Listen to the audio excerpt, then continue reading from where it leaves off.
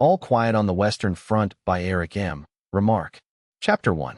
We are at rest 5 miles behind the front. Yesterday we were relieved, and now our bellies are full of beef and haricot beans. We are satisfied and at peace. Each man has another mess tin full for the evening. And, what is more, there is a double ration of sausage and bread. That puts a man in fine trim. We have not had such luck as this for a long time. The cook with his carroty head is begging us to eat. He beckons with his ladle to everyone that passes, and spoons him out a great dollop. He does not see how he can empty his stew pot in time for coffee. Jaden and Muller have produced 2 wash basins and had them filled up to the brim as a reserve. In Jaden this is veracity, in Muller it is foresight. Where Jaden puts it all is a mystery, for he is and always will be as thin as a rake. What's more important still is the issue of a double ration of smokes. 10 cigars, 20 cigarettes, and 2 quids of chew per man. Now that is decent. I have exchanged my chewing tobacco with Kaczynski for his cigarettes, which means I have 40 altogether. That's enough for a day. It is true we have no right to this windfall. The Prussian is not so generous. We have only a miscalculation to thank for it. 14 days ago we had to go up and relieve the front line. It was fairly quiet on our sector, so the quartermaster who remained in the rear had requisitioned the usual quantity of rations and provided for the full company of 150 men. But on the last day, an astonishing number of English heavies opened up on us with high explosive, drumming ceaselessly on our position, so that we suffered severely and came back only 80 strong. Last night we moved back and settled down to get a good sleep for once. Kaczynski is right when he says it would not be such a bad war if only one could get a little more sleep. In the line we have had next to none, and 14 days is a long time at one stretch. It was noon before the first of us crawled out of our quarters. Half an hour later every man had his mess tin and we gathered at the cookhouse, which smelt greasy and nourishing. At the head of the queue of course were the hungriest. Little Albert Kropp, the clearest thinker among us, and therefore only a lance corporal. Muller, who still carries his school textbooks with him, dreams of examinations, and during a bombardment mutters propositions in physics. Lear, who wears a full beard and has a preference for the girls from officers' brothels. He swears that they are obliged by an army order to wear silk chemises and to bathe before entertaining guests of the rank of captain and upwards. And as the fourth, myself, Paul Bäumer. All 4 are 19 years of age, and all 4 joined up from the same class as volunteers for the war. Close behind us were our friends, Jaden, a skinny locksmith of our own age, the biggest eater of the company. He sits down to eat as thin as a grasshopper and gets up as big as a bug in the family way. Hay West thus, of the same age, a peat digger, who can easily hold a ration loaf in his hand and say, "Guess what I've got in my fist?" Then deterring, a peasant, who thinks of nothing but his farmyard and his wife. And finally Stanislaus Kaczynski, the leader of our group, shrewd, cunning, and hard-bitten, 40 years of age, with a face of the soil, blue eyes, bent shoulders, and a remarkable nose for dirty weather, good food, and soft jobs. Our gang formed the head of the queue before the cookhouse. We were growing impatient, for the cook paid no attention to us. Finally Kaczynski called to him. "Say, Heinrich, open up the soup kitchen. Anyone can see the beans are done." He shook his head sleepily. "You must all be there first." Jaden grinned. "We are all here." The sergeant cook still took no notice. "That may do for you," he said. "But where are the others? They won't be fed by you today. They're either in the dressing station or pushing up daisies." The cook was quite disconcerted as the facts dawned on him. He was staggered. "And I have cooked for 150 men. Kropp poked him in the ribs. "Then for once we'll have enough. Come on, begin." Suddenly a vision came over Jaden. His sharp, mousy features began to shine. His eyes grew small with cunning. His jaws twitched, and he whispered hoarsely, "Man, then you've got bread for 150 men too, eh?" The sergeant cook nodded absent-minded and bewildered. Jaden seized him by the tunic. "And sausage?" Ginger nodded again. Jaden's chaps quivered. "Tobacco too?" "Yes, everything." Jaden beamed. "What a bean feast. That's all for us. Each man gets." "Wait a bit." "Yes, practically 2 issues." Then Ginger stirred himself and said, "That won't do." We got excited and began to crowd around. "Why won't that do, you old carrot?" demanded Kaczynski. 80 men can't have what is meant for 150. We'll soon show you, growled Muller. I don't care about the stew, but I can only issue rations for 80 men, persisted Ginger. Kaczynski got angry. You might be generous for once. You haven't drawn food for 80 men. You've drawn it for the second company. Good. Let's have it then. We are the second company. We began to jostle the fellow. No one felt kindly toward him, for it was his fault that the food often came up to us in the line too late and cold. Under shell fire, he wouldn't bring his kitchen up near enough, so that our soup carriers had to go much farther than those of the other companies. Now Bulk of the first company is a much better fellow. He is as fat as a hamster in winter, but he trundles his pots when it comes to that right up to the very front line. We were in just the right mood, and there would certainly have been a dust-up if our company commander had not appeared. He informed himself of the dispute, and only remarked, "Yes, we did have heavy losses yesterday." He glanced into the Dixie. The beans looked good. Ginger nodded. Cooked with meat and fat. The lieutenant looked at us. He knew what we were thinking, and he knew many other things too, because he came to the company as a non-com and was promoted from the ranks. He lifted the lid from the Dixie again and sniffed. Then passing on, he said, "Bring me a plate full. Serve out all the rations.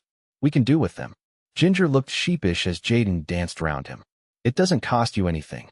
Anyone would think the quartermaster's store belonged to him. And now get on with you, you old blubber sticker, and don't you miscount either." "You be hanged," spat out Ginger. When things get beyond him, he throws up the sponge altogether. He just goes to pieces.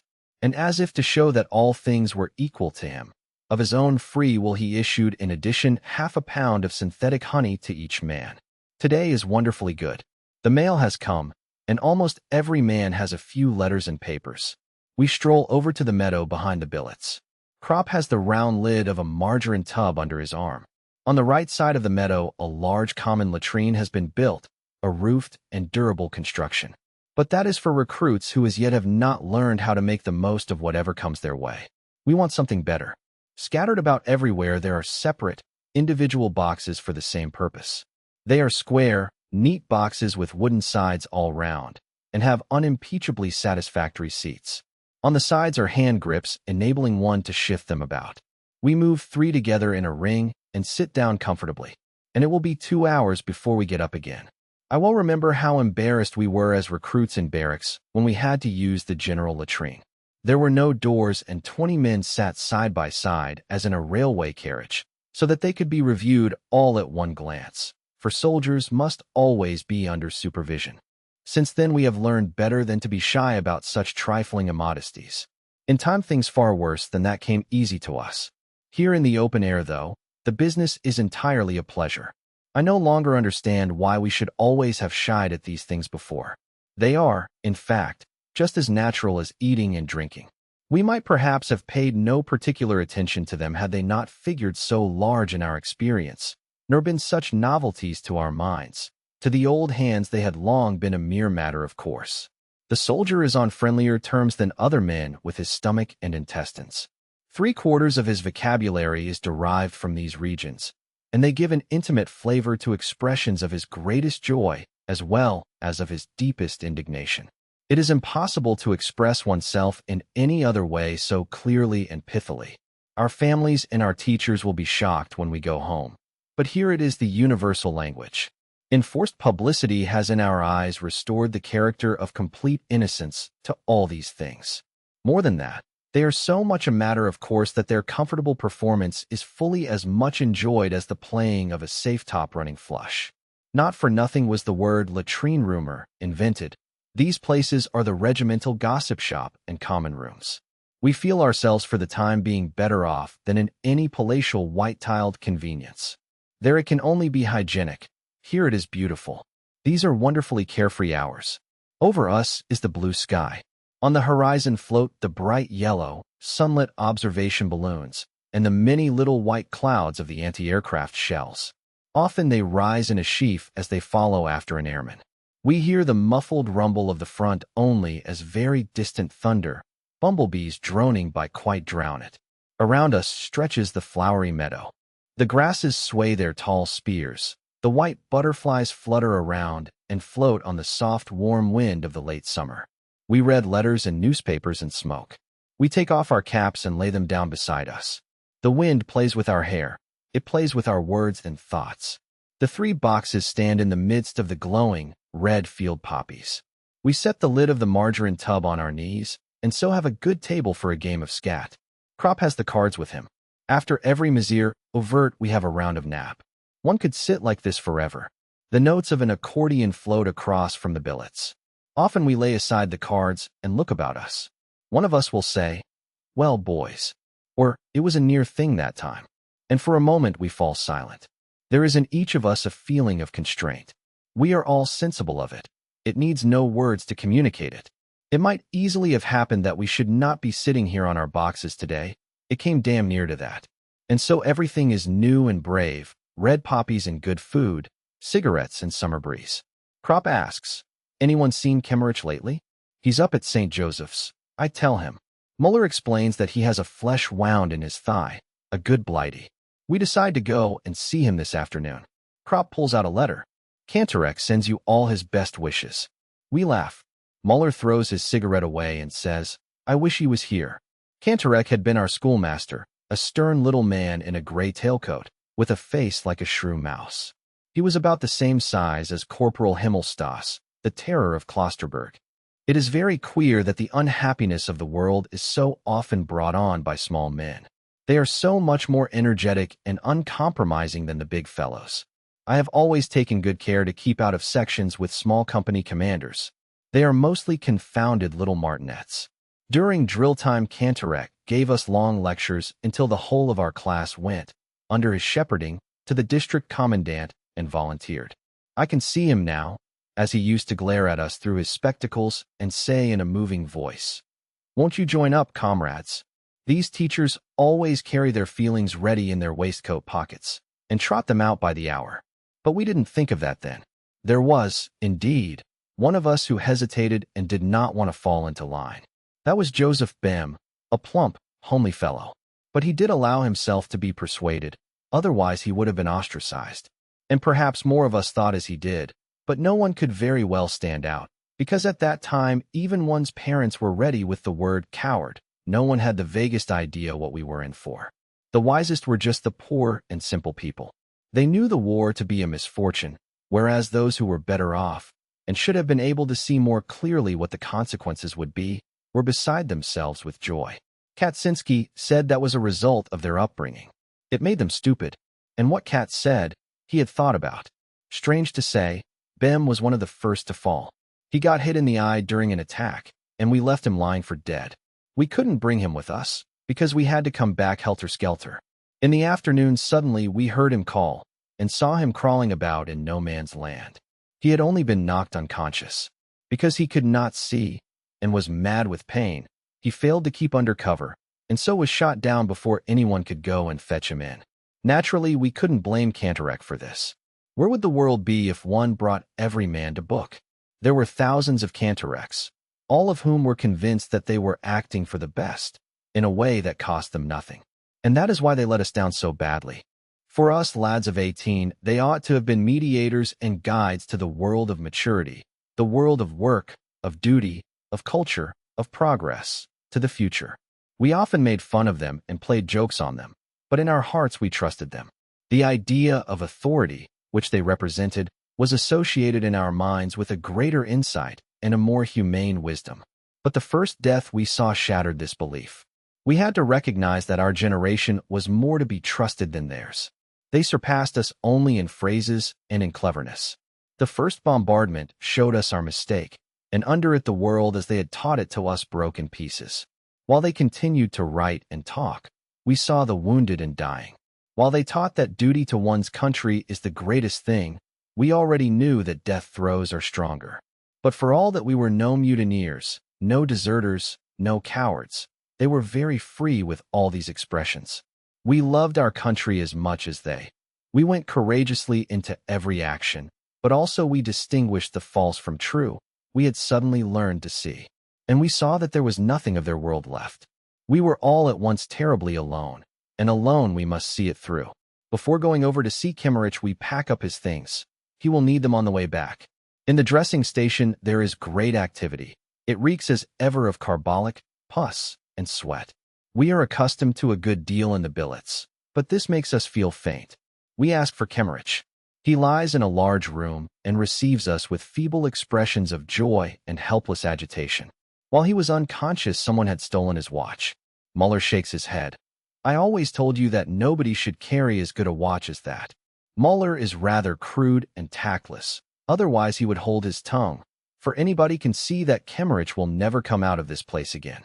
Whether he finds his watch or not will make no difference. At the most, one will only be able to send it to his people. How goes it, Franz? Asks Kropp. Kemmerich's head sinks. Not so bad, but I have such a damned pain in my foot. We look at his bed covering. His leg lies under a wire basket. The bed covering arches over it. I kick Muller on the shin, for he is just about to tell Kemmerich what the orderlies told us outside, that Kemmerich has lost his foot. The leg is amputated. He looks ghastly, yellow, and wan. In his face, there are already the strained lines that we know so well. We have seen them now hundreds of times. They are not so much lines as marks. Under the skin, the life no longer pulses. It has already pressed out the boundaries of the body. Death is working through from within. It already has command in the eyes. Here lies our comrade, Kemmerich, who a little while ago was roasting horse flesh with us and squatting in the shell holes. It is still, and yet it is not he any longer. His features have become uncertain and faint, like a photographic plate from which two pictures have been taken. Even his voice sounds like ashes. I think of the time when he went away. His mother, a good plump matron, brought him to the station. She wept continually. Her face was bloated and swollen. Kemmerich felt embarrassed, for she was the least composed of all. She simply dissolved into fat and water. Then she caught sight of me and took hold of my arm again and implored me to look after Franz out there. Indeed, he did have a face like a child, and such frail bones that after 4 weeks pack-carrying, he already had flat feet. But how can a man look after anyone in the field? Now you will soon be going home, says Kropp. You would have had to wait at least 3 or 4 months for your leave. Kemmerich nods. I cannot bear to look at his hands. They are like wax. Under the nails is the dirt of the trenches. It shows through blue-black like poison. It strikes me that these nails will continue to grow like lean, fantastic cellar plants long after Kemmerich breathes no more. I see the picture before me. They twist themselves into corkscrews and grow, and with them the hair on the decaying skull, just like grass in a good soil, just like grass. How can it be possible? Muller leans over. We have brought your things, Franz. Kemmerich signs with his hands. Put them under the bed. Muller does so. Kemmerich starts on again about the watch. How can one calm him without making him suspicious? Muller reappears with a pair of airman's boots. They are fine English boots of soft, yellow leather which reach to the knees and lace up all the way. They are things to be coveted. Muller is delighted at the sight of them. He matches their soles against his own clumsy boots and says, Will you be taking them with you then, Franz? We all three have the same thought. Even if he should get better, he would be able to use only one. They are no use to him. But as things are now, it is a pity that they should stay here. The orderlies will of course grab them as soon as he is dead. Won't you leave them with us? Muller repeats. Kemmerich doesn't want to. They are his most prized possessions. Well, we could exchange, suggests Muller again. Out here one can make some use of them. Still, Kemmerich is not to be moved. I tread on Muller's foot.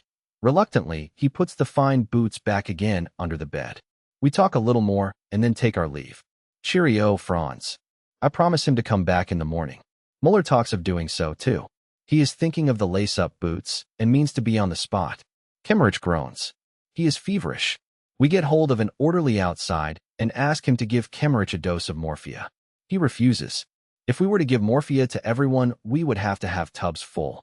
You only attend to officers properly, says Kropp viciously. I hastily intervene and give him a cigarette. He takes it. Are you usually allowed to give it then? I ask him. He is annoyed. If you don't think so, then why do you ask? I press a few more cigarettes into his hand. Do us the favor. Well, all right, he says. Kropp goes in with him. He doesn't trust him and wants to see. We wait outside. Muller returns to the subject of the boots. They would fit me perfectly. In these boots I get blister after blister. Do you think he will last till tomorrow after drill? If he passes out in the night, we know where the boots. Kropp returns. Do you think?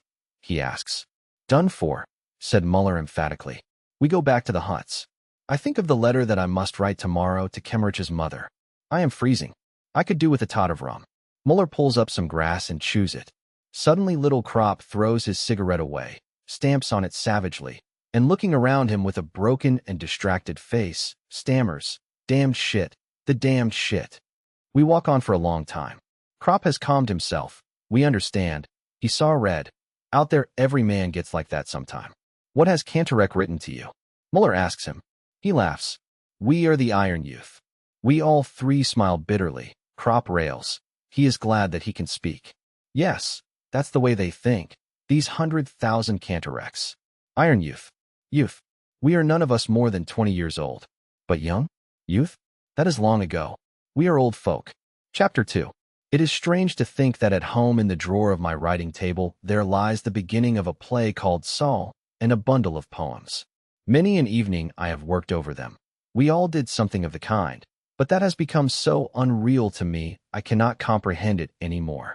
Our early life is cut off from the moment we came here, and that without our lifting a hand.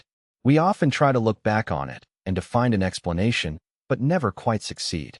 For us young men of 20, everything is extraordinarily vague. For Krop, Muller, Lear, and for me, for all of us whom Kantorek calls the Iron Youth. All the older men are linked up with their previous life. They have wives, children, occupations, and interests. They have a background which is so strong that the war cannot obliterate it. We young men of 20, however, have only our parents, and some, perhaps, a girl. That is not much, for at our age the influence of parents is at its weakest and girls have not yet got a hold over us. Besides this, there was little else, some enthusiasm, a few hobbies, and our school. Beyond this our life did not extend, and of this nothing remains. Kantorek would say that we stood on the threshold of life, and so it would seem. We had as yet taken no root. The war swept us away. For the others, the older men, it is but an interruption. They are able to think beyond it. We, however, have been gripped by it, and do not know what the end may be. We know only that in some strange and melancholy way we have become a wasteland. All the same, we are not often sad. Though Muller would be delighted to have Kemmerich's boots, he is really quite as sympathetic as another who could not bear to think of such a thing for grief. He merely sees things clearly. Were Kemmerich able to make any use of the boots, then Muller would rather go barefoot over barbed wire than scheme how to get hold of them. But as it is, the boots are quite inappropriate to Kemmerich's circumstances, whereas Muller can make good use of them. Kemmerich will die. It is immaterial who gets them. Why, then, should Muller not succeed to them? He has more right than a hospital orderly. When Kemmerich is dead, it will be too late. Therefore Muller is already on the watch. We have lost all sense of other considerations, because they are artificial. Only the facts are real and important for us. And good boots are scarce. Once it was different. When we went to the district commandant to enlist, we were a class of 20 young men, many of whom proudly shaved for the first time before going to the barracks. We had no definite plans for our future. Our thoughts of a career and occupation were, as yet, of too unpractical a character to furnish any scheme of life. We were still crammed full of vague ideas which gave to life, and to the war also an ideal and almost romantic character. We were trained in the army for 10 weeks, and in this time more profoundly influenced than by 10 years at school. We learned that a bright button is weightier than 4 volumes of Schopenhauer. At first astonished, then embittered, and finally indifferent, we recognized that what matters is not the mind but the boot brush, not intelligence but the system, not freedom but drill. We became soldiers with eagerness and enthusiasm, but they have done everything to knock that out of us. After 3 weeks, it was no longer incomprehensible to us that a braided postman should have more authority over us than had formerly our parents, our teachers, and the whole gamut of culture from Plato to Goethe.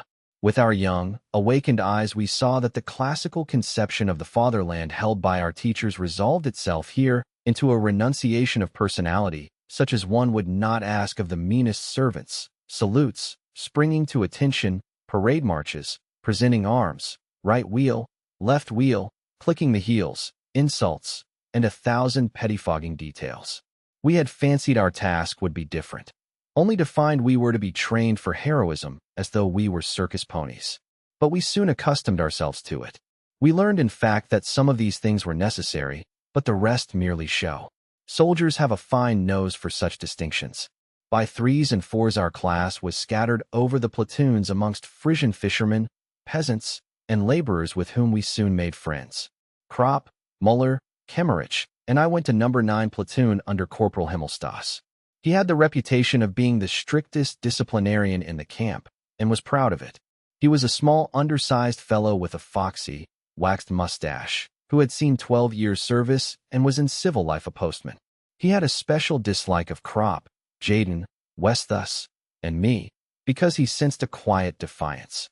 I have remade his bed 14 times in one morning.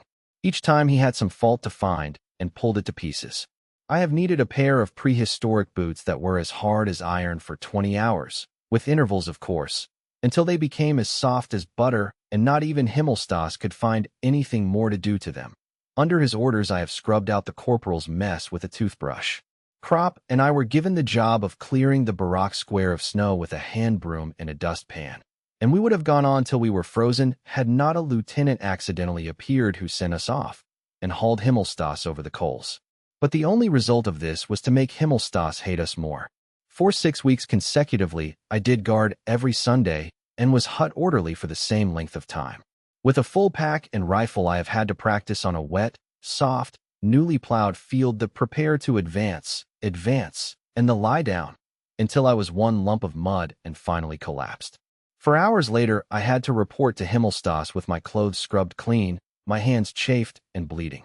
Together with Kropp, Westhus, and Jaden, I have stood at attention in a hard frost without gloves for a quarter of an hour at a stretch, while Himmelstas watched for the slightest movement of our bare fingers on the steel barrel of the rifle. I have run 8 times from the top floor of the barracks down to the courtyard in my shirt at 2 o'clock in the morning, because my drawers projected 3 inches beyond the edge of the stool on which one had to stack all one's things. Alongside me ran the corporal, Himmelstas, and trod on my bare toes. At bayonet practice, I had constantly to fight with Himmelstas, I with a heavy iron weapon, whilst he had a handy wooden one with which he easily struck my arms till they were black and blue. Once, indeed, I became so infuriated that I ran at him blindly and gave him a mighty jab in the stomach and knocked him down. When he reported me, the company commander laughed at him and told him he ought to keep his eyes open. He understood Himmelstas and apparently was not displeased at his discomfiture. I became a past master on the parallel bars and excelled at physical jerks. We have trembled at the mere sound of his voice, but his runaway post horse never got the better of us. One Sunday, as Kropp and I were lugging a latrine bucket on a pole across the barrack yard, Himmelstas came by, all polished up and spry for going out. He planted himself in front of us and asked how we liked the job. In spite of ourselves, we tripped and emptied the bucket over his legs. He raved, but the limit had been reached. "That means clink," he yelled. But Kropp had had enough. "There'll be an inquiry first," he said, "and then we'll unload." "Mind how you speak to a non-commissioned officer," bawled Himmelstas. "Have you lost your senses? You wait till you're spoken to. What will you do, anyway?" "Show you up, corporal," said Kropp, his thumbs in line with the seams of his trousers. Himmelstas saw that we meant it and went off without saying a word. But before he disappeared, he growled, "You'll drink this." But that was the end of his authority. He tried it on once more in the plowed field with his "prepare to advance," and "lie down." We obeyed each order, since an order's an order and has to be obeyed. But we did it so slowly that Himmelstas became desperate. Carefully we went down on our knees, then on our hands, and so on. In the meantime, quite infuriated, he had given another command. But before we had even begun to sweat, he was hoarse. After that he left us in peace. He did indeed always refer to us as swine, but there was, nevertheless, a certain respect in his tone. There were many other staff corporals, the majority of whom were more decent. But above all, each of them wanted to keep his good job there as long as possible, and this he could do only by being strict with the recruits. So we were put through every conceivable refinement of parade ground soldiering till we often howled with rage. Many of us became ill through it. Wolf actually died of inflammation of the lung, but we would have felt ridiculous had we hauled down our colors. We became hard, suspicious, pitiless, vicious, tough, and that was good, for these attributes were just what we lacked. Had we gone into the trenches without this period of training, most of us would certainly have gone mad. Only thus were we prepared for what awaited us. We did not break down, but adapted ourselves. Our 20 years, which made many another thing so grievous, helped us in this. But by far the most important result was that it awakened in us a strong, practical sense of esprit de corps, which in the field developed into the finest thing that arose out of the war, comradeship. I sit by Kemmerich's bed. He is sinking steadily. Around us is great commotion. A hospital train has arrived, and the wounded fit to be moved are being selected. The doctor passes by Kemmerich's bed without once looking at him. "Next time, Franz," I say. He raises himself on the pillow with his elbows. "They have amputated my leg." He knows it too then. I nod in answer. "You must be thankful you've come off with that." He is silent. I resume. "It might have been both legs, Franz. Wegeler has lost his right arm. That's much worse. Besides, you will be going home." He looks at me. "Do you think so?" "Of course." "Do you think so?" he repeats. "Sure, Franz. Once you've got over the operation." He beckons me to bend down. I stoop over him and he whispers, "I don't think so." "Don't talk rubbish, Franz. In a couple of days you'll see for yourself." "What is it anyway? An amputated leg? Here they patch up far worse things than that." He lifts one hand. "Look here though, these fingers. That's the result of the operation. Just eat decently, and you'll soon be well again." "Do they look after you properly?" He points to a dish that is still half full. I get excited. "Franz, you must eat. Eating is the main thing. That looks good too." He turns away. After a pause, he says slowly, "I wanted to become a head forester once." "So you may still," I assure him. "There are splendid artificial limbs now. You'd hardly know there was anything missing. They are fixed onto the muscles. You can move the fingers and work, and even write with an artificial hand. And besides, they will always be making new improvements." For a while he lies still. Then he says, "You can take my lace-up boots with you for Muller." I nod and wonder what to say to encourage him. His lips have fallen away. His mouth has become larger. His teeth stick out and look as though they were made of chalk. The flesh melts. The forehead bulges more prominently. The cheekbones protrude. The skeleton is working itself through. The eyes are already sunken in. In a couple of hours it will be over. He is not the first that I have seen thus, but we grew up together, and that always makes it a bit different. I have copied his essays. At school he used to wear a brown coat with a belt and shiny sleeves. He was the only one of us, too, who could do the giant's turn on the horizontal bar. His hair flew in his face like silk when he did it. Kantorek was proud of him, but he couldn't stand cigarettes. His skin was very white. He had something of the girl about him. I glance at my boots. They are big and clumsy. The breeches are tucked into them, and standing up one looks well-built and powerful in these great drainpipes. But when we go bathing and strip, suddenly we have slender legs again and slight shoulders. We are no longer soldiers, but little more than boys. No one would believe that we could carry packs. It is a strange moment when we stand naked. Then we become civilians, and almost feel ourselves to be so. When bathing, Franz Kemmerich looked as slight and frail as a child. There he lies now, but why? The whole world ought to pass by this bed and say, "That is Franz Kemmerich, 19.5 years old. He doesn't want to die. Let him not die." My thoughts become confused. This atmosphere of carbolic and gangrene clogs the lungs. It is a thick gruel. It suffocates. It grows dark. Kemmerich's face changes color. It lifts from the pillow and is so pale that it gleams. The mouth moves slightly. I draw near to him. He whispers, "If you find my watch, send it home." I do not reply. It is no use anymore. No one can console him. I am wretched with helplessness. This forehead with its hollow temples. This mouth that now seems all teeth. This sharp nose. And the fat, weeping woman at home to whom I must write. If only the letter were sent off already. Hospital orderlies go to and fro with bottles and pails. One of them comes up, casts a glance at Kemmerich, and goes away again. You can see he is waiting. Apparently he wants the bed. I bend over Franz and talk to him as though that could save him. "Perhaps you will go to the convalescent home at Klosterberg, among the villas, Franz. Then you can look out from the window across the fields to the 2 trees on the horizon. It is the loveliest time of the year now, when the corn ripens. At evening the fields in the sunlight look like mother of pearl. And the lane of poplars by the Klosterbach, where we used to catch sticklebacks. You can build an aquarium again and keep fish in it. And you can go without asking anyone. You can even play the piano if you want to. I lean down over his face, which lies in the shadow. He still breathes, lightly. His face is wet. He is crying. What a fine mess I have made of it with my foolish talk. But Franz, I put my arm round his shoulder and put my face against his. Will you sleep now? He does not answer. The tears run down his cheeks. I would like to wipe them away, but my handkerchief is too dirty. An hour passes. I sit tensely and watch his every movement in case he may perhaps say something. What if he were to open his mouth and cry out? But he only weeps, his head turned aside. He does not speak of his mother or his brothers and sisters. He says nothing. All that lies behind him. He is entirely alone now with his little life of 19 years, and cries because it leaves him. This is the most disturbing and hardest parting that I ever have seen, although it was pretty bad too with Tai Jin, who called for his mother, a big bear of a fellow who, with wild eyes full of terror, held off the doctor from his bed with a dagger until he collapsed. Suddenly Kemmerich groans and begins to gurgle. I jump up, stumble outside and demand, "Where is the doctor? Where is the doctor?" As I catch sight of the white apron, I seize hold of it. "Come quick, Franz Kemmerich is dying." He frees himself and asks an orderly standing by, "Which will that be?" He says, "Bed 26, amputated thigh." He sniffs. "How should I know anything about it? I've amputated 5 legs today." He shoves me away, says to the hospital orderly, "You see to it," and hurries off to the operating room.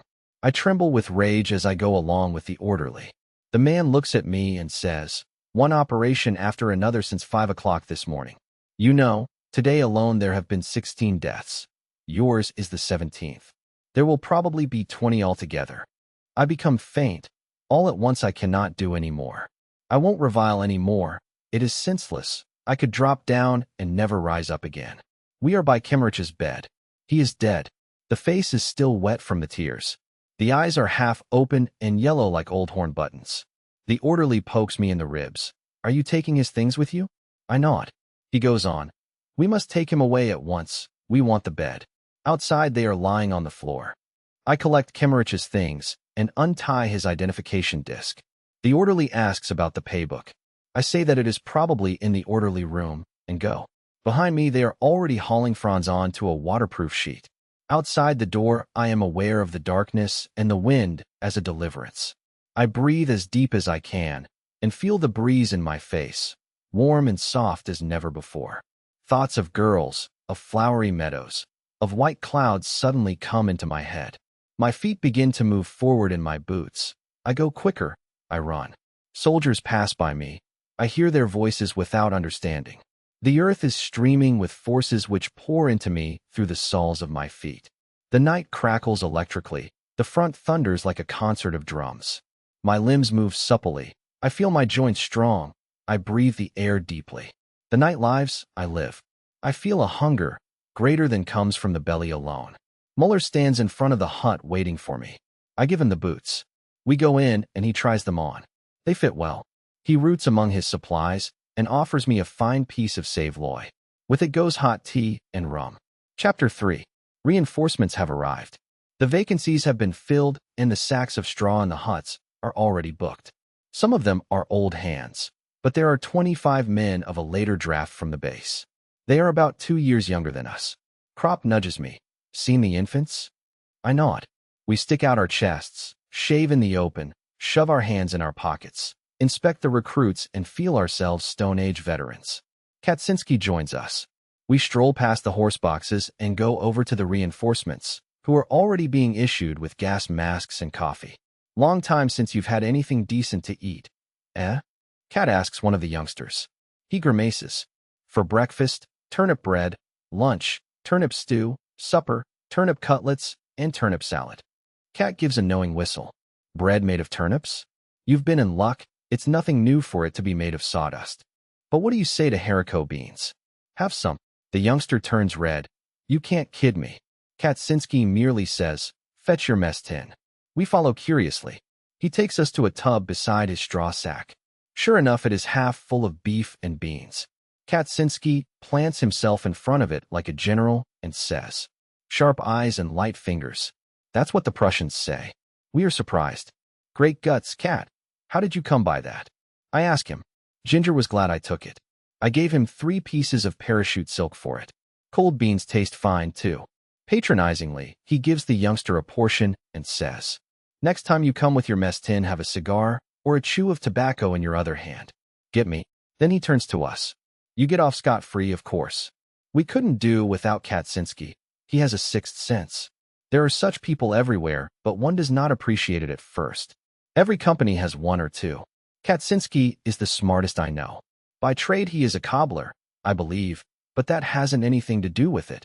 He understands all trades. It's a good thing to be friends with him, as Krop and I are, and Hay West us too, more or less. But Hay is rather the executive arm, operating under Kat's orders when things come to blows. For that he has his qualifications. For example, we land at night in some entirely unknown spot, a sorry hole, that has been eaten out to the very walls. We are quartered in a small dark factory adapted to the purpose. There are beds in it, or rather bunks. A couple of wooden beams over which wire netting is stretched. Wire netting is hard, and there's nothing to put on it. Our waterproof sheets are too thin. We use our blankets to cover ourselves. Kat looks at the place and then says to Hay West thus, "Come with me." They go off to explore. Half an hour later they are back again with arms full of straw. Kat has found a horse box with straw in it. Now we might sleep if we weren't so terribly hungry. Krop asks an artilleryman who has been some time in this neighborhood, "Is there a canteen anywhere abouts?" "Is there a what?" He laughs. "There's nothing to be had here. You won't find so much as a crust of bread here." "Aren't there any inhabitants here at all then?" He spits. "Yes, a few. But they hang round the cookhouse and beg. That's a bad business. Then we'll have to pull in our belts and wait till the rations come up in the morning." But I see Kat has put on his cap. "Where to, Kat?" I ask. "Just to explore the place a bit." He strolls off. The artilleryman grins scornfully. "Go ahead and explore. But don't strain yourself in carrying what you find." Disappointed, we lie down and consider whether we couldn't have a go at the iron rations. But it's too risky, so we try to get a wink of sleep. Krop divides a cigarette and hands me half. Jaden gives an account of his national dish, broad beans and bacon. He despises it when not flavored with bog myrtle. And, for God's sake, let it all be cooked together, not the potatoes, the beans, and the bacon separately. Someone growls that he will pound Jaden into bog myrtle if he doesn't shut up. Then all becomes quiet in the big room. Only the candles flickering from the necks of a couple of bottles and the artilleryman spitting every now and then. We are just dozing off when the door opens and Kat appears. I think I must be dreaming. He has 2 loaves of bread under his arm and a blood-stained sandbag full of horseflesh in his hand. The artilleryman's pipe drops from his mouth. He feels the bread. Real bread, by God, and still hot too. Kat gives no explanation. He has the bread, the rest doesn't matter. I'm sure that if he were planted down in the middle of the desert, in half an hour he would have gathered together a supper of roast meat, dates, and wine. "Cut some wood," he says curtly to Hay. Then he hauls out a frying pan from under his coat and a handful of salt, as well as a lump of fat from his pocket. He has thought of everything. Hay makes a fire on the floor. It lights up the empty room of the factory. We climb out of bed. The artilleryman hesitates. He wonders whether to praise Kat, and so perhaps gain a little for himself. But Katczynski doesn't even see him. He might as well be thin air. He goes off cursing. Kat knows the way to roast horseflesh so that it's tender. It shouldn't be put straight into the pan. That makes it tough. It should be boiled first in a little water. With our knives we squat round in a circle and fill our bellies. That is Kat. If for 1 hour in a year something eatable were to be had in some one place only, within that hour, as if moved by a vision, he would put on his cap, go out and walk directly there, as though following a compass, and find it. He finds everything. If it is cold, a small stove and wood, hay and straw, a table and chairs, but above all food. It is uncanny. One would think he conjured it out of the air. His masterpiece was 4 boxes of lobsters. Admittedly, we would rather have had a good beefsteak. We have settled ourselves on the sunny side of the hut. There is a smell of tar, of summer, and of sweaty feet. Kat sits beside me. He likes to talk. Today we have done an hour's saluting drill because Jaden failed to salute a major smartly enough. Kat can't get it out of his head. "You take it from me. We are losing the war because we can salute too well," he says. Krop stalks up, with his breeches rolled up and his feet bare. He lays out his washed socks to dry on the grass. Cat turns his eyes to heaven, lets off a mighty fart, and says meditatively, "Every little being must be heard as well as seen." The two begin to argue. At the same time, they lay a bottle of beer on the result of an air fight that's going on above us. Kaczynski won't budge from the opinion, which is an old front hog. He rhymes. Give him all the same grub and all the same pay, and the war would be over and done in a day. Krop, on the other hand, is a thinker. He proposes that a declaration of war should be a kind of popular festival with entrance tickets and bands, like a bullfight. Then in the arena, the ministers and generals of the two countries, dressed in bathing drawers and armed with clubs, can have it out among themselves. Whoever survives, his country wins. That would be much simpler and more just than this arrangement, where the wrong people do the fighting. The subject is dropped. Then the conversation turns to drill. A picture comes before me. Burning midday in the barrack yard. The heat hangs over the square. The barracks are deserted. Everything sleeps. All one hears is the drummers practicing. They have installed themselves somewhere and practice brokenly, dully, monotonously. What a concord! Midday heat, barrack square, and drummers beating. The windows of the barracks are empty and dark. From some of them trousers are hanging to dry. The rooms are cool, and one looks toward them longingly. Oh, dark, musty platoon huts, with the iron bedsteads, the checkered bedding, the lockers, and the stools. Even you can become the object of desire. Out here you have a faint resemblance to home.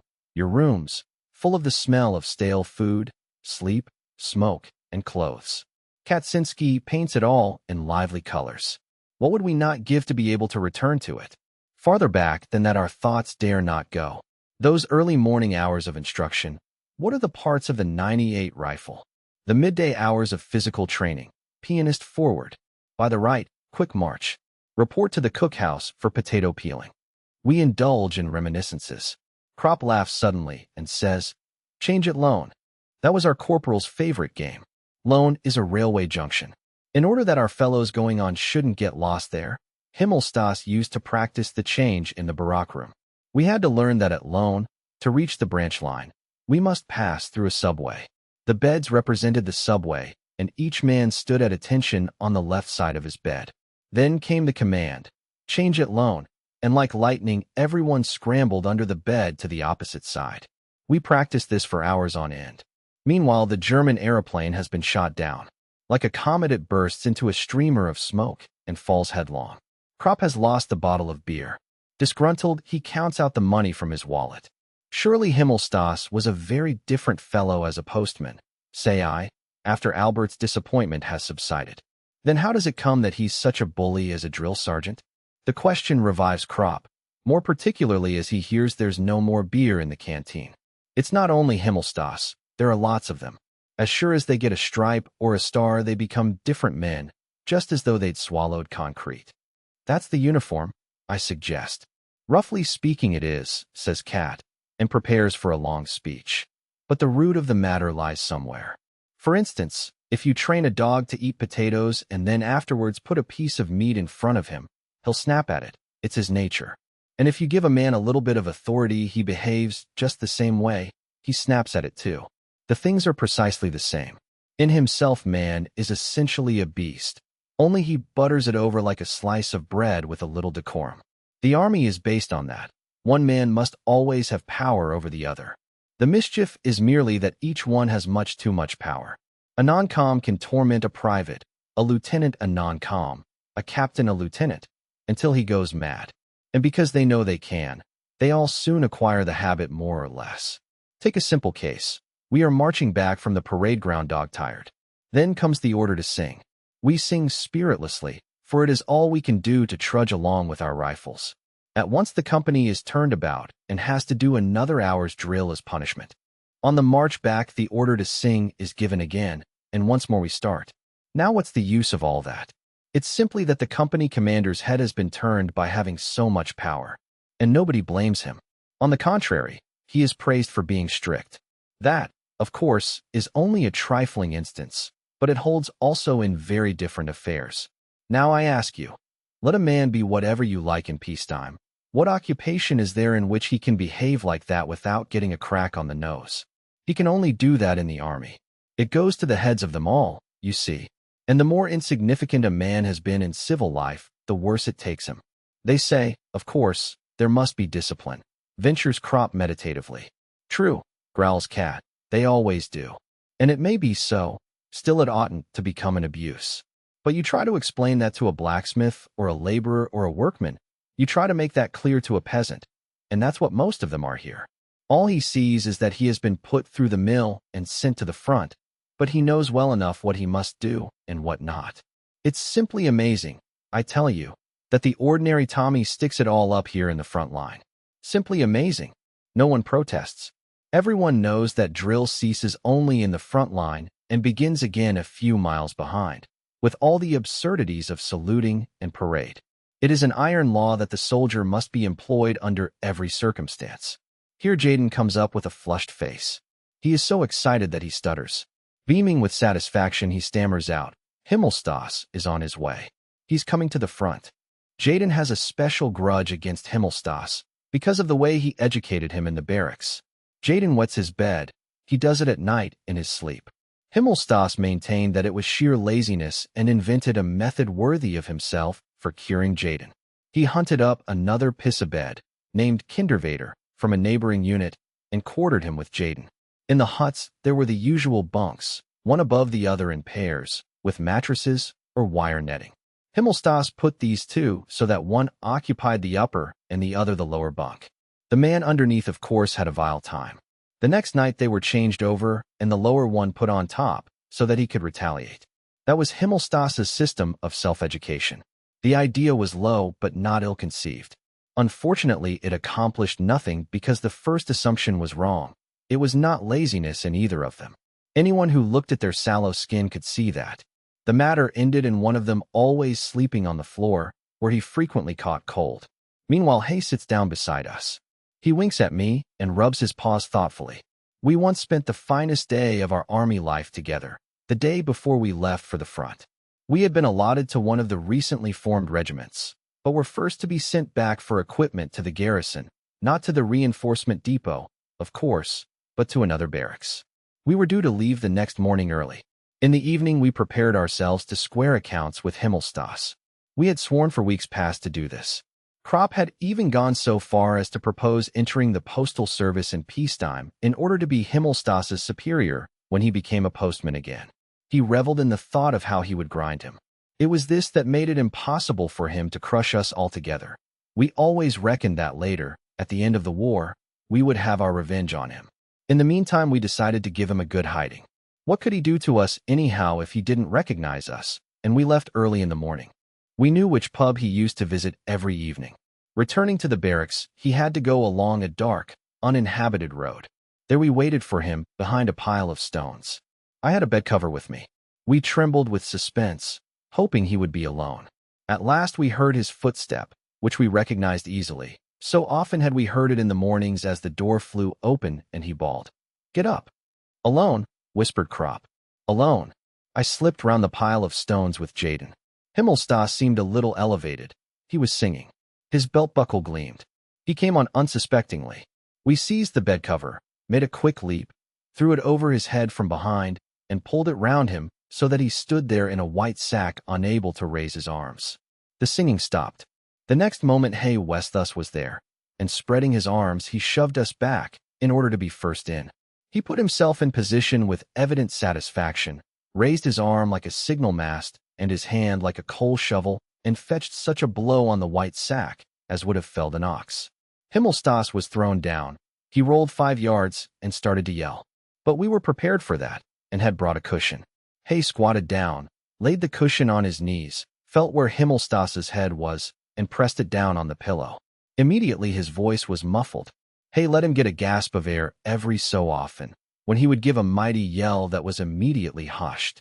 Jaden unbuttoned Himmelstas's braces and pulled down his trousers, holding the whip meantime in his teeth. Then he stood up and set to work. It was a wonderful picture. Himmelstas on the ground, Hay bending over him with a fiendish grin and his mouth open with bloodlust, Himmelstas's head on his knees. Then the convulsed striped drawers, the knock knees, executing at every blow most original movements in the lowered breeches, and towering over them like a woodcutter the indefatigable Jaden. In the end, we had to drag him away to get our turn. Finally, Hay stood Himmelstas on his feet again and gave one last personal remonstrance. As he stretched out his right arm preparatory to giving him a box on the ear, he looked as if he were going to reach down a star. Himmelstas toppled over. Hay stood him up again, made ready and fetched him a second, well-aimed beauty with the left hand. Himmelstas yelled and made off on all fours. His striped postman's backside gleamed in the moonlight. We disappeared at full speed. Hay looked round once again and said wrathfully, satisfied and rather mysteriously, "Revenge is black pudding." Himmelstas ought to have been pleased. His saying that we should each educate one another had borne fruit for himself. We had become successful students of his method. He never discovered whom he had to thank for the business. At any rate, he scored a bed cover out of it, for when we returned a few hours later to look for it, it was no longer to be found. That evening's work made us more or less content to leave next morning, and an old buffer was pleased to describe us as young heroes. Chapter 4. We have to go up on wiring fatigue. The motor lorries roll up after dark. We climb in. It is a warm evening, and the twilight seems like a canopy under whose shelter we feel drawn together. Even the stingy Jaden gives me a cigarette and then a light. We stand jammed in together, shoulder to shoulder. There is no room to sit. But we do not expect that. Muller is in a good mood for once. He is wearing his new boots. The engines drone, the lorries bump and rattle. The roads are worn and full of holes. We dare not show a light, so we lurch along and are often almost pitched out. That does not worry us, however. It can happen if it likes. A broken arm is better than a hole in the guts, and many a man would be thankful enough for such a chance of finding his way home again. Beside us stream the munition columns in long files. They are making the pace. They overtake us continually. We joke with them, and they answer back. A wall becomes visible. It belongs to a house which lies on the side of the road. I suddenly prick up my ears. Am I deceived? Again I hear distinctly the cackle of geese. A glance at Kaczynski, a glance from him to me. We understand one another. Cat, I hear some aspirants for the frying pan over there. He nods. It will be attended to when we come back. I have their number. Of course Cat has their number. He knows all about every leg of goose within a radius of 15 miles. The lorries arrive at the artillery lines. The gun emplacements are camouflaged with bushes against aerial observation and look like a kind of military feast of the tabernacles. These branches might seem gay and cheerful were not cannon embowered there. The air becomes acrid with the smoke of the guns and the fog. The fumes of powder taste bitter on the tongue. The roar of the guns makes our lorry stagger. The reverberation rolls raging away to the rear. Everything quakes. Our faces change imperceptibly. We are not, indeed, in the front line, but only in the reserves. Yet in every face can be read, this is the front. Now we are within its embrace. It is not fear. Men who have been up as often as we have become thick-skinned. Only the young recruits are agitated. Cat explains to them. That was a 12-inch. You can tell by the report. Now you'll hear the burst. But the muffled thud of the burst does not reach us. It is swallowed up in the general murmur of the front. Cat listens. There'll be a bombardment tonight. We all listen. The front is restless. The Tommies are firing already, says Kropp. The shelling can be heard distinctly. It is the English batteries to the right of our section. They are beginning an hour too soon. According to us, they start punctually at 10 o'clock. What's got them? Says Muller. Their clocks must be fast. There'll be a bombardment, I tell you. I can feel it in my bones. Cat shrugs his shoulders. 3 guns open fire close beside us. The burst of flame shoots across the fog. The guns roar and boom. We shiver and are glad to think that we shall be back in the huts early in the morning. Our faces are neither paler nor more flushed than usual. They are not more tense nor more flabby, and yet they are changed. We feel that in our blood a contact has shot home. That is no figure of speech. It is fact. It is the front, the consciousness of the front, that makes this contact. The moment that the first shells whistle over and the air is rent with the explosions, there is suddenly in our veins, in our hands, in our eyes a tense waiting, a watching, a heightening alertness, a strange sharpening of the senses. The body with one bound is in full readiness. It often seems to me as though it were the vibrating, shuddering air that with a noiseless leap springs upon us. or as though the front itself emitted an electric current which awakened unknown nerve centers. Every time it is the same. We start out for the front plain soldiers, either cheerful or gloomy. Then come the first gun emplacements, and every word of our speech has a new ring. When Cat stands in front of the hut and says, "There'll be a bombardment," that is merely his own opinion. But if he says it here, then the sentence has the sharpness of a bayonet in the moonlight. It cuts clean through the thought. It thrusts nearer and speaks to this unknown thing that is awakened in us, a dark meaning. There'll be a bombardment. Perhaps it is our inner and most secret life that shivers and falls on guard. To me, the front is a mysterious whirlpool. Though I am in still water far away from its center, I feel the whirl of the vortex sucking me slowly, irresistibly, inescapable into itself. From the earth, from the air, sustaining forces pour into us, mostly from the earth. To no man does the earth mean so much as to the soldier. When he presses himself down upon her long and powerfully, when he buries his face and his limbs deep in her from the fear of death by shellfire, then she is his only friend, his brother, his mother. He stifles his terror and his cries in her silence and her security. She shelters him and releases him for 10 seconds to live, to run, 10 seconds of life. Receives him again and often forever. Earth, earth, earth, earth with thy folds, and hollows, and holes, into which a man may fling himself and crouch down. In the spasm of terror, under the hailing of annihilation, in the bellowing death of the explosions, O earth, thou grantest us the great resisting surge of new-won life.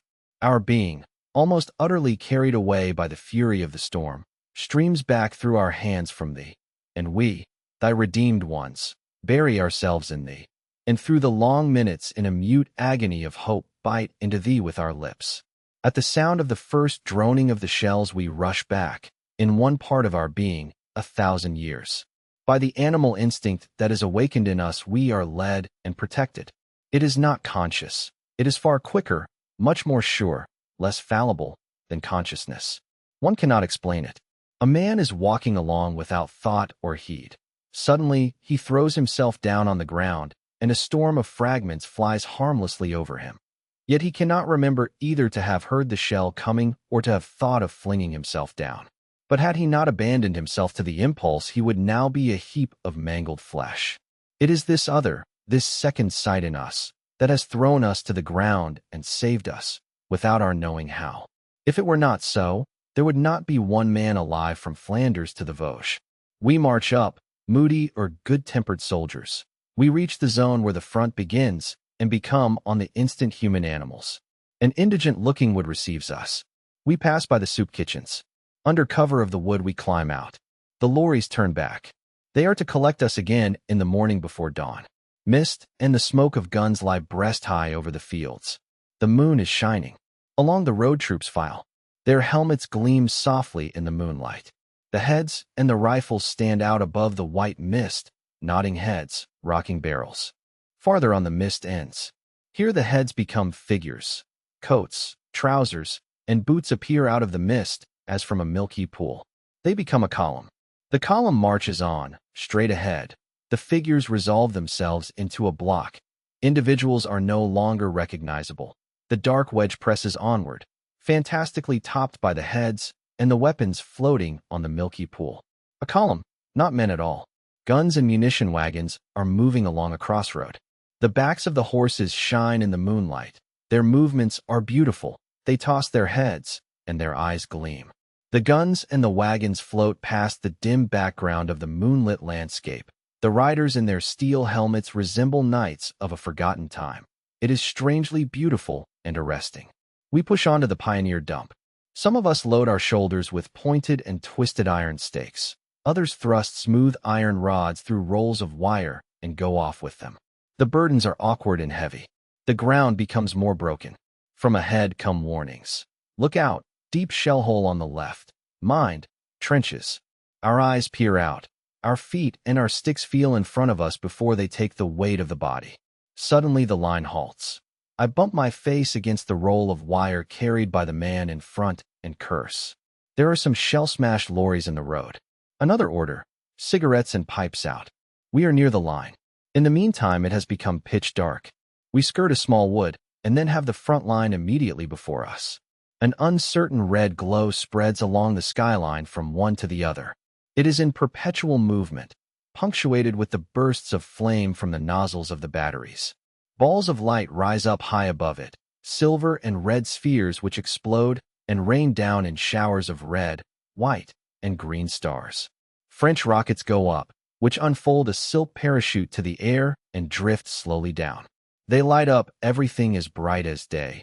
Their light shines on us, and we see our shadows sharply outlined on the ground. They hover for the space of a minute before they burn out. Immediately fresh ones shoot up in the sky, and again green, red, and blue stars. Bombardment, says Kat. The thunder of the guns swells to a single heavy roar and then breaks up again into separate explosions. The dry bursts of the machine guns rattle. Above us the air teems with invisible swift movement, with howls, pipings, and hisses. They are smaller shells, and amongst them, booming through the night like an organ, go the great coal boxes and the heavies. They have a hoarse, distant bellow like a rutting stag, and make their way high above the howl and whistle of the smaller shells. It reminds me of flocks of wild geese when I hear them. Last autumn the wild geese flew day after day across the path of the shells. The searchlights begin to sweep the dark sky. They slide along it like gigantic tapering rulers. One of them pauses and quivers a little. Immediately a second is beside him. A black insect is caught between them and tries to escape. The airman. He hesitates, is blinded, and falls. At regular intervals we ram in the iron stakes. 2 men hold a roll, and the others spool off the barbed wire. It is that awful stuff with close-set, long spikes. I am not used to unrolling it and tear my hand. After a few hours it is done, but there is still some time before the lorries come. Most of us lie down and sleep. I try also, but it has turned too chilly. We know we are not far from the sea because we are constantly waked by the cold. Once I fall fast asleep. Then wakening suddenly with a start, I do not know where I am. I see the stars, I see the rockets, and for a moment have the impression that I have fallen asleep at a garden fete. I don't know whether it is morning or evening. I lie in the pale cradle of the twilight and listen for soft words which will come, soft and near. Am I crying? I put my hand to my eyes. It is so fantastic. Am I a child? Smooth skin. It lasts only a second. Then I recognize the silhouette of Kaczynski, the old veteran. He sits quietly and smokes his pipe, a covered pipe of course. When he sees I am awake, he says, "That gave you a fright. It was only a nose cap. It landed in the bushes over there." I sit up. I feel myself strangely alone. It's good Kat is there. He gazes thoughtfully at the front and says, "Mighty fine fireworks if they weren't so dangerous." One lands behind us. Some recruits jump up terrified. A couple of minutes later another comes over, nearer this time. Kat knocks out his pipe. We're in for it. Then it begins in earnest. We crawl away as well as we can in our haste. The next lands fair amongst us. 2 fellows cry out. Green rockets shoot up on the skyline. Barrage. The mud flies high. Fragments was passed. The crack of the guns is heard long after the roar of the explosions. Besides us lies a fair-headed recruit in utter terror. He has buried his face in his hands. His helmet has fallen off. I fish hold of it and try to put it back on his head. He looks up, pushes the helmet off, and like a child creeps under my arm, his head close to my breast. The little shoulders heave. Shoulders just like Kemmerich's. I let him be. So that the helmet should be of some use, I stick it on his behind, not for a jest, but out of consideration, since that is his highest part. And though there is plenty of meat there, a shot in it can be damned painful. Besides, a man has to lie for months on his belly in the hospital, and afterwards he would be almost sure to have a limp. It's got someone pretty badly. Cries are heard between the explosions. At last it grows quiet. The fire has lifted over us and is now dropping on the reserves. We risk a look. Red rockets shoot up to the sky. Apparently there's an attack coming. Where we are it is still quiet. I sit up and shake the recruit by the shoulder. All over, kid. It's all right this time. He looks round him dazedly. You'll get used to it soon, I tell him. He sees his helmet and puts it on. Gradually he comes to. Then suddenly he turns fiery red and looks confused. Cautiously he reaches his hand to his behind and looks at me dismally. I understand at once, gun-shy. That wasn't the reason I had stuck his helmet over it. That's no disgrace. I reassure him. Many's the man before you has had his pants full after the first bombardment. Go behind that bush there and throw your underpants away. Get along.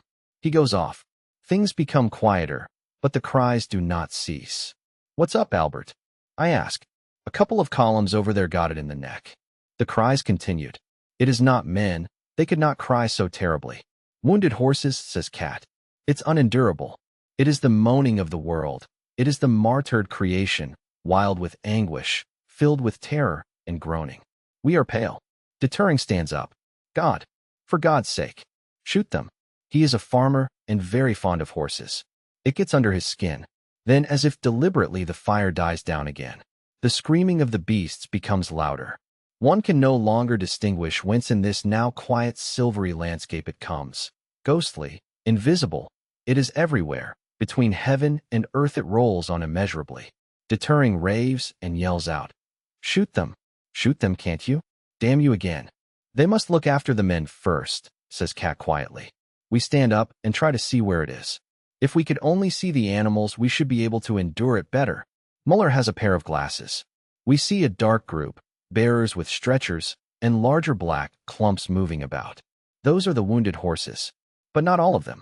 Some gallop away in the distance, fall down, and then run on farther. The belly of one is ripped open, the guts trail out. He becomes tangled in them and falls. Then he stands up again. Deterring raises up his gun and aims. Cat hits it in the air. Are you mad? Deterring trembles and throws his rifle on the ground. We sit down and hold our ears. But this appalling noise, these groans and screams penetrate. They penetrate everywhere. We can bear almost anything. But now the sweat breaks out on us. We must get up and run no matter where, but where these cries can no longer be heard. And it is not men, only horses. From the dark group, stretchers move off again. Then single shots crack out. The black heap convulses and then sinks down. At last. But still it is not the end. The men cannot overtake the wounded beasts which fly in their pain, their wide open mouths full of anguish. One of the men goes down on one knee. A shot. One horse drops. Another. The last one props itself on its forelegs and drags itself round in a circle like a merry-go-round. Squatting, it drags round in circles on its stiffened forelegs. Apparently its back is broken. The soldier runs up and shoots it. Slowly, humbly, it sinks to the ground. We take our hands from our ears. The cries are silenced. Only a long-drawn, dying sigh still hangs on the air. Then only again the rockets, the singing of the shells, and the stars there. Most strange. Deterring walks up and down cursing. Like to know what harm they've done. He returns to it once again. His voice is agitated. It sounds almost dignified as he says, I tell you it is the vilest baseness to use horses in the war. We go back. It is time we return to the lorries. The sky has become brighter. 3 o'clock in the morning. The breeze is fresh and cool. The pale hour makes our faces look gray. We trudge onward in single file through the trenches and shell holes and come again to the zone of mist. Katczynski is restive. That's a bad sign. What's up, Cat? Says Krop. I wish I were back home. Home? He means the huts. We'll soon be out of it, Cat. He is nervous. I don't know. We come to the communication trench and then to the open fields. The little wood reappears. We know every foot of ground here. There's the cemetery with the mounds and the black crosses. That moment it breaks out behind us, swells, roars, and thunders. We duck down. A cloud of flame shoots up 100 yards ahead of us. The next minute, under a second explosion, part of the wood rises slowly in the air. 3 or 4 trees sail up and then crash to pieces. The shells begin to hiss like safety valves. Heavy fire. Take cover, yells somebody. Cover. The fields are flat. The wood is too distant and dangerous. The only cover is the graveyard and the mounds. We stumble across in the dark, and as though he had been spat there, every man lies glued behind a mound. Not a moment too soon. The dark goes mad. It heaves and raves. Darknesses blacker than the night rush on us with giant strides, over us and away. The flames of the explosions light up the graveyard. There is no escape anywhere. By the light of the shells, I try to get a view of the fields. They are a surging sea. Daggers of flame from the explosions leap up like fountains. It is impossible for anyone to break through it. The wood vanishes. It is pounded, crushed, torn to pieces. We must stay here in the graveyard. The earth bursts before us. It rains clods. I feel a smack. My sleeve is torn away by a splinter. I shut my fist. No pain. Still, that does not reassure me. Wounds don't hurt till afterwards. I feel the arm all over. It is grazed but sound. Now a crack on the skull. I begin to lose consciousness. Like lightning, the thought comes to me. Don't faint. I sink down in the black broth and immediately come up to the top again. A splinter slashes into my helmet, but has already traveled so far that it does not go through. I wipe the mud out of my eyes. A hole is torn up in front of me. Shells hardly ever land in the same hole twice. I'll get into it.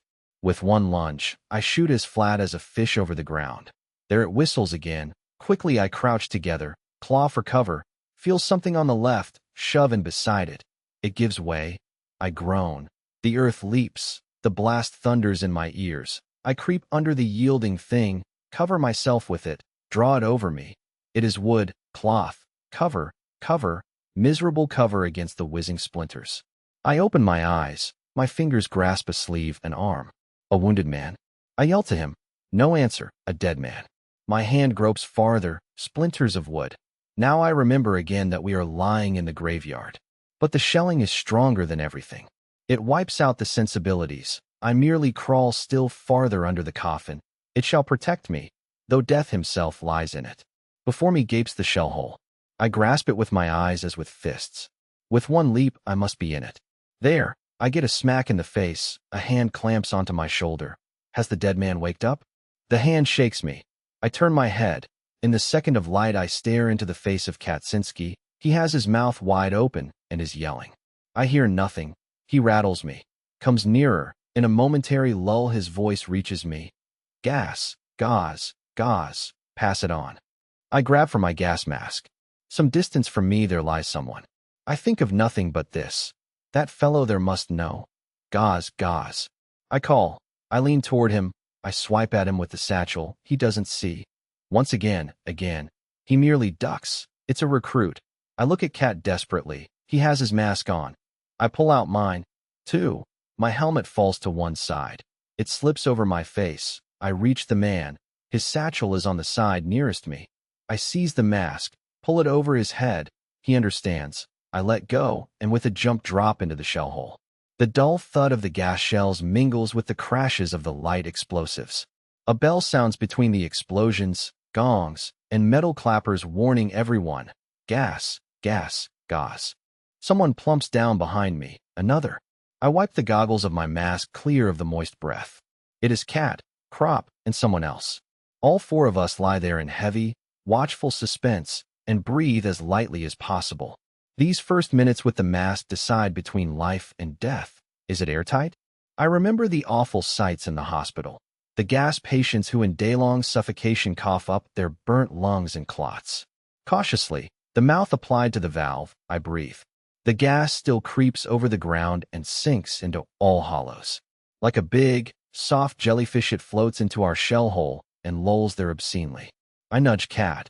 It is better to crawl out and lie on top than to stay where the gas collects most. But we don't get as far as that.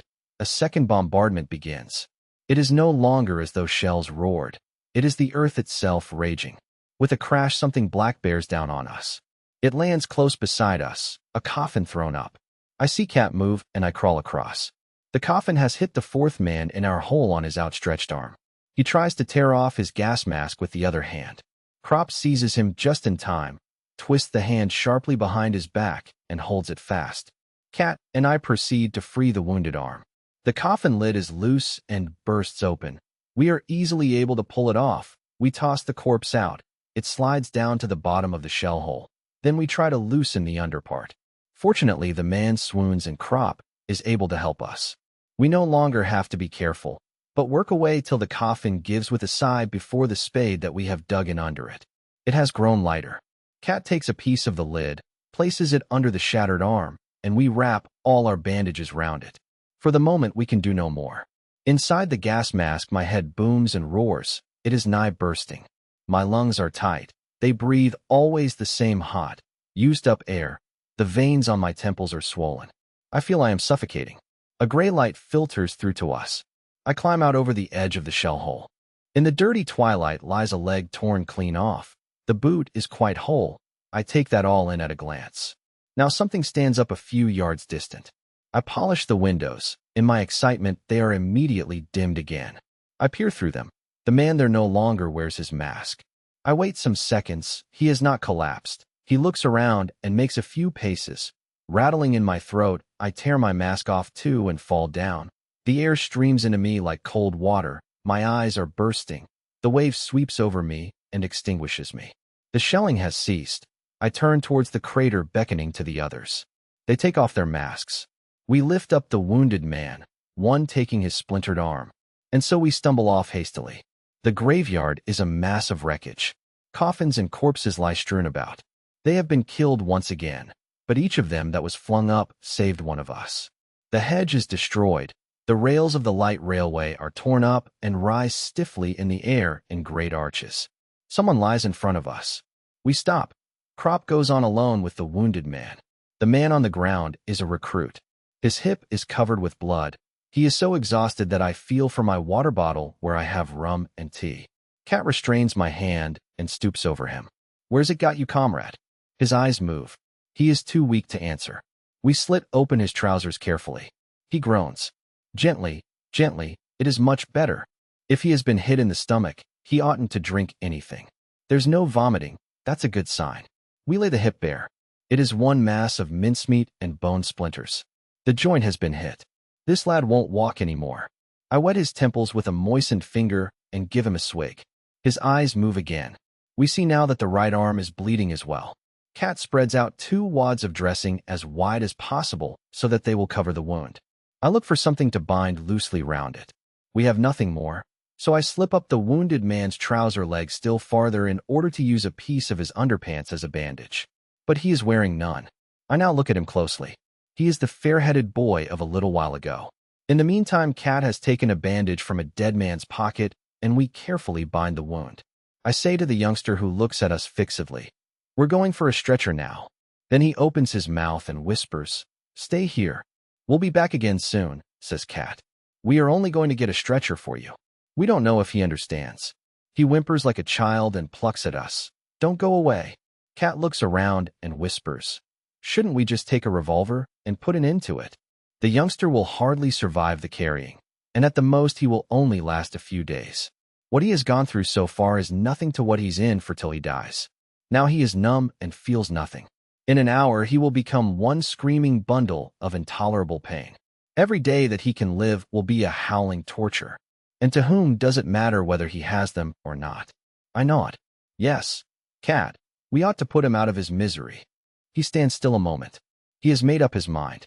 We look round, but we are no longer alone. A little group is gathering. From the shell holes and trenches appear heads. We get a stretcher. Cat shakes his head. "Such a kid," he repeats it. "Young innocence." Our losses are less than was to be expected.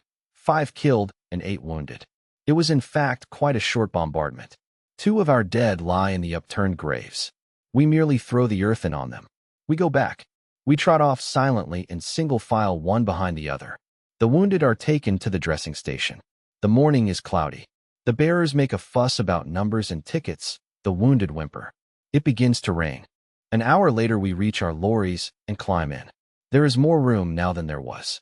The rain becomes heavier. We take out waterproof sheets and spread them over our heads. The rain rattles down and flows off at the sides in streams. The lorries bump through the holes, and we rock to and fro in a half-sleep. 2 men in the front of the lorry have long forked poles. They watch for telephone wires which hang crosswise over the road, so low that they might easily pull our heads off.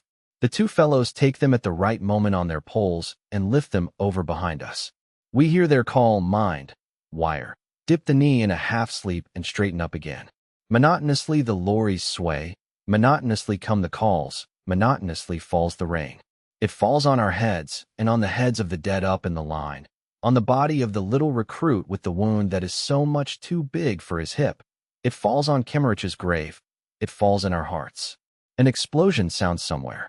We wince. Our eyes become tense.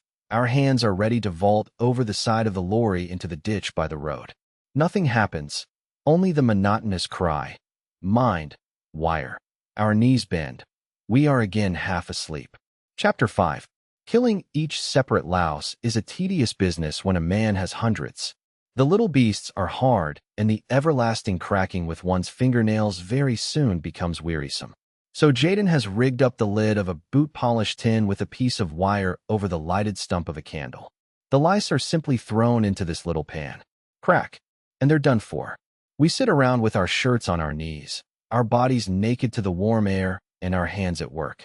Hay has a particularly fine brand of louse. They have a red cross on their heads. He suggests that he brought them back from the hospital at Thorout, where they attended personally on a Surgeon General. He says he means to use the fat that slowly accumulates in the tin lid for polishing his boots, and roars with laughter for half an hour at his own joke. But he gets little response today. We are too preoccupied with another affair. The rumor has materialized. Himmelstas has come. He appeared yesterday. We've already heard the well-known voice. He seems to have overdone it with a couple of young recruits on the plowed field at home, and unknown to him the son of the local magistrate was watching. That cooked his goose. He will get some surprises here. Jaden has been meditating for hours what to say to him. Hay gazes thoughtfully at his great paws and winks at me. The thrashing was the high water mark of his life. He tells me he often dreams of it. Krop and Muller are amusing themselves. From somewhere or other, probably the Pioneer cookhouse, Krop has bagged for himself a mess tin full of beans. Muller squints hungrily into it, but checks himself and says, "Albert, what would you do if it were suddenly peacetime again?" "There won't be any peacetime," says Albert bluntly. "Well, but if," persists Muller, "what would you do?" "Clear out of this," growls Krop. "Of course. And then what?" "Get drunk," says Albert. "Don't talk rot. I mean seriously." "So do I," says Krop. "What else should a man do?" Cap becomes interested. He levies tribute on Krop's tin of beans, swallows some, then considers for a while and says, "You might get drunk first, of course, but then you'd take the next train for home and mother. Peacetime, man, Albert." He fumbles in his oilcloth pocketbook for a photograph and suddenly shows it all round. "My old woman." Then he puts it back and swears. "Damned lousy war." "It's all very well for you to talk," I tell him. "You've a wife and children." "True," he nods. "And I have to see to it that they've something to eat." We laugh. "They won't lack for that. Cat, you'd scrounge it from somewhere." Muller is insatiable and gives himself no peace. He wakes Hay West thus out of his dream. "Hey, what would you do if it was peacetime?" "Give you a kick in the backside for the way you talk," I say. "How does it come about exactly?"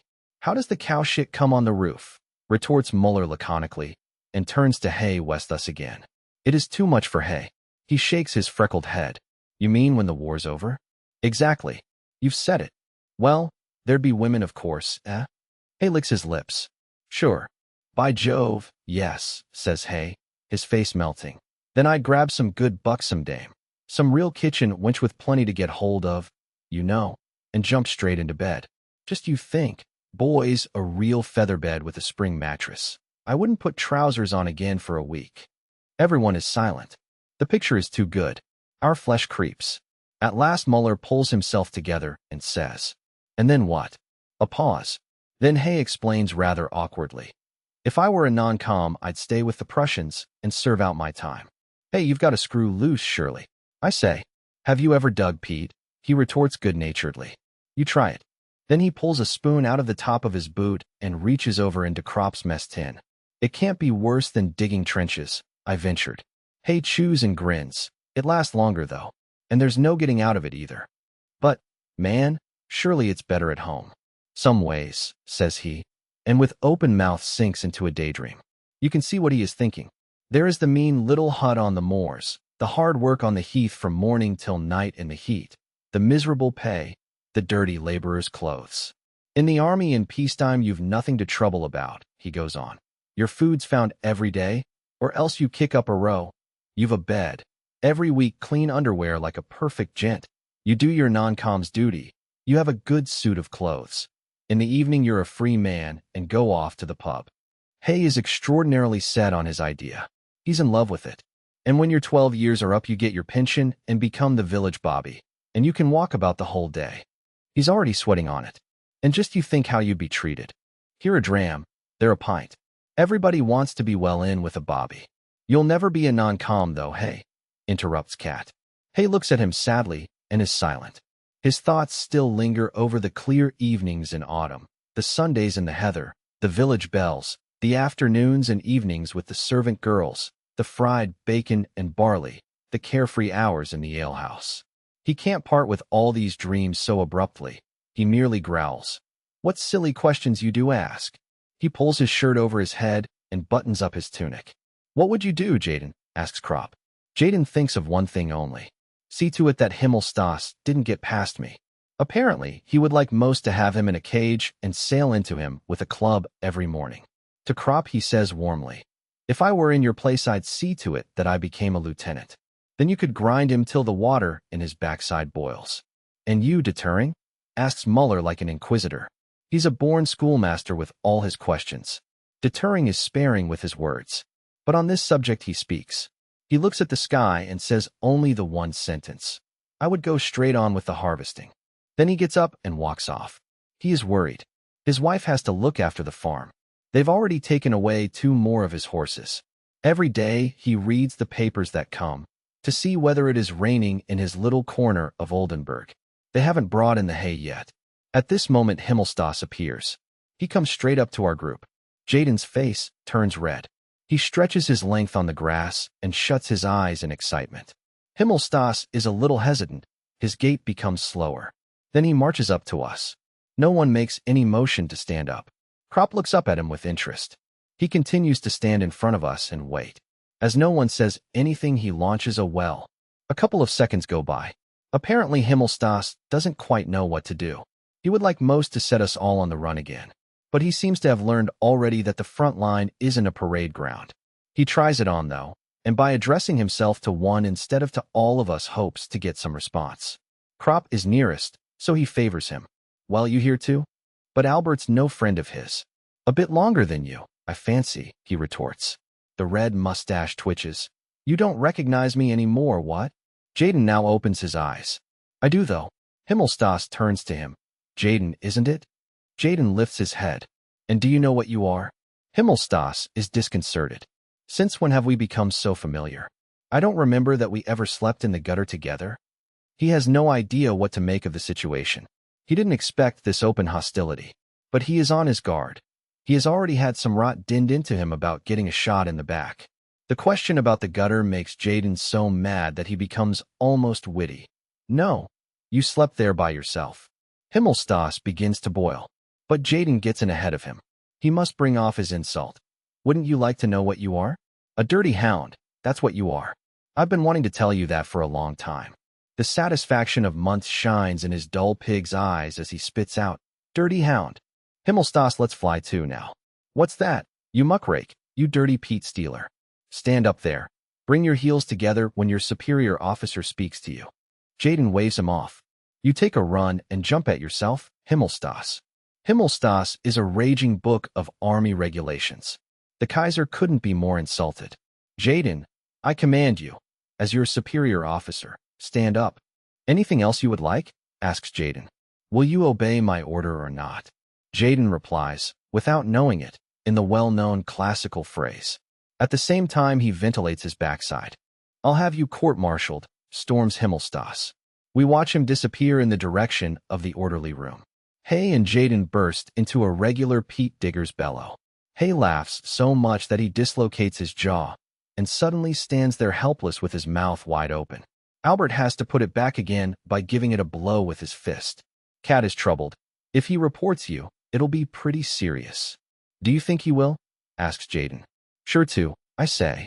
The least you'll get will be 5 days close arrest," says Kat. That doesn't worry Jaden. 5 days clink are 5 days rest. "And if they send you to the fortress?" urges the thoroughgoing Muller. "Well, for the time being the war will be over so far as I am concerned." Jaden is a cheerful soul. There aren't any worries for him. He goes off with Hay and Lear so that they won't find him in the first flush of excitement. Muller hasn't finished yet. He tackles Krop again. "Albert, if you were really at home now, what would you do?" Krop is contented now and more accommodating. "How many of us were there in the class exactly? We count up. Out of 20, 7 are dead, 4 wounded, 1 in a madhouse. That makes 12. 3 of them are lieutenants," says Muller. Do you think they would still let Cantorek sit on them? We guess not. We wouldn't let ourselves be sat on for that matter. What do you mean by the threefold theme in William Tell? Says Kropp reminiscently, and roars with laughter. What was the purpose of the Poetic League of Göttingen? Asked Muller suddenly and earnestly. How many children has Charles the Bald? I interrupt gently. You'll never make anything of your life, Bäumer, croaks Muller. When was the Battle of Zana? Kropp wants to know. You lack the studious mind. Kropp, sit down, 3-. I say. What offices did Lycurgus consider the most important for the state? Asks Muller, pretending to take off his pince-nez. Does it go? We Germans fear God and none else in the whole world. Or we, the Germans, fear God and, I submit. How many inhabitants has Melbourne?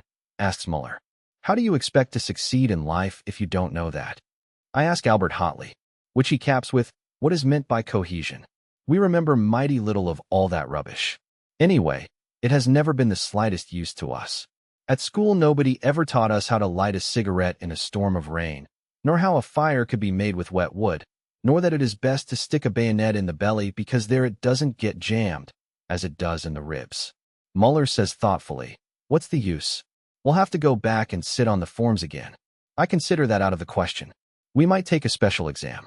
That needs preparation. And if you do get through, what then? A student's life isn't any better. If you have no money, you have to work like the devil. It's a bit better. But it's rot all the same, everything they teach you. Kropp supports me. How can a man take all that stuff seriously when he's once been out here? Still you must have an occupation of some sort, insists Muller, as though he were Cantorek himself. Albert cleans his nails with a knife. We are surprised at this delicacy, but it is merely pensiveness. He puts the knife away and continues. That's just it. Cat and Deterring and Hay will go back to their jobs because they had them already. Himmelstoss too. But we never had any. How will we ever get used to one after this here? He makes a gesture toward the front. What we'll want is a private income, and then we'll be able to live by ourselves in a wood. I say, but at once feel ashamed of this absurd idea. But what will really happen when we go back? Wonders Muller, and even he is troubled. Kropp gives a shrug. I don't know. Let's get back first, then we'll find out. We are all utterly at a loss. What could we do? I ask. I don't want to do anything, replies Kropp wearily. You'll be dead one day, so what does it matter? I don't think we'll ever go back. When I think about it, Albert, I say after a while rolling over on my back, when I hear the word peacetime, it goes to my head, and if it really came, I think I would do some unimaginable thing, something, you know, that it's worth having lain here in the muck for. But I can't even imagine anything. All I do know is that this business about professions and studies and salaries and so on, it makes me sick. It is and always was disgusting. I don't see anything at all, Albert. All at once everything seems to me confused and hopeless. Kropp feels it too. It will go pretty hard with us all. But nobody at home seems to worry much about it. 2 years of shells and bombs. A man won't peel that off as easy as a sock. We agree that it's the same for everyone, not only for us here, but everywhere, for everyone who is of our age, to some more, and to others less. It is the common fate of our generation. Albert expresses it. The war has ruined us for everything. He is right. We are not youth any longer. We don't want to take the world by storm. We are fleeing. We fly from ourselves, from our life. We were 18 and had begun to love life and the world, and we had to shoot it to pieces. The first bomb, the first explosion, burst in our hearts. We are cut off from activity, from striving, from progress. We believe in such things no longer. We believe in the war. The orderly room shows signs of life. Himmelstoss seems to have stirred them up. At the head of the column trots the fat sergeant major. It is queer that almost all of the regular sergeant majors are fat. Himmelstoss follows him, thirsting for vengeance. His boots gleam in the sun. We get up. Where's Jaden? The sergeant puffs. No one knows, of course. Himmelstoss glowers at us wrathfully. You know very well. You won't say? That's the fact of the matter. Out with it. Fatty looks round inquiringly, but Jaden is not to be seen. He tries another way. Jaden will report at the orderly room in 10 minutes. Then he steams off with Himmelstoss in his wake. I have a feeling that next time we go up wiring, I'll be letting a bundle of wire fall on Himmelstoss's leg, hints Kropp. We'll have quite a lot of jokes with him, laughs Muller. That is our sole ambition. to knock the conceit out of a postman. I go into the hut and put Jaden wise. He disappears. Then we change our posse and lie down again to play cards. We know how to do that. To play cards, to swear, and to fight. Not much for 20 years, and yet too much for 20 years. Half an hour later, Himmelstas is back again. Nobody pays any attention to him. He asks for Jaden. We shrug our shoulders. Then you'd better find him, he persists. Haven't you been to look for him? Krop lies back on the grass and says, Have you ever been out here before? That's none of your business, retorts Himmelstas. I expect an answer. Very good, says Krop, getting up. See up there where those little white clouds are. Those are anti-aircraft. We were over there yesterday. 5 dead and 8 wounded. And that's a mere nothing. Next time, when you go up with us, before they die the fellows will come up to you, click their heels, and ask stiffly, Please may I go? Please may I hop it? We've been waiting here a long time for someone like you. He sits down again and Himmelstas disappears like a comet. 3 days CB, Cat conjectures. Next time I'll let fly, I say to Albert. But that is the end. The case comes up for trial in the evening. In the orderly room sits our lieutenant, Bertink, and calls us in one after another. I have to appear as a witness and explain the reason of Jaden's insubordination. The story of the bedwetting makes an impression. Himmelstas is recalled, and I repeat my statement. Is that right? Bertink asks Himmelstas. He tries to evade the question, but in the end has to confess, for Krop tells the same story. Why didn't someone report the matter, then? Asks Bertink. We are silent. He must know himself how much use it is in reporting such things. It isn't usual to make complaints in the army. He understands it all right, though, and lectures Himmelstas, making it plain to him that the front isn't a parade ground. Then comes Jaden's turn. He gets a long sermon and 3 days open arrest. Bertink gives Krop a wink and 1 day's open arrest. It can't be helped, he says to him regretfully. He is a decent fellow. Open arrest is quite pleasant. The clink was once a foul house. There we can visit the prisoners. We know how to manage it. Close arrest would have meant the cellar. They used to tie us to a tree, but that is forbidden now. In many ways we are treated quite like men. An hour later, after Jaden and Krop are settled in behind their wire netting, we make our way into them. Jaden greets us crowing. Then we play scat far into the night. Jaden wins, of course, the lucky wretch. When we break it up, Cat says to me, What do you say to some roast goose? Not bad, I agree. We climb up on a munition wagon. The ride costs us 2 cigarettes. Cat has marked the spot exactly. The shed belongs to a regimental headquarters. I agree to get the goose and receive my instructions. The outhouse is behind the wall, and the door shuts with just a peg. Cat hoists me up. I rest my foot in his hands and climb over the wall. Cat keeps watch below. I wait a few moments to accustom my eyes to the darkness. Then I recognize the shed. Softly I steal across, lift the peg, pull it out, and open the door. I distinguish 2 white patches. 2 geese, that's bad. If I grab one, the other will cackle. Well, both of them. If I'm quick, it can be done. I make a jump. I catch hold of one, and the next instant the second. Like a madman, I bash their heads against the wall to stun them. But I haven't quite enough weight. The beasts cackle and strike out with their feet and wings. I fight desperately, but Lord, what a kick a goose has. They struggle, and I stagger about.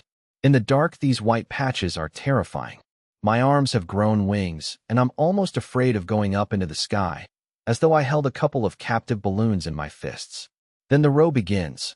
One of them gets his breath and goes off like an alarm clock. Before I can do anything, something comes in from outside. I feel a blow, lie outstretched on the floor, and hear awful growls. A dog. I steal a glance to the side. He makes a snap at my throat. I lie still and tuck my chin into my collar. It's a bulldog. After an eternity, he withdraws his head and sits down beside me. But if I make the least movement, he growls. I consider. The only thing to do is to get hold of my small revolver, and that too before anyone arrives. Inch by inch, I move my hand toward it. I have the feeling that it lasts an hour. The slightest movement, and then an awful growl. I lie still, then try again. When at last I have the revolver, my hand starts to tremble. I press it against the ground and say over to myself, jerk the revolver up, fire before he has a chance to grab, and then jump up. Slowly I take a deep breath and become calmer. Then I hold my breath, whip up the revolver. It cracks. The dog leaps howling to one side. I make for the door of the shed and fall head over heels over one of the scuttering geese. At full speed, I seize it again, and with a swing toss it over the wall and clamber up. No sooner am I on top than the dog is up again, as lively as ever, and springs at me. Quickly I let myself drop. 10 paces away stands Cat with the goose under his arm. As soon as he sees me, we run. At last we can take a breather. The goose is dead. Cat saw to that in a moment. We intend to roast it at once so that nobody will be any wiser. I fetch a Dixie and wood from the hut, and we crawl into a small deserted lean-to, which we use for such purposes. The single window space is heavily curtained. There is a sort of hearth, an iron plate set on some bricks. We kindle a fire. Cat plucks and cleans the goose. We put the feathers carefully to one side. We intend to make 2 cushions out of them with the inscription, "Sleep soft under shell fire." The sound of the gunfire from the front penetrates into our refuge. The glow of the fire lights up our faces, shadows dance on the wall. Sometimes a heavy crash and the lean-to shivers. Aeroplane bombs. Once we hear a stifled cry. A hut must have been hit. Aeroplanes drone. The tac-tac of machine guns breaks out. But no light that could be observed shows from us. We sit opposite one another, Cat and I, 2 soldiers in shabby coats, cooking a goose in the middle of the night. We don't talk much, but I believe we have a more complete communion with one another than even lovers have. We are 2 men, 2-minute sparks of life. Outside is the night and the circle of death. We sit on the edge of it crouching in danger. The grease drips from our hands. In our hearts we are close to one another, and the hour is like the room, flecked over with the lights and shadows of our feelings cast by a quiet fire. What does he know of me or I of him? Formerly we should not have had a single thought in common. Now we sit with a goose between us and feel in unison, are so intimate that we do not even speak. It takes a long time to roast a goose, even when it is young and fat. So we take turns. One bastes it while the other lies down and sleeps. A grand smell gradually fills the hut. The noises, without increase in volume, pass into my dream and yet linger in my memory. In a half-sleep I watch Cat dip and raise the ladle. I love him, his shoulders, his angular, stooping figure, and at the same time I see behind him woods and stars, and a clear voice utters words that bring me peace. To me, a soldier in big boots, belt, and knapsack, taking the road that lies before him under the high heaven, quickly forgetting and seldom sorrowful, forever pressing on under the wide night sky. A little soldier and a clear voice, and if anyone were to caress him he would hardly understand. This soldier with the big boots and the shut heart, who marches because he is wearing big boots, and has forgotten all else but marching. Beyond the skyline is a country with flowers, lying so still that he would like to weep. There are sights there that he has not forgotten, because he never possessed them. Perplexing, yet lost to him. Are not his 20 summers there? Is my face wet, and where am I? Cat stands before me, his gigantic, stooping shadow falls upon me, like home. He speaks gently, he smiles and goes back to the fire. Then he says, "It's done." "Yes, Cat." I stir myself. In the middle of the room shines the brown goose. We take out our collapsible forks and our pocket knives, and each cuts off a leg. With it we have army bread dipped in gravy. We eat slowly and with gusto. "How does it taste, Cat?" "Good." "And yours?" "Good, Cat." We are brothers and press on one another the choicest pieces. Afterwards I smoke a cigarette and Cat a cigar. There is still a lot left. "How would it be, Cat, if we took a bit to Crop and Jaden?" "Sure," says he. We carve off a portion and wrap it up carefully in newspaper. The rest we thought of taking over to the hut. Cat laughs and simply says, "Jaden." I agree, we will have to take it all. So we go off to the fowl house to waken them. But first we pack away the feathers. Crop and Jaden take us for magicians. Then they get busy with their teeth. Jaden holds a wing in his mouth with both hands like a mouth organ and gnaws. He drinks the gravy from the pot and smacks his lips. May I never forget you. We go to our hut. Again there is the lofty sky with the stars and the oncoming dawn, and I pass beneath it, a soldier with big boots and a full belly, a little soldier in the early morning. But by my side, stooping and angular, goes Cat, my comrade. The outlines of the huts are upon us in the dawn like a dark, deep sleep. Chapter 6. There are rumors of an offensive. We go up to the front 2 days earlier than usual. On the way we pass a shelled schoolhouse. Stacked up against its longer side is a high double wall of yellow, unpolished, brand-new coffins. They still smell of resin and pine in the forest. There are at least 100. That's a good preparation for the offensive, says Muller astonished. They're for us, growls Deterring. Don't talk rot, says Kat to him angrily. You be thankful if you get so much as a coffin, grins Jaden. They'll slip you a waterproof sheet for your old Aunt Sally of a carcass. The others jest too, unpleasant jests, but what else can a man do? The coffins are really for us. The organization surpasses itself in that kind of thing. Ahead of us, everything is shimmering. The first night we try to get our bearings.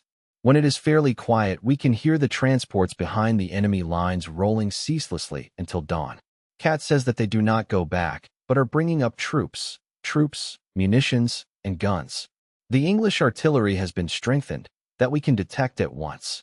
There are at least 4 more batteries of 9-inch guns to the right of the farm, and behind the poplars they have put in trench mortars. Besides these, they have brought up a number of those little French beasts with instantaneous fuses. We are now in low spirits. After we have been in the dugouts 2 hours, our own shells begin to fall in the trench. This is the 3rd time in 4 weeks. If it were simply a mistaken aim, no one would say anything. But the truth is that the barrels are worn out. The shots are often so uncertain that they land within our own lines. Tonight 2 of our men were wounded by them.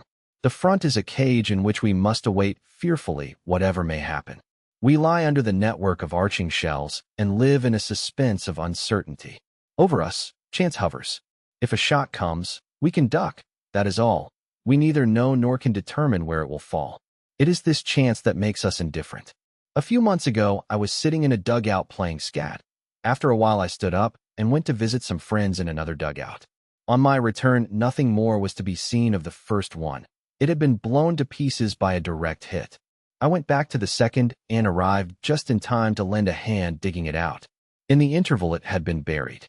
It is just as much a matter of chance that I am still alive as that I might have been hit.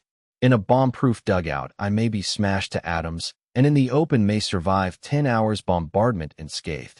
No soldier outlives 1,000 chances. But every soldier believes in chance and trusts his luck. We must look out for our bread. The rats have become much more numerous lately because the trenches are no longer in good condition. Deterring says it is a sure sign of a coming bombardment. The rats here are particularly repulsive. They are so fat, the kind we all call corpse rats. They have shocking, evil, naked faces, and it is nauseating to see their long, nude tails. They seem to be mighty hungry. Almost every man has had his bread gnawed. Crop wrapped his in his waterproof sheet and put it under his head, but he cannot sleep because they run over his face to get at it. Deterring meant to outwheat them. He fastened a thin wire to the roof and suspended his bread from it. During the night, when he switched on his pocket torch, he saw the wire swing to and fro. On the bread was riding a fat rat. At last we put a stop to it. We cannot afford to throw the bread away, because then we should have nothing left to eat in the morning. So we carefully cut off the bits of bread that the animals have gnawed. The slices we cut off are heaped together in the middle of the floor. Each man takes out his spade and lies down prepared to strike. Deterring, Crop, and Cat hold their pocket torches ready. After a few minutes we hear the first shuffling and tugging. It grows. Now it is the sound of many little feet. Then the torches switch on and every man strikes at the heap, which scatters with a rush. The result is good. We toss the bits of rat over the parapet and again lie in wait. Several times we repeat the process. At last the beasts get wise to it. Or perhaps they have scented the blood. They return no more. Nevertheless, before morning the remainder of the bread on the floor has been carried off. In the adjoining sector they attacked 2 large cats and a dog, bit them to death, and devoured them. Next day there was an issue of Edamer cheese. Each man gets almost a quarter of a cheese. In one way that is all to the good, for Edamer is tasty, but in another way it is vile, because the fat red balls have long been a sign of a bad time coming. Our forebodings increase as rum is served out. We drink it, of course, but are not greatly comforted. During the day we loaf about and make war on the rats. Ammunition and hand grenades become more plentiful. We overhaul the bayonets, that is to say, the ones that have a saw on the blunt edge. If the fellows over there catch a man with one of those, he's killed at sight. In the next sector some of our men were found whose noses were cut off and their eyes poked out with their own saw bayonets. Their mouths and noses were stuffed with sawdust so that they suffocated. Some of the recruits have bayonets of this sort. We take them away and give them the ordinary kind. But the bayonet has practically lost its importance. It is usually the fashion now to charge with bombs and spades only. The sharpened spade is a more handy and many-sided weapon. Not only can it be used for jabbing a man under the chin, but it is much better for striking with because of its greater weight, and if one hits between the neck and shoulder, it easily cleaves as far down as the chest. The bayonet frequently jams on the thrust, and then a man has to kick hard on the other fellow's belly to pull it out again, and in the interval, he may easily get one himself. And what's more, the blade often gets broken off. At night, they send over gas. We expect the attack to follow and lie with our masks on, ready to tear them off as soon as the first shadow appears. Dawn approaches without anything happening. Only the everlasting, nerve-wracking roll behind the enemy lines. Trains, lorries. But what are they concentrating?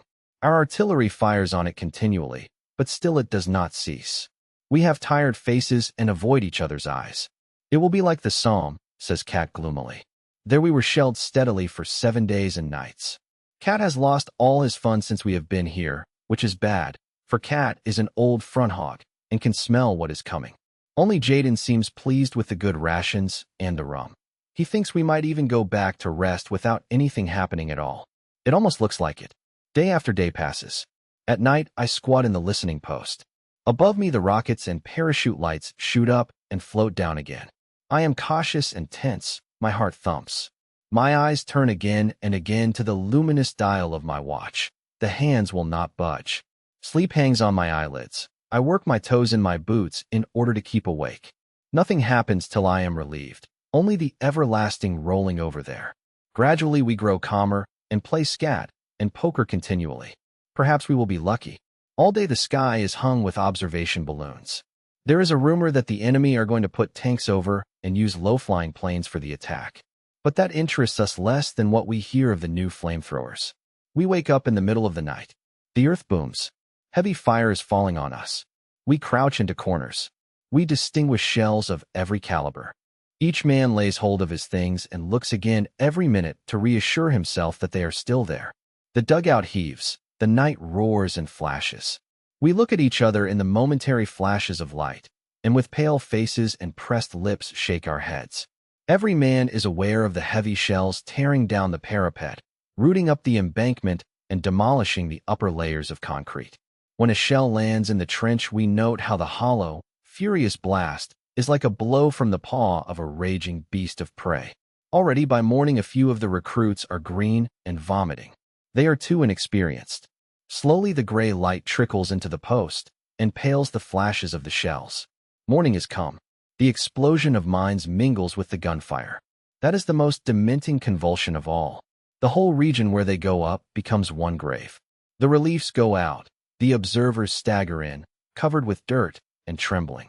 One lies down in silence in the corner and eats. The other, an older man of the new draft, sobs. Twice he has been flung over the parapet by the blast of the explosions without getting any more than shell shock. The recruits are eyeing him. We must watch them. These things are catching.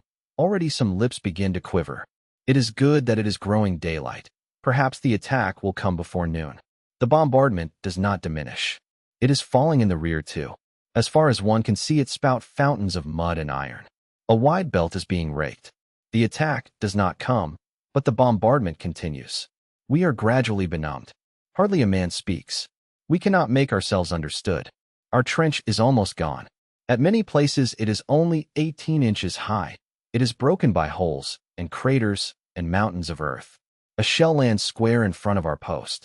At once it is dark. We are buried and must dig ourselves out. After an hour the entrance is clear again, and we are calmer because we have had something to do. Our company commander scrambles in and reports that 2 dugouts are gone. The recruits calm themselves when they see him. He says that an attempt will be made to bring up food this evening. That sounds reassuring. No one had thought of it except Jaden. Now the outside world seems to draw a little nearer. If food can be brought up, think the recruits, then it can't really be so bad. We do not disabuse them. We know that food is as important as ammunition, and only for that reason must be brought up. But it miscarries. A second party goes out, and it also turns back. Finally, Cat tries, and even he reappears without accomplishing anything. No one gets through. Not even a fly is small enough to get through such a barrage. We pull in our belts tighter and chew every mouthful 3 times as long. Still, the food does not last out. We are damnably hungry. I take out a scrap of bread, eat the white, and put the crust back in my knapsack. From time to time I nibble at it. The night is unbearable. We cannot sleep, but stare ahead of us and doze. Jaden regrets that we wasted the gnawed pieces of bread on the rats. We would gladly have them again to eat now. We are short of water, too, but not seriously yet. Towards morning, while it is still dark, there is some excitement. Through the entrance rushes in a swarm of fleeing rats that try to storm the walls. Torches light up the confusion. Everyone yells and curses and slaughters. The madness and despair of many hours unloads itself in this outburst. Faces are distorted, arms strike out, and the beasts scream. We just stop in time to avoid attacking one another. The onslaught has exhausted us. We lie down to wait again. It is a marvel that our post has had no casualties so far. It is one of the less deep dugouts. A corporal creeps in. He has a loaf of bread with him. 3 people have had the luck to get through during the night and bring some provisions. They say the bombardment extends undiminished as far as the artillery lines. It is a mystery where the enemy gets all his shells. We wait and wait. By midday, what I expected happens. One of the recruits has a fit. I have been watching him for a long time, grinding his teeth and opening and shutting his fists. These hunted, protruding eyes, we know them too well. During the last few hours, he has had merely the appearance of calm. He had collapsed like a rotten tree. Now he stands up, stealthily creeps across the floor, hesitates a moment, and then glides towards the door. I intercept him and say, "Where are you going?" "I'll be back in a minute," says he, and tries to push past me. "Wait a bit, the shelling will stop soon." He listens for a moment, and his eyes become clear. Then again he has the glowering eyes of a mad dog. He is silent. He shoves me aside. "1 minute, lad," I say. Cat notices. Just as the recruit shakes me off, Cat jumps in, and we hold him. Then he begins to rave. "Leave me alone. Let me go out. I will go out." He won't listen to anything and hits out. His mouth is wet and pours out words, half-choked, meaningless words. It is a case of claustrophobia. He feels as though he is suffocating here and wants to get out at any price. If we let him go, he would run about everywhere regardless of cover. He is not the first. Though he raves and his eyes roll, it can't be helped. We have to give him a hiding to bring him to his senses. We do it quickly and mercilessly, and at last he sits down quietly. The others have turned pale. Let's hope it deters them. This bombardment is too much for the poor devils. They have been sent straight from a recruiting depot into a barrage that is enough to turn an old soldier's hair gray. After this affair, the sticky, close atmosphere works more than ever on our nerves. We sit as if in our graves, waiting only to be closed in. Suddenly it howls and flashes terrifically. The dugout cracks in all its joints under a direct hit. Fortunately, only a light one that the concrete blocks are able to withstand. It rings metallically. The walls reel. Rifles, helmets, earth, mud, and dust fly everywhere. Sulfur fumes pour in. If we were in one of those light dugouts that they have been building lately instead of this deeper one, none of us would be alive. But the effect is bad enough even so. The recruit starts to rave again, and 2 others follow suit. One jumps up and rushes out. We have trouble with the other 2. I start after one who escapes and wonder whether to shoot him in the leg. Then it shrieks again. I fling myself down, and when I stand up, the wall of the trench is plastered with smoking splinters, lumps of flesh, and bits of uniform. I scramble back. The first recruit seems actually to have gone insane. He butts his head against the wall like a goat. We must try tonight to take him to the rear. Meanwhile, we bind him, but in such a way that in case of attack, he can be released at once. Cat suggests a game of scat. It is easier when a man has something to do. But it is no use. We listen for every explosion that comes close, miscount the tricks, and fail to follow suit. We have to give it up. We sit as though in a boiler that is being belabored from without on all sides. Night again. We are deadened by the strain, a deadly tension that scrapes along one's spine like a gapped knife. Our legs refuse to move. Our hands tremble. Our bodies are a thin skin stretched painfully over repressed madness, over an almost irresistible, bursting roar. We have neither flesh nor muscles any longer. We dare not look at one another for fear of some miscalculable thing. So we shut our teeth. It will end. It will end. Perhaps we will come through. Suddenly, the nearer explosions cease. The shelling continues, but it has lifted and falls behind us. Our trench is free. We seize the hand grenades, pitch them out in front of the dugout, and jump after them. The bombardment has stopped, and a heavy barrage now falls behind us. The attack has come. No one would believe that in this howling waste there could still be men, but steel helmets now appear on all sides out of the trench, and 50 yards from us a machine gun is already in position and barking. The wire entanglements are torn to pieces, yet they offer some obstacle. We see the stormtroops coming. Our artillery opens fire. Machine guns rattle, rifles crack. The charge works its way across. Hay and crop begin with the hand grenades. They throw as fast as they can. Others pass them, the handles with the strings already pulled. Hay throws 75 yards, crop 60. It has been measured. The distance is important. The enemy, as they run, cannot do much before they are within 40 yards. We recognize the smooth, distorted faces, the helmets. They are French. They have already suffered heavily when they reach the remnants of the barbed wire entanglements. A whole line has gone down before our machine guns. Then we have a lot of stoppages, and they come nearer. I see one of them, his face upturned, fall into a wire cradle. His body collapses. His hands remain suspended as though he were praying. Then his body drops clean away, and only his hands with the stumps of his arms, shot off, now hang in the wire. The moment we are about to retreat, 3 faces rise up from the ground in front of us. Under one of the helmets, a dark pointed beard and 2 eyes that are fastened on me. I raise my hand, but I cannot throw into those strange eyes. For one mad moment, the whole slaughter whirls like a circus around me, and these 2 eyes alone are motionless. Then the head rises up, a hand, a movement, and my hand grenade flies through the air and into him. We make for the rear, pull wire cradles into the trench, and leave bombs behind us with the strings pulled, which ensures us a fiery retreat. The machine guns are already firing from the next position. We have become wild beasts. We do not fight. We defend ourselves against annihilation. It is not against men that we fling our bombs. What do we know of men in this moment when death is hunting us down? Now, for the first time in 3 days, we can see his face. Now, for the first time in 3 days, we can oppose him. We feel a mad anger. No longer do we lie helpless, waiting on the scaffold. We can destroy and kill, to save ourselves, and to be revenged. We crouch behind every corner, behind every barrier of barbed wire, and hurl heaps of explosives at the feet of the advancing enemy before we run. The blast of the hand grenades impinges powerfully on our arms and legs. Crouching like cats, we run on, overwhelmed by this wave that bears us along, that fills us with ferocity, turns us into thugs, into murderers, into God only knows what devils.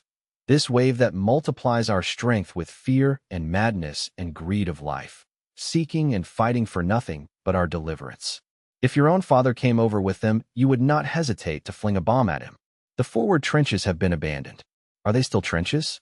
They are blown to pieces, annihilated. There are only broken bits of trenches, holes linked by cracks, nests of craters, that is all. But the enemy's casualties increase. They did not count on so much resistance. It is nearly noon.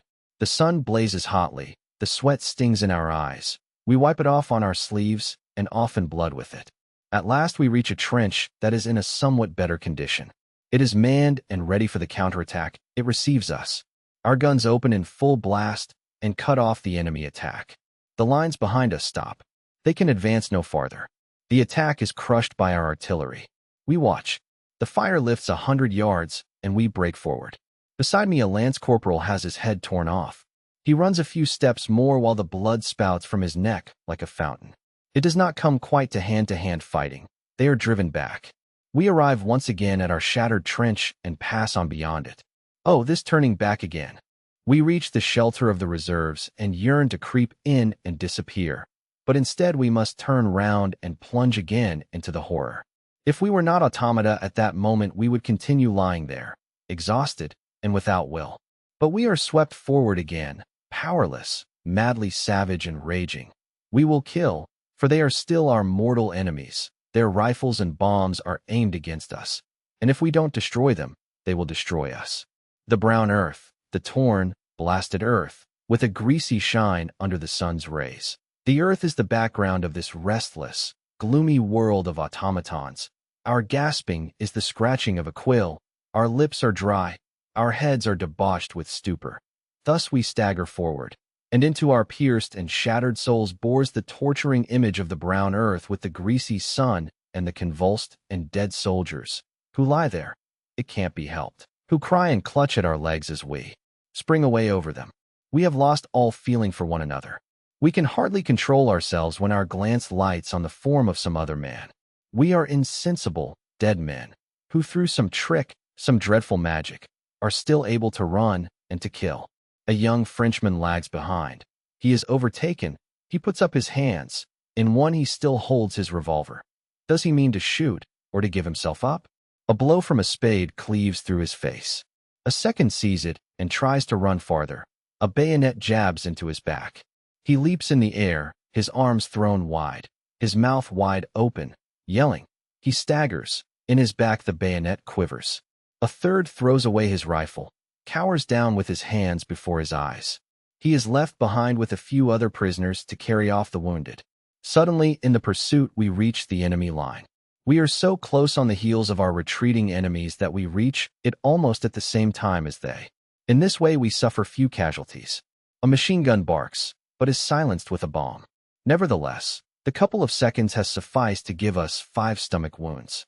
With the butt of his rifle, Cat smashes to pulp the face of one of the unwounded machine gunners. We bayonet the others before they have time to get out their bombs. Then thirstily we drink the water they have for cooling the gun. Everywhere wire cutters are snapping. Planks are thrown across the entanglements. We jump through the narrow entrances into the trenches. Hay strikes his spade into the neck of a gigantic Frenchman and throws the first hand grenade. We duck behind a breastwork for a few seconds. Then the straight bit of trench ahead of us is empty. The next throw whizzes obliquely over the corner and clears a passage. As we run past, we toss handfuls down into the dugouts. The earth shudders, it crashes, smokes and groans. We stumble over slippery lumps of flesh, over yielding bodies. I fall into an open belly on which lies a clean, new officer's cap. The fight ceases. We lose touch with the enemy. We cannot stay here long, but must retire under cover of our artillery to our own position. No sooner do we know this than we dive into the nearest dugouts, and with the utmost haste seize on whatever provisions we can see, especially the tins of corned beef and butter, before we clear out. We get back pretty well. There is no further attack by the enemy. We lie for an hour panting and resting before anyone speaks. We are so completely played out that in spite of our great hunger, we do not think of the provisions. Then gradually we become something like men again. The corned beef over there is famous along the whole front. Occasionally it has been the chief reason for a flying raid on our part, for our nourishment is generally very bad. We have a constant hunger. We bagged 5 tins altogether. The fellows over there are well looked after. They fare magnificently, as against us, poor starving wretches, with our turnip jam. They can get all the meat they want. Hay has scored a thin loaf of white French bread and stuck it behind his belt like a spade. It is a bit bloody at one corner, but that can be cut off. It is a good thing we have something decent to eat at last. We still have a use for all our strength. Enough to eat is just as valuable as a good dugout. It can save our lives. That is the reason we are so greedy for it. Jaden has captured 2 water bottles full of cognac. We pass them round. The evening benediction begins. Night comes. Out of the craters rise the mists. It looks as though the holes were full of ghostly secrets. The white vapor creeps painfully round before it ventures to steal away over the edge. Then long streaks stretch from crater to crater. It is chilly. I am on sentry and stare into the darkness. My strength is exhausted as always after an attack, and so it is hard for me to be alone with my thoughts. They are not properly thoughts. They are memories which in my weakness haunt me and strangely move me. The parachute lights soar upwards, and I see a picture, a summer evening. I am in the cathedral cloister and look at the tall rose trees that bloom in the middle of the little cloister garden where the monks lie buried. Around the walls are the stone carvings of the Stations of the Cross. No one is there. A great quietness rules in this blossoming quadrangle. The sun lies warm on the heavy gray stones. I place my hand upon them and feel the warmth. At the right-hand corner, the green cathedral spire ascends into the pale blue sky of the evening. Between the glowing columns of the cloister is the cool darkness that only churches have, and I stand there and wonder whether, when I am 20, I shall have experienced the bewildering emotions of love. The image is alarmingly near. It touches me before it dissolves in the light of the next star shell. I lay hold of my rifle to see that it is in trim. The barrel is wet. I take it in my hands and rub off the moisture with my fingers. Between the meadows behind our town, there stands a line of old poplars by a stream. They were visible from a great distance, and although they grew on one bank only, we called them the Poplar Avenue. Even as children, we had a great love for them. They drew us vaguely thither. We played truant the whole day by them and listened to their rustling. We sat beneath them on the bank of the stream and let our feet hang in the bright, swift waters. The pure fragrance of the water and the melody of the wind in the poplars held our fancies. We loved them dearly, and the image of those days still makes my heart pause in its beating. It is strange that all the memories that come have these two qualities. They are always completely calm, that is predominant in them, and even if they are not really calm, they become so. They are soundless apparitions that speak to me, with looks and gestures silently, without any word. And it is the alarm of their silence that forces me to lay hold of my sleeve and my rifle lest I should abandon myself to the liberation and allurement in which my body would dilate and gently pass away into the still forces that lie behind these things. They are quiet in this way, because quietness is so unattainable for us now. At the front, there is no quietness, and the curse of the front reaches so far that we never pass beyond it. Even in the remote depots and rest areas, the droning and the muffled noise of shelling is always in our ears. We are never so far off that it is no more to be heard. But these last few days it has been unbearable. Their stillness is the reason why these memories of former times do not awaken desire so much as sorrow, a vast, inapprehensible melancholy. Once we had such desires, but they return not. They are past. They belong to another world that is gone from us. In the barracks they called forth a rebellious, wild craving for their return, for then they were still bound to us. We belonged to them and they to us, even though we were already absent from them.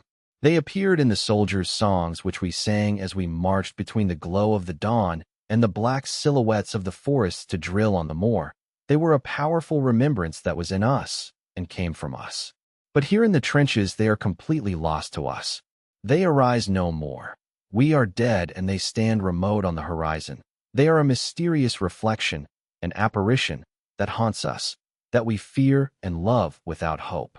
They are strong and our desire is strong, but they are unattainable and we know it. And even if these scenes of our youth were given back to us, we would hardly know what to do. The tender, secret influence that passed from them into us could not rise again. We might be amongst them and move in them. We might remember and love them and be stirred by the sight of them. But it would be like gazing at the photograph of a dead comrade. Those are his features, it is his face, and the days we spent together take on a mournful life in the memory, but the man himself it is not. We could never regain the old intimacy with those scenes. It was not any recognition of their beauty and their significance that attracted us, but the communion, the feeling of a comradeship with the things and events of our existence, which cut us off and made the world of our parents a thing incomprehensible to us. For then we surrendered ourselves to events and were lost in them, and the least little thing was enough to carry us down the stream of eternity. Perhaps it was only the privilege of our youth, but as yet we recognized no limits and saw nowhere an end. We had that thrill of expectation in the blood which united us with the course of our days. Today we would pass through the scenes of our youth like travelers. We are burned up by hard facts. Like tradesmen we understand distinctions, and like butchers, necessities. We are no longer untroubled. We are indifferent. We might exist there, but should we really live there? We are forlorn like children, and experienced like old men. We are crude and sorrowful and superficial. I believe we are lost.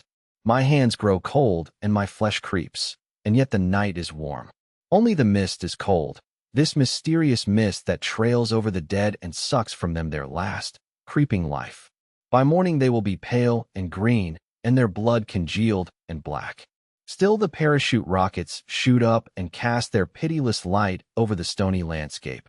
which is full of craters and frozen lights like a moon. The blood beneath my skin brings fear and restlessness into my thoughts. They become feeble and tremble. They want warmth and life. They cannot persist without solace, without illusion. They are disordered before the naked picture of despair. I hear the rattle of the mess tins and immediately feel a strong desire for warm food. It would do me good and comfort me. Painfully, I force myself to wait until I am relieved.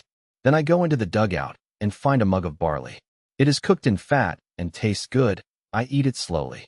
I remain quiet, though the others are in a better mood, for the shelling has died down.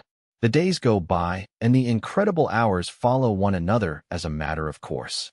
Attacks alternate with counterattacks, and slowly the dead pile up in the field of craters between the trenches. We are able to bring in most of the wounded that do not lie too far off. But many have long to wait, and we listen to them dying. For one of them, we searched 2 days in vain. He must be lying on his belly and unable to turn over. Otherwise, it is hard to understand why we cannot find him. For it is only when a man has his mouth close to the ground that it is impossible to gauge the direction of his cry. He must have been badly hit. One of those nasty wounds, neither so severe that they exhaust the body at once and a man dreams on in a half-swoon, nor so light that a man endures the pain in the hope of becoming well again. Cat thinks he has either a broken pelvis or a shot through the spine. His chest cannot have been injured, otherwise he would not have such strength to cry out. And if it were any other kind of wound, it would be possible to see him moving. He grows gradually hoarser. The voice is so strangely pitched that it seems to be everywhere. The first night, some of our fellows go out 3 times to look for him. But when they think they have located him and crawl across, the next time they hear the voice, it seems to come from somewhere else altogether. We search in vain until dawn. We scrutinize the field all day with glasses, but discover nothing. On the second day, the calls are fainter. That will be because his lips and mouth have become dry. Our company commander has promised next turn of leave with 3 days extra to anyone who finds him.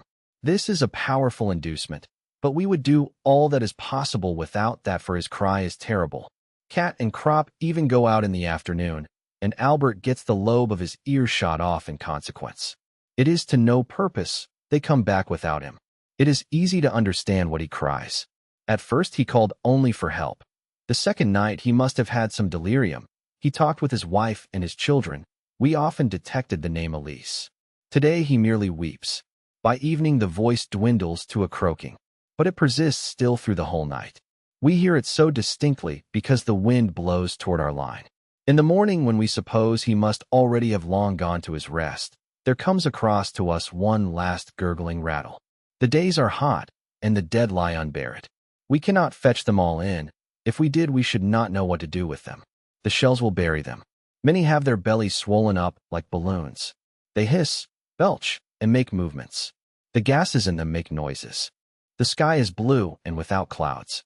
In the evening it grows sultry, and the heat rises from the earth. When the wind blows toward us, it brings the smell of blood, which is very heavy and sweet. This deathly exhalation from the shell holes seems to be a mixture of chloroform and putrefaction, and fills us with nausea and retching. The nights become quiet, and the hunt for copper driving bands and the silken parachutes of the French star shells begins.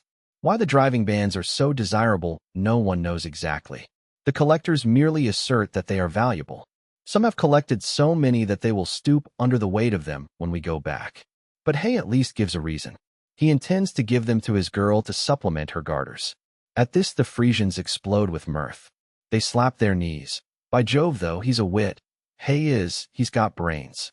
Jaden especially can hardly contain himself. He takes the largest of the rings in his hand, and every now and then puts his legs through it to show how much slack there is. Hey, man, she must have legs like legs. His thoughts mount somewhat higher. And a behind, too, she must have.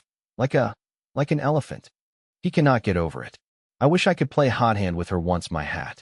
Hay beams, proud that his girl should receive so much appreciation. She's a nice bit, he says with self-satisfaction. The parachutes are turned to more practical uses. According to the size of the bust, 3, or perhaps 4 will make a blouse. Crop and I use them as handkerchiefs. The others send them home. If the women could see at what risk these bits of rag are often obtained, they would be horrified. Cat surprises Jaden endeavoring with perfect equanimity to knock the driving band off a dud. If anyone else had tried it, the thing would have exploded, but Jaden always has his luck with him. One morning, 2 butterflies play in front of our trench. They are brimstone butterflies, with red spots on their yellow wings. What can they be looking for here? There is not a plant nor a flower for miles. They settle on the teeth of a skull. The birds, too, are just as carefree. They have long since accustomed themselves to the war. Every morning larks ascend from no man's land. A year ago we watched them nesting. The young ones grew up too. We have a spell from the rats in the trench. They are in no man's land. We know what for. They grow fat. When we see one, we have a crack at it. At night we hear again the rolling behind the enemy lines. All day we have only the normal shelling, so that we are able to repair the trenches. There is always plenty of amusement. The airmen see to that. There are countless fights for us to watch every day. Battle planes don't trouble us, but the observation planes we hate like the plague. They put the artillery to us. A few minutes after they appear, shrapnel and high explosives begin to drop on us. We lose 11 men in one day that way, and 5 of them stretcher bearers. 2 are smashed, so that Jaden remarks you could scrape them off the wall of the trench with a spoon and bury them in a mess tin. Another has the lower part of his body and his legs torn off. Dead, his chest leans against the side of the trench. His face is lemon yellow. In his beard still burns a cigarette. It glows until it dies out on his lips. We put the dead in a large shell hole. So far there are 3 layers, one on top of the other. Suddenly the shelling begins to pound again. Soon we are sitting up once more with the rigid tenseness of blank anticipation. Attack, counterattack, charge, repulse. These are words, but what things they signify. We have lost a good many men, mostly recruits. Reinforcements have again been sent up to our sector. They are one of the new regiments, composed almost entirely of young fellows just called up. They have had hardly any training and are sent into the field with only a theoretical knowledge. They do know what a hand grenade is, it is true, but they have very little idea of cover, and what is most important of all, have no eye for it. A fold in the ground has to be quite 18 inches high before they can see it. Although we need reinforcement, the recruits give us almost more trouble than they are worth. They are helpless in this grim fighting area. They fall like flies. Modern trench warfare demands knowledge and experience. A man must have a feeling for the contours of the ground, an ear for the sound and character of the shells, must be able to decide beforehand where they will drop, how they will burst, and how to shelter from them. The young recruits, of course, know none of these things. They get killed simply because they hardly can tell shrapnel from high explosive. They are mown down because they are listening anxiously to the roar of the big coal boxes falling in the rear and miss the light, piping whistle of the low spreading daisy cutters. They flock together like sheep instead of scattering, and even the wounded are shot down like hares by the airmen. Their pale turnip faces, their pitiful clenched hands, the fine courage of these poor devils, the desperate charges and attacks made by the poor brave wretches, who are so terrified that they dare not cry out loudly, but with battered chests, with torn bellies, arms and legs only whimper softly for their mothers and cease as soon as one looks at them. Their sharp, downy, dead faces have the awful expressionlessness of dead children. It brings a lump into the throat to see how they go over and run and fall. A man would like to spank them. They are so stupid, and to take them by the arm and lead them away from here where they have no business to be. They wear gray coats and trousers and boots, but for most of them the uniform is far too big. It hangs on their limbs, their shoulders are too narrow, their bodies too slight. No uniform was ever made to these childish measurements. Between 5 and 10 recruits fall to every old hand. A surprise gas attack carries off a lot of them. They have not yet learned what to do. We found one dugout full of them, with blue heads and black lips. Some of them in a shell hole took off their masks too soon. They did not know that the gas lies longest in the hollows. When they saw others on top, without masks, they pulled theirs off too and swallowed enough to scorch their lungs. Their condition is hopeless. They choke to death with hemorrhages and suffocation. In one part of the trench, I suddenly run into Himmelstas. We dive into the same dugout. Breathless, we are all lying one beside the other waiting for the charge. When we run out again, although I am very excited, I suddenly think, where's Himmelstas? Quickly I jump back into the dugout and find him with a small scratch lying in a corner pretending to be wounded. His face looks sullen. He is in a panic. He is new to it too. But it makes me mad that the young recruits should be out there and he here. Get out. I spit. He does not stir. His lips quiver. His mustache twitches. Out. I repeat. He draws up his legs, crouches back against the wall, and shows his teeth like a cur. I seize him by the arm and try to pull him up. He barks. This is too much for me. I grab him by the neck and shake him like a sack. His head jerks from side to side. You lump, will you get out? You hound. You skunk, sneak out of it, would you? His eye becomes glassy. I knock his head against the wall. You cow. I kick him in the ribs. You swine. I push him toward the door and shove him out head first. Another wave of our attack has just come up. A lieutenant is with them. He sees us and yells, "Forward, forward, join in, follow." And the word of command does what all my banging could not. Himmelstas hears the order, looks round him as if awakened, and follows on. I come after and watch him go over. Once more he is the smart Himmelstas of the parade ground. He has even outstripped the lieutenant and is far ahead. Bombardment, barrage, curtain fire, mines, gas, tanks, machine guns, hand grenades. Words, words, but they hold the horror of the world. Our faces are encrusted. Our thoughts are devastated. We are weary to death. When the attack comes, we shall have to strike many of the men with our fists to waken them and make them come with us. Our eyes are burnt. Our hands are torn. Our knees bleed. Our elbows are raw. How long has it been? Weeks, months, years? Only days. We see time pass in the colorless faces of the dying. We cram food into us. We run. We throw. We shoot. We kill. We lie about. We are feeble and spent, and nothing supports us but the knowledge that there are still feebler, still more spent, still more helpless ones there who, with staring eyes, look upon us as gods that escaped death many times. In the few hours of rest we teach them. There, see that waggle top? That's a mortar coming. Keep down, it will go clean over. But if it comes this way, then run for it. You can run from a mortar. We sharpen their ears to the malicious, hardly audible buzz of the smaller shells that are not easily distinguishable. They must pick them out from the general din by their insect-like hum. We explain to them that these are far more dangerous than the big ones that can be heard long beforehand. We show them how to take cover from aircraft, how to simulate a dead man when one is overrun in an attack, how to time hand grenades so that they explode half a second before hitting the ground. We teach them to fling themselves into holes as quick as lightning before the shells with instantaneous fuses. We show them how to clean up a trench with a handful of bombs. We explain the difference between the fuse length of the enemy bombs and our own. We put them wise to the sound of gas shells. Show them all the tricks that can save them from death. They listen, they are docile, but when it begins again, in their excitement, they do everything wrong. Hey West thus drags off with a great wound in his back, through which the lung pulses at every breath. I can only press his hand. It's all up, Paul. He groans and he bites his arm because of the pain.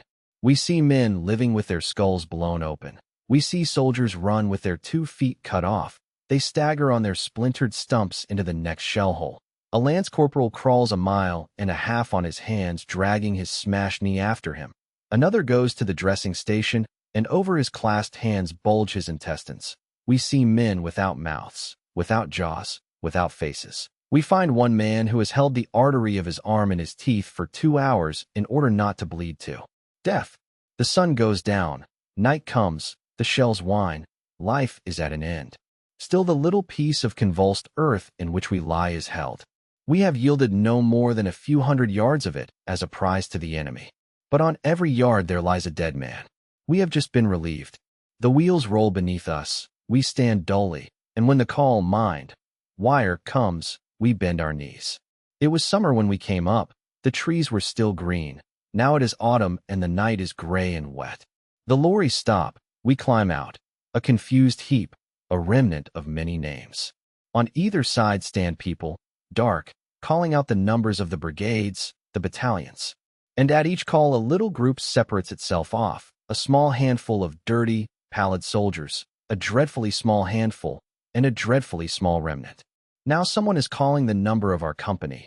It is, yes, the company commander. He has come through. Then, his arm is in a sling. We go over to him, and I recognize Kat and Albert. We stand together, lean against each other, and look at one another. And we hear the number of our company called again and again. He will call a long time. They do not hear him in the hospitals and shell holes. Once again, second company this way, and then more softly. Nobody else, second company? He is silent, and then huskily he says, "Is that all?" He gives the order, "Number." The morning is gray. It was still summer when we came up, and we were 150 strong. Now we freeze. It is autumn. The leaves rustle. The voices flutter out wearily. 1, 2, 3, 4, and cease at 32. And there is a long silence before the voice asks, "Anyone else?" And waits and then says softly, "In squads," and then breaks off and is only able to finish, "Second company," with difficulty. "Second company, march easy." A short line trudges off into the morning. 32 men. Chapter 7. They have taken us farther back than usual to a field depot so that we can be reorganized. Our company needs more than 100 reinforcements. In the meantime, when we are off duty, we loaf around. After a couple of days, Himmelstas comes up to us. He has had the bounce knocked out of him since he has been in the trenches and wants to get on good terms with us. I am willing, because I saw how he brought Hay West us in when he was hit in the back. Besides, he's decent enough to treat us in the canteen when we are out of funds. Only Jaden is still reserved and suspicious. But he is won over, too, when Himmelstas tells us that he is taking the place of the sergeant cook who has gone on leave. As a proof, he produces on the spot 2 pounds of sugar for us and a half pound of butter specially for Jaden. He even sees to it that we are detailed the next 2 or 3 days to the cookhouse for potato and turnip peeling. The grub he gives us there is real officer's fare. Thus, momentarily, we have the 2 things a soldier needs for contentment: good food and rest. That's not much when one comes to think of it. A few years ago, we would have despised ourselves terribly. But now we are almost happy. It is all a matter of habit, even the front line. Habit is the explanation of why we seem to forget things so quickly. Yesterday, we were under fire. Today, we act the fool and go foraging through the countryside. Tomorrow, we go up to the trenches again. We forget nothing, really. But so long as we have to stay here in the field, the front-line days, when they are past, sink down in us like a stone. They are too grievous for us to be able to reflect on them at once. If we did that, we should have been destroyed long ago. I soon found out this much. Terror can be endured so long as a man simply ducks.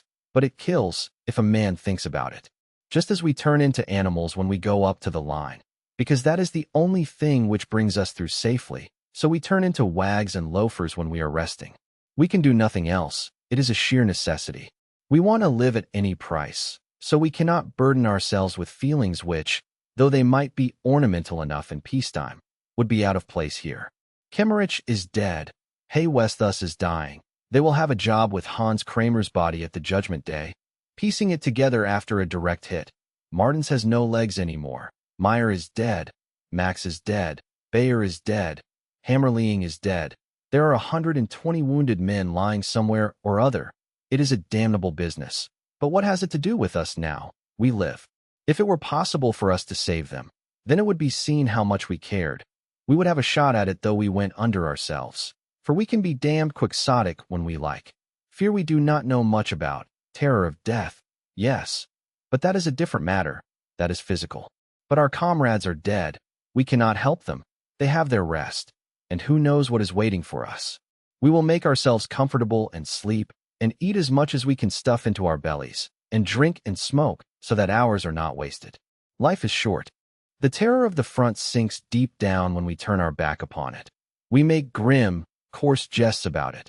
When a man dies, then we say he has nipped off his turd, and so we speak of everything. That keeps us from going mad. As long as we take it that way, we maintain our own resistance. But we do not forget. It's all rot that they put in the war news about the good humor of the troops, how they are arranging dances almost before they are out of the front line. We don't act like that because we are in a good humor. We are in a good humor because otherwise we should go to pieces. Even so, we cannot hold out much longer. Our humor becomes more bitter every month. And this I know, all these things that now, while we are still in the war, sink down in us like a stone, after the war shall waken again, and then shall begin the disentanglement of life and death. The days, the weeks, the years out here shall come back again. and our dead comrades shall then stand up again and march with us. Our heads shall be clear, we shall have a purpose, and so we shall march, our dead comrades beside us, the years at the front behind us. Against whom? Against whom? Some time ago there was an army theater in these parts. Colored posters of the performances are still sticking on a hoarding. With wide eyes crop, and I stand in front of it. We can hardly credit that such things still exist. A girl in a light summer dress, with a red patent leather belt about her hips. She is standing with one hand on a railing, and with the other, she holds a straw hat. She wears white stockings and white shoes, fine buckle shoes with high heels. Behind her smiles the blue sea with white horses. At the side is a bright bay. She is a lovely girl with a delicate nose, red lips, and slender legs, wonderfully clean and well cared for. She certainly baths twice a day and never has any dirt under her nails. At most perhaps a bit of sand from the beach. Beside her stands a man in white trousers, a blue jacket, and sailor's cap, but he interests us much less. The girl on the poster is a wonder to us. We have quite forgotten that there are such things, and even now we hardly believe our eyes. We have seen nothing like it for years, nothing like it for happiness, beauty, and joy. That is peacetime. That is as it should be. We feel excited. Just look at those thin shoes, though. She couldn't march many miles in those. I say, and then begin to feel silly, for it is absurd to stand in front of the picture like this and think of nothing but marching. How old would she be? Crop asks. About 22 at the most, I hazard. Then she would be older than us. She is not more than 17, let me tell you. It gives us goose flesh. That would be good. Albert, what do you think? He nods. I have some white trousers at home, too. White trousers, say I, but a girl like that. We look askance at one another. There's not much to boast of here. 2 ragged, stained, and dirty uniforms. It is hopeless to compete. So we proceed to tear the young man with the white trousers off the hoarding, taking care not to damage the girl. That is something toward it. We could go and get deloused, anyway. Crop then suggests. I am not very enthusiastic because it doesn't do one's clothes any good and a man is lousy again inside 2 hours. But when we have considered the picture once more, I declare myself willing. I go even farther. We might see if we could get a clean shirt as well. Socks might be better, says Albert, not without reason. Yes, socks too perhaps. Let's go and explore a bit. Then Lear and Jaden stroll up. They look at the poster and immediately the conversation becomes smutty.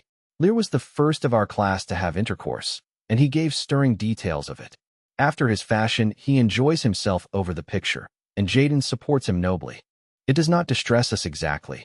Who isn't smutty is no soldier. It merely does not suit us at the moment. So we edge away and march off to the delousing station with the same feeling as if it were a swell gentleman's outfitters. The houses in which we are billeted lie near the canal. On the other side of the canal there are ponds flanked with poplars. On the other side of the canal there are women too. The houses on our side have been abandoned. On the other side, though, one occasionally sees inhabitants. In the evening we go swimming. 3 women come strolling along the bank. They walk slowly and don't look away, although we have no bathing suits. Lear calls out to them. They laugh and stop to watch us. We fling remarks at them in broken French, anything that comes into our heads, hastily and all jumbled together, anything to detain them. They are not specially wonderful pieces, but then where are such to be had about here? There is one slim little brunette. Her teeth gleam when she laughs. She has quick movements. Her dress swings loosely about her legs. Although the water is cold, we are very jovial and do our best to interest them so that they will stay. We try to make jokes, and they answer with things we cannot understand. We laugh and beckon. Jaden is more crafty. He runs into the house, gets a loaf of army bread, and holds it up. That produces a great effect. They nod and beckon us to come over. But we don't dare to do that. It is forbidden to cross to the opposite bank. There are sentries on all the bridges. It's impossible without a pass. So we indicate that they should come over to us, but they shake their heads and point to the bridge. They are not allowed to pass either. They turn back and walk slowly down the canal, keeping along the towpath all the way. We accompany them swimming. After a few hundred yards they turn off and point to a house that stands a little distance away among the trees and shrubbery. Lear asks if they live there. They laugh. Sure, that's their house. We call out to them that we would like to come, sometime when the guards cannot see us. At night. Tonight. They raise their hands, Put them together, rest their faces on them, and shut their eyes. They understand. The slim brunette does a two-step. The blonde girl twitters, "Bread, good." Eagerly we assure them that we will bring some with us. And other tasty bits too. We roll our eyes and try to explain with our hands. Lear nearly drowns trying to demonstrate a sausage. If it were necessary, we would promise them a whole quartermaster's store. They go off and frequently turn and look back. We climb out on the bank on our side of the canal and watch to see whether they go into the house, for they might easily have been lying. Then we swim back. No one can cross the bridge without leave, so we will simply have to swim over tonight. We are full of excitement. We cannot last out without a drink, so we go to the canteen where there is beer and a kind of punch. We drink punch and tell one another lying tales of our experiences. Each man gladly believes the other man's story, only waiting impatiently till he can cap it with a taller one. Our hands are fidgety. We smoke countless cigarettes until Kropp says, we might as well take them a few cigarettes too. So we put some inside our caps to keep them. The sky turns apple green. There are 4 of us, but only 3 can go. We must shake off Jaden, so ply him with rum and punch until he rocks. As it turns dark, we go to our billets, Jaden in the center. We are glowing and full of a lust for adventure. The little brunette is mine. We have settled all that. Jaden drops on his sack of straw and snores. Once he wakes up and grins so craftily that we are alarmed and begin to think he is cheating, and that we have given him the punch to no purpose. Then he drops back again and sleeps on. We each get hold of a whole army loaf and wrap it up in newspaper. The cigarettes we put in too, as well as 3 good rations of liver sausage that were issued to us this evening. That makes a decent present. We stow the things carefully in our boots. We have to take them to protect our feet against treading on wire and broken glass on the other bank. As we must swim for it, we can take no other clothes. But it is not far and quite dark. We make off with our boots in our hands. Swiftly we slip into the water, lie on our backs and swim, holding the boots with their contents up over our heads. We climb out carefully on the opposite bank, take out the packages and put on our boots. We put the things under our arms. And so, all wet and naked, clothed only in our boots, we break into a trot. We find the house at once. It lies among the trees. Lear trips over a root and skins his elbows. No matter, he says gaily. The windows are shuttered. We slip round the house and try to peer through the cracks. Then we grow impatient. Suddenly Kropp hesitates. What if there's a major with them? Then we just clear off, grins Lear. He can try to read our regimental numbers here, and smacks his behind. The door of the courtyard stands open. Our boots made a great clatter. The house door opens, a chink of light shines through, and a woman cries out in a scared voice.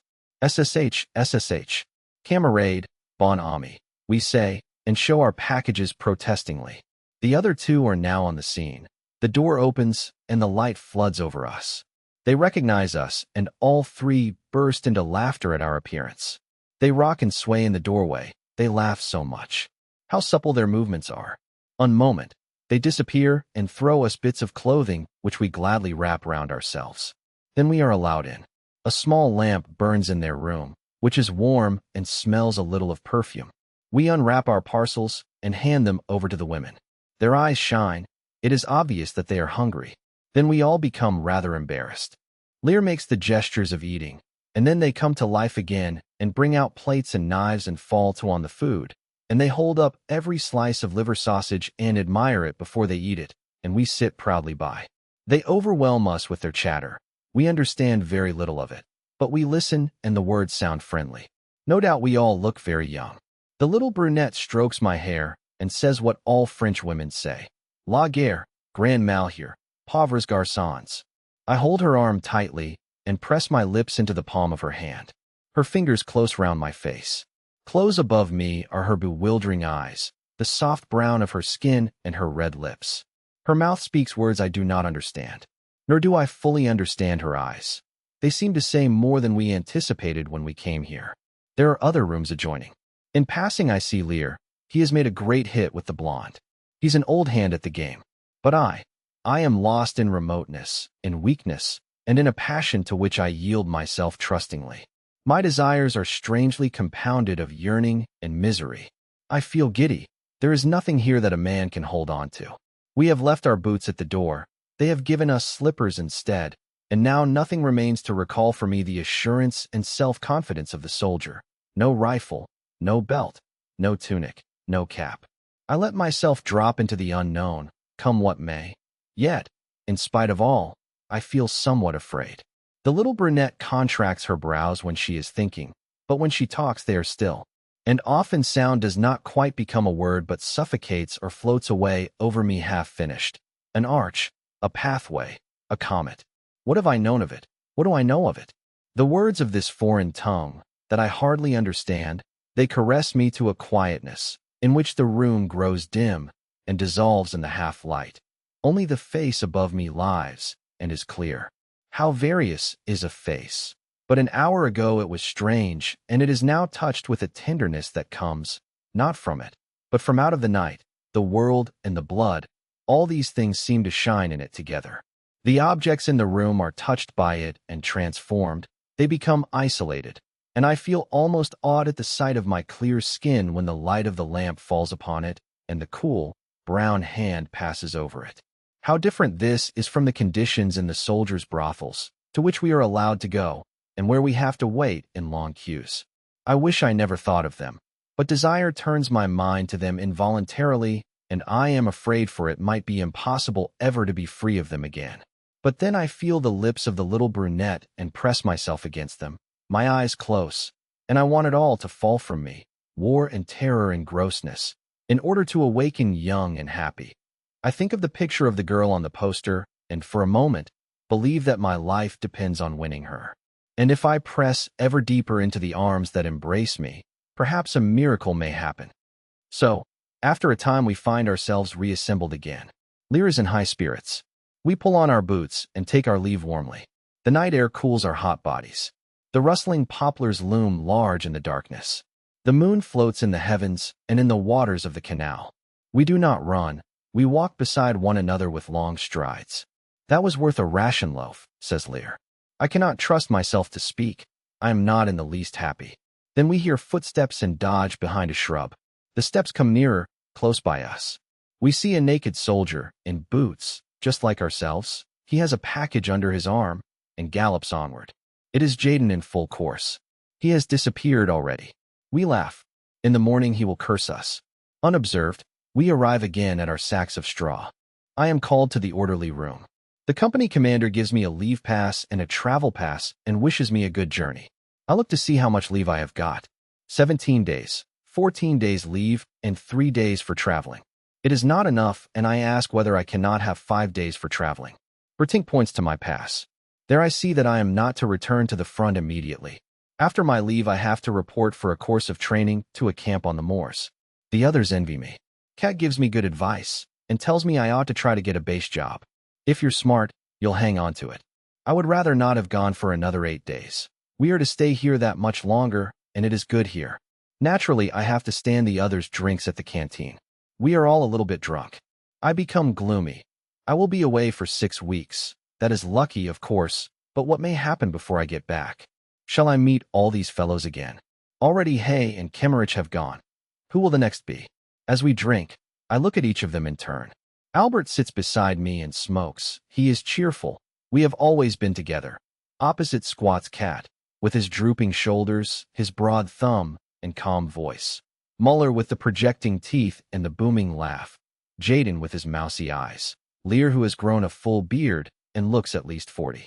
Over us hangs a dense cloud of smoke. Where would a soldier be without tobacco? The canteen is his refuge, and beer is far more than a drink. It is a token that a man can move his limbs and stretch in safety.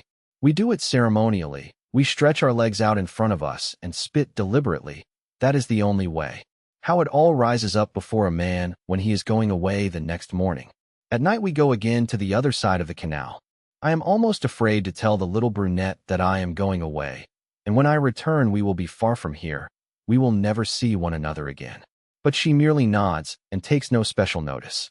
At first I am at a loss to understand, then it suddenly dawns on me. Yes, Lear is right. If I were going up to the front, then she would have called me again pauvre garçon, but merely going on leave. She does not want to hear about that. That is not nearly so interesting. May she go to the devil with her chattering talk. A man dreams of a miracle, and wakes up to loaves of bread. Next morning, after I have been deloused, I go to the railhead.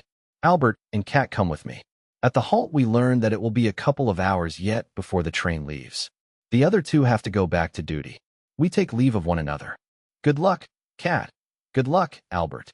They go off and wave once or twice. Their figures dwindle. I know their every step and movement. I would recognize them at any distance. Then they disappear. I sit down on my pack and wait. Suddenly, I become filled with a consuming impatience to be gone. I lie down on many a station platform. I stand before many a soup kitchen. I squat on many a bench. Then at last the landscape becomes disturbing, mysterious, and familiar. It glides past the western windows with its villages, their thatched roofs like caps, pulled over the whitewashed, half-timbered houses, its cornfields, gleaming like mother of pearl in the slanting light, its orchards, its barns, and old lime trees. The names of the stations begin to take on meaning, and my heart trembles. The train stamps and stamps onward. I stand at the window and hold on to the frame. These names mark the boundaries of my youth. Smooth meadows, fields, farmyards. A solitary team moves against the skyline along the road that runs parallel to the horizon. A barrier, before which peasants stand waiting, girls waving, children playing on the embankment, roads leading into the country, smooth roads without artillery. It is evening, and if the train did not rattle, I should cry out. The plain unfolds itself. In the distance, the soft, blue silhouette of the mountain ranges begins to appear. I recognize the characteristic outline of the Dalbenberg, a jagged comb, springing up precipitously from the limits of the forests. Behind it should lie the town. But now the sun streams through the world, dissolving everything in its golden red light. The train swings round one curve and then another. Far away, in a long line one behind the other, stand the poplars, unsubstantial, swaying and dark, fashioned out of shadow, light, and desire. The field swings round as the train encircles it, and the intervals between the trees diminish. The trees become a block, and for a moment I see one only. Then they reappear from behind the foremost tree and stand out a long line against the sky until they are hidden by the first houses. A street crossing. I stand by the window. I cannot drag myself away.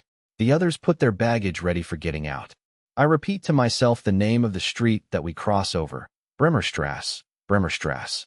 Below there are cyclists, lorries, men. It is a gray street and a gray subway. It affects me as though it were my mother.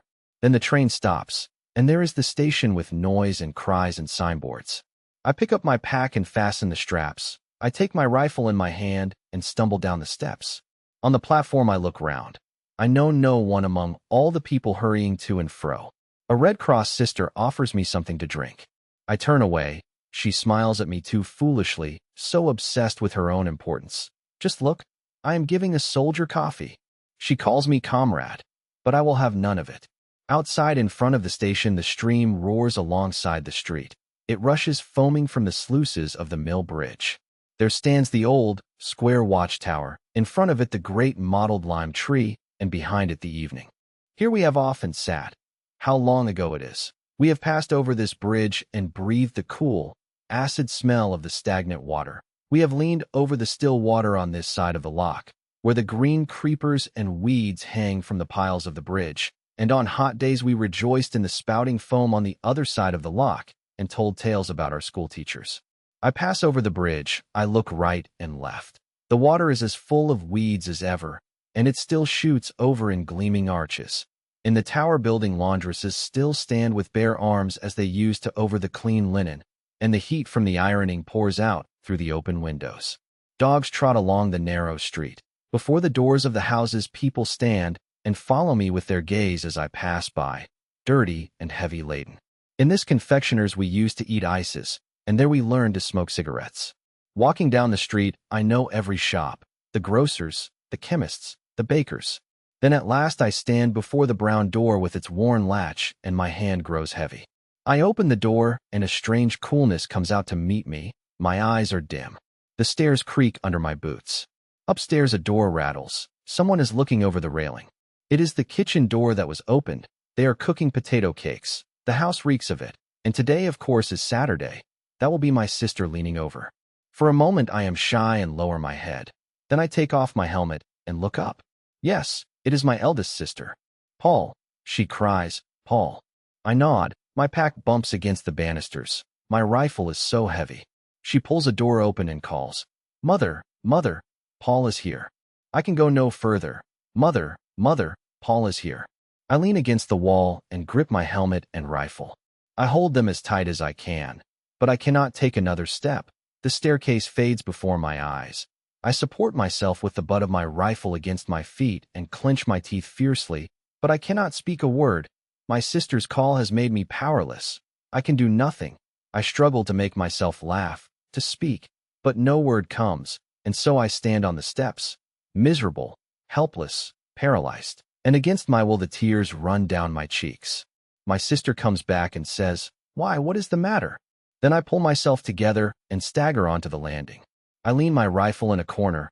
I set my pack against the wall, place my helmet on it, and fling down my equipment and baggage. Then I say fiercely, Bring me a handkerchief. She gives me one from the cupboard, and I dry my face. Above me on the wall hangs the glass case with the colored butterflies that once I collected. Now I hear my mother's voice. It comes from the bedroom. Is she in bed? I ask my sister. She is ill, she replies. I go into her, give her my hand, and say as calmly as I can, Here I am, Mother. She lies still in the dim light. Then she asks anxiously, Are you wounded? And I feel her searching glance. No, I have got leave. My mother is very pale. I am afraid to make a light. Here I lie now, says she, and cry instead of being glad. Are you sick, Mother? I ask. I am going to get up a little today, she says and turns to my sister, who is continually running to the kitchen to watch that the food does not burn. And put out that jar of preserved whortleberries. You like that, don't you? She asks me. Yes, Mother, I haven't had any for a long time. We might almost have known you were coming, laughs my sister. There is just your favorite dish, potato cakes, and even whortleberries to go with them too. And it is Saturday, I add. Sit here beside me, says my mother. She looks at me. Her hands are white and sickly and frail compared with mine. We say very little, and I am thankful that she asks nothing. What ought I to say? Everything I could have wished for has happened. I have come out of it safely and sit here beside her. And in the kitchen stands my sister preparing supper and singing. Dear boy, says my mother softly. We were never very demonstrative in our family. Poor folk who toil and are full of cares are not so. It is not their way to protest what they already know. When my mother says to me, Dear boy, it means much more than when another uses it. I know well enough that the jar of whortleberries is the only one they have had for months, and that she has kept it for me, and the somewhat stale cakes that she gives me too. She must have got them cheap sometime and put them all by for me. I sit by her bed, and through the window the chestnut trees in the beer garden opposite glow in brown and gold. I breathe deeply and say over to myself, You are at home. You are at home. But a sense of strangeness will not leave me. I cannot feel at home amongst these things. There is my mother. There is my sister. There my case of butterflies. And there the mahogany piano. But I am not myself there. There is a distance, a veil between us. I go and fetch my pack to the bedside and turn out the things I have brought. A whole Edamer cheese that Cat provided me with, 2 loaves of army bread, 3/4 of a pound of butter, 2 tins of livered sausage, a pound of dripping, and a little bag of rice. I suppose you can make some use of that. They nod. It is pretty bad for food here. I inquire. Yes, there's not much. Do you get enough out there? I smile and point to the things I've brought. Not always quite as much as that, of course, but we fare reasonably well. Erna takes away the food. Suddenly my mother seizes hold of my hand and asks falteringly, Was it very bad out there, Paul? Mother, what should I answer to that? You would not understand, you could never realize it. And you shall never realize it. Was it bad, you ask? You, Mother. I shake my head and say, No, Mother, not so very. There are always a lot of us together, so it isn't so bad. Yes, but Heinrich Bredemeyer was here just lately and said it was terrible out there now, with the gas and all the rest of it. It is my mother who says that. She says, with the gas and all the rest of it. She does not know what she is saying. She is merely anxious for me. Should I tell her how we once found 3 enemy trenches with their garrison all stiff as though stricken with apoplexy? Against the parapet, in the dugouts, just where they were, the men stood and lay about, with blue faces, dead. No, Mother, That's only talk, I answer. There's not very much in what Bredemeyer says. You see, for instance, I'm well and fit. Before my mother's tremulous anxiety, I recover my composure. Now I can walk about and talk and answer questions without fear of having suddenly to lean against the wall because the world turns soft as rubber and my veins become brimstone. My mother wants to get up, so I go for a while to my sister in the kitchen. What is the matter with her? I ask. She shrugs her shoulders. She has been in bed some months now, but we did not want to write and tell you. Several doctors have been to see her. One of them said it is probably cancer again. I go to the district commandant to report myself. Slowly I wander through the streets. Occasionally someone speaks to me. I do not delay long, for I have little inclination to talk. On the way back from the barracks, a loud voice calls out to me. Still lost in thought, I turn round and find myself confronted by a major. Can't you salute? He blusters. Sorry, Major, I say in embarrassment. I didn't notice you. Don't you know how to speak properly? He roars. I would like to hit him in the face, but control myself, for my leave depends on it. I click my heels and say, I did not see you, Herr Major. Then keep your eyes open, he snorts. What is your name? I give it. His fat red face is furious. What regiment? I give him full particulars. Even yet he has not had enough. Where are you quartered? But I have had more than enough and say, between Langmark and Bixschute. He asks, a bit stupefied. I explain to him that I arrived on leave only an hour or two since, thinking that he would then trot along. But not at all. He gets even more furious. You think you can bring your frontline manners here, what? Well, we don't stand for that sort of thing. Thank God, we have discipline here.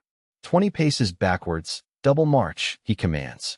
I am mad with rage, but I cannot say anything to him. He could put me under arrest if he liked. So I double back, and then march up to him. 6 paces from him, I spring to a stiff salute and maintain it until I am 6 paces beyond him. He calls me back again and affably gives me to understand that for once he is pleased to put mercy before justice. I pretend to be duly grateful. Now dismiss, he says. I turn about smartly and march off. That ruins the evening for me. I go back home and throw my uniform into a corner. I had intended to change it in any case. Then I take out my civilian clothes from the wardrobe and put them on. I feel awkward. The suit is rather tight and short. I have grown in the army. Collar and tie give me some trouble. In the end, my sister ties the bow for me. But how light the suit is, it feels as though I had nothing on but a shirt and underpants. I look at myself in the glass. It is a strange sight. A sunburnt, overgrown candidate for confirmation gazes at me in astonishment. My mother is pleased to see me wearing civilian clothes. It makes me less strange to her. But my father would rather I kept my uniform on so that he could take me to visit his acquaintances. But I refuse. It is pleasant to sit quietly somewhere, in the beer garden for example, under the chestnuts by the skitlally. The leaves fall down on the table and on the ground. Only a few, the first. A glass of beer stands in front of me. I've learned to drink in the army. The glass is half empty, but there are a few good swigs ahead of me, and besides I can always order a second and a third if I wish to. There are no bugles and no bombardments. The children of the house play in the skitlally, and the dog rests his head against my knee. The sky is blue. Between the leaves of the chestnuts rises the green spire of St. Margaret's Church. This is good. I like it. But I cannot get on with the people. My mother is the only one who asks no questions. Not so my father. He wants me to tell him about the front. He is curious in a way that I find stupid and distressing. I no longer have any real contact with him. There is nothing he likes more than just hearing about it. I realize he does not know that a man cannot talk of such things. I would do it willingly, but it is too dangerous for me to put these things into words. I am afraid they might then become gigantic and I be no longer able to master them. What would become of us if everything that happens out there were quite clear to us? So I confine myself to telling him a few amusing things. But he wants to know whether I have ever had a hand-to-hand fight. I say no, and get up and go out. But that does not mend matters. After I have been startled a couple of times in the street by the screaming of the tramcars, which resembles the shriek of a shell coming straight for one, somebody taps me on the shoulder. It is my German master, and he fastens on me with the usual question. Well, how are things out there? Terrible, terrible, eh? Yes, it is dreadful, but we must carry on. And after all, you do at least get decent food out there, so I hear. You look well, Paul, and fit. Naturally, it's worse here. Naturally. The best for our soldiers every time. That goes without saying. He drags me along to a table with a lot of others. They welcome me. A headmaster shakes hands with me and says, "So you come from the front? What is the spirit like out there?" "Excellent, excellent." I explain that no one would be sorry to be back home. He laughs uproariously. I can well believe it. But first you have to give the froggies a good hiding. Do you smoke? Here, try one. Waiter, bring a beer as well for our young warrior. Unfortunately, I have accepted the cigar, so I have to remain. And they are all so dripping with goodwill that it is impossible to object. All the same, I feel annoyed and smoke like a chimney as hard as I can. In order to make at least some show of appreciation, I toss off the beer in one gulp. Immediately a second is ordered. People know how much they are indebted to the soldiers.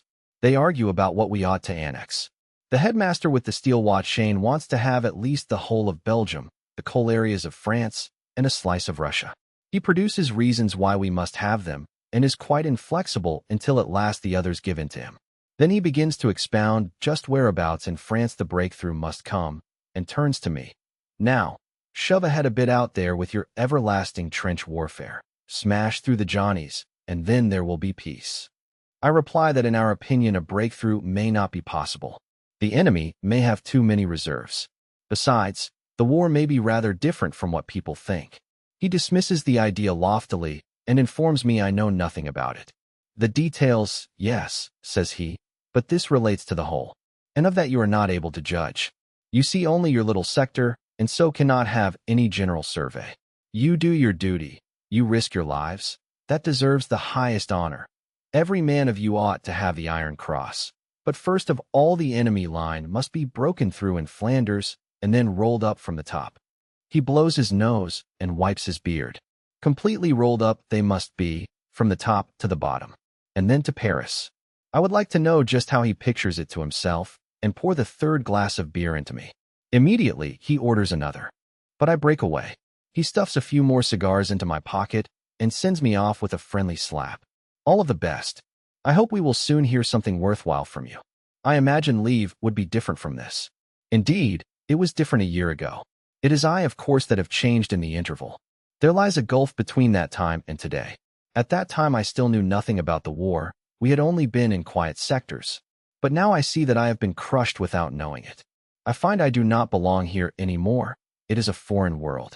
Some of these people ask questions, some ask no questions, but one can see that the latter are proud of themselves for their silence. They often say with a wise air that these things cannot be talked about. They plume themselves on it. I prefer to be alone, so that no one troubles me. For they all come back to the same thing, how badly it goes and how well it goes. One thinks it is this way, another that, and yet they are always absorbed in the things that go to make up their existence. Formerly I lived in just the same way myself, but now I feel no contact here. They talk too much for me. They have worries, aims, desires that I cannot comprehend. I often sit with one of them in the little beer garden and try to explain to him that this is really the only thing, just to sit quietly, like this. They understand, of course, they agree, they may even feel it so too, but only with words. Only with words. Yes, that is it. They feel it, but always with only half of themselves. The rest of their being is taken up with other things. They are so divided in themselves that none feels it with his whole essence. I cannot even say myself exactly what I mean. When I see them here, in their rooms, in their offices, about their occupations, I feel an irresistible attraction in it. I would like to be here too and forget the war, but also it repels me. It is so narrow. How can that fill a man's life? He ought to smash it to bits. How can they do it? While out at the front the splinters are whining over the shell holes and star shells go up. The wounded are carried back on waterproof sheets, and comrades crouch in the trenches. They are different men here, men I cannot properly understand, whom I envy and despise. I must think of Kat and Albert and Muller and Jaden. What will they be doing? No doubt they are sitting in the canteen, or perhaps swimming. Soon they will have to go up to the front line again. In my room behind the table stands a brown leather sofa. I sit down on it. On the walls are pinned countless pictures that I once used to cut out of the newspapers. In between are drawings and postcards that have pleased me. In the corner is a small iron stove. Against the wall opposite stand the bookshelves with my books. I used to live in this room before I was a soldier. The books I bought gradually with the money I earned by coaching. Many of them are secondhand. All the classics, for example. One volume in blue cloth boards cost 1 mark 20 pfennig. I bought them complete because I was thoroughgoing. I did not trust the editors of selections to choose all the best. So I purchased only collected works. I read most of them with laudable zeal, but few of them really appealed to me. I preferred the other books, the moderns, which were of course much dearer. A few I came by not quite honestly. I borrowed and did not return them because I did not want to part with them. One shelf is filled with school books. They are not so well cared for, they are badly thumbed, and pages have been torn out for certain purposes. Then below are periodicals, papers, and letters all jammed in together with drawings and rough sketches. I want to think myself back into that time. It is still in the room. I feel it at once. The walls have preserved it. My hands rest on the arms of the sofa. Now I make myself at home and draw up my legs so that I sit comfortably in the corner, in the arms of the sofa. The little window is open. Through it, I see the familiar picture of the street with the rising spire of the church at the end. There are a couple of flowers on the table. Pen holders, a shell as a paperweight, the inkwell. Here nothing is changed. It will be like this too, if I am lucky, when the war is over and I come back here for good. I will sit here just like this and look at my room and wait. I feel excited, but I do not want to be, for that is not right. I want that quiet rapture again. I want to feel the same powerful, nameless urge that I used to feel when I turned to my books. The breath of desire that then arose from the colored backs of the books shall fill me again, melt the heavy, dead lump of lead that lies somewhere in me, and waken again the impatience of the future, the quick joy in the world of thought. It shall bring back again the lost eagerness of my youth. I sit and wait. It occurs to me that I must go and see Kemmerich's mother. I might visit Mittelstadt too. He should be at the barracks. I look out of the window. Beyond the picture of the sunlit street appears a range of hills, distant and light. It changes to a clear day in autumn, and I sit by the fire with Kat and Albert and eat potatoes baked in their skins. But I do not want to think of that. I sweep it away. The room shall speak. It must catch me up and hold me. I want to feel that I belong here. I want to hearken and know when I go back to the front that the war will sink down, be drowned utterly in the great homecoming tide. Know that it will then be past forever and not gnaw us continually, that it will have none but an outward power over us. The backs of the books stand in rows. I know them all still. I remember arranging them in order. I implore them with my eyes. Speak to me. Take me up. Take me, life of my youth. You who are carefree, beautiful, receive me again. I wait, I wait. Images float through my mind, but they do not grip me. They are mere shadows and memories. Nothing, nothing. My disquietude grows. A terrible feeling of foreignness suddenly rises up in me. I cannot find my way back. I am shut out though I entreat earnestly and put forth all my strength. Nothing stirs. Listless and wretched, like a condemned man, I sit there and the past withdraws itself. And at the same time I fear to importune it too much, because I do not know what might happen then. I am a soldier. I must cling to that. Wearily I stand up and look out of the window. Then I take one of the books, intending to read, and turn over the leaves. But I put it away and take out another. There are passages in it that have been marked. I look, turn over the pages, take up fresh books. Already they are piled up beside me. Speedily more join the heap, papers, magazines, letters. I stand there dumb, as before a judge, dejected. Words, words, words, they do not reach me. Slowly I place the books back in the shelves. Nevermore. Quietly, I go out of the room. I still do not give up hope. I do not indeed go to my room any more, but comfort myself with the thought that a few days are not enough to judge by. Afterwards, later on, there is plenty of time for that. So I go over to see Mittelstadt in the barracks, and we sit in his room. There is an atmosphere about it that I do not like, but with which I am quite familiar. Mittelstadt has some news ready for me that electrifies me on the spot. He tells me Kantorek has been called up as a territorial. Just think of it, says he, and takes out a couple of good cigars. I come back here from the hospital and bump right into him. He stretches out his paw to me and bleats, "Hello, Mittelstadt. How are you?" I look at him and say, "Territorial Kantorek. Business is business and schnapps is schnapps. You ought to know that well enough." stand to attention when you speak to a superior officer. You should have seen his face. A cross between a dud and a pickled cucumber. He tried once again to chum up, so I snubbed him a bit harder. Then he brought up his biggest guns and asked confidentially, "Would you like me to use my influence so that you can take an emergency exam?" He was trying to remind me of those things, you know. Then I got mad, and I reminded him of something instead. Territorial Erich, 2 years ago you preached us into enlisting, and among us there was one, Joseph Bäumer, who didn't want to enlist. He was killed 3 months before he would have been called up in the ordinary way. If it had not been for you, he would have lived just that much longer. And now dismiss. You will hear from me later. It was easy to get put in charge of his company. First thing I did was to take him to the stores and fit him out with suitable equipment. You will see in a minute. We go to the parade ground. The company has fallen in. Mittelstadt stands them at ease and inspects. Then I see Erich and am scarcely able to stifle my laughter. He is wearing a faded blue tunic. On the back and in the sleeves there are big dark patches. The tunic must have belonged to a giant. The black, worn breeches are just as much too short. They reach barely halfway down his calf. The boots, tough old clodhoppers, with turned-up toes and laces at the side, are much too big for him. But as a compensation the cap is too small, a terribly dirty, mean little pillbox. The whole rig-out is just pitiful. Mittelstadt stops in front of him. Territorial Erich, do you call those buttons polished? You seem as though you can never learn. Inadequate, Erich, quite inadequate. It makes me bubble with glee. In school Erich used to chasten Mittelstadt with exactly the same expression, inadequate, Mittelstadt, quite inadequate. Mittelstadt continues to upbraid him. Look at Bircher now. There's a model for you to learn from. I can hardly believe my eyes. Bircher is there too. Bircher, our school porter. And he is a model. Erich shoots a glance at me as if he would like to eat me. But I grin at him innocently, as though I do not recognize him anymore.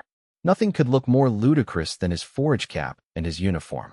And this is the object before whom we used to stand in anguish as he sat up there enthroned at his desk, spearing at us with his pencil for our mistakes in those irregular French verbs with which afterwards we made so little headway in France.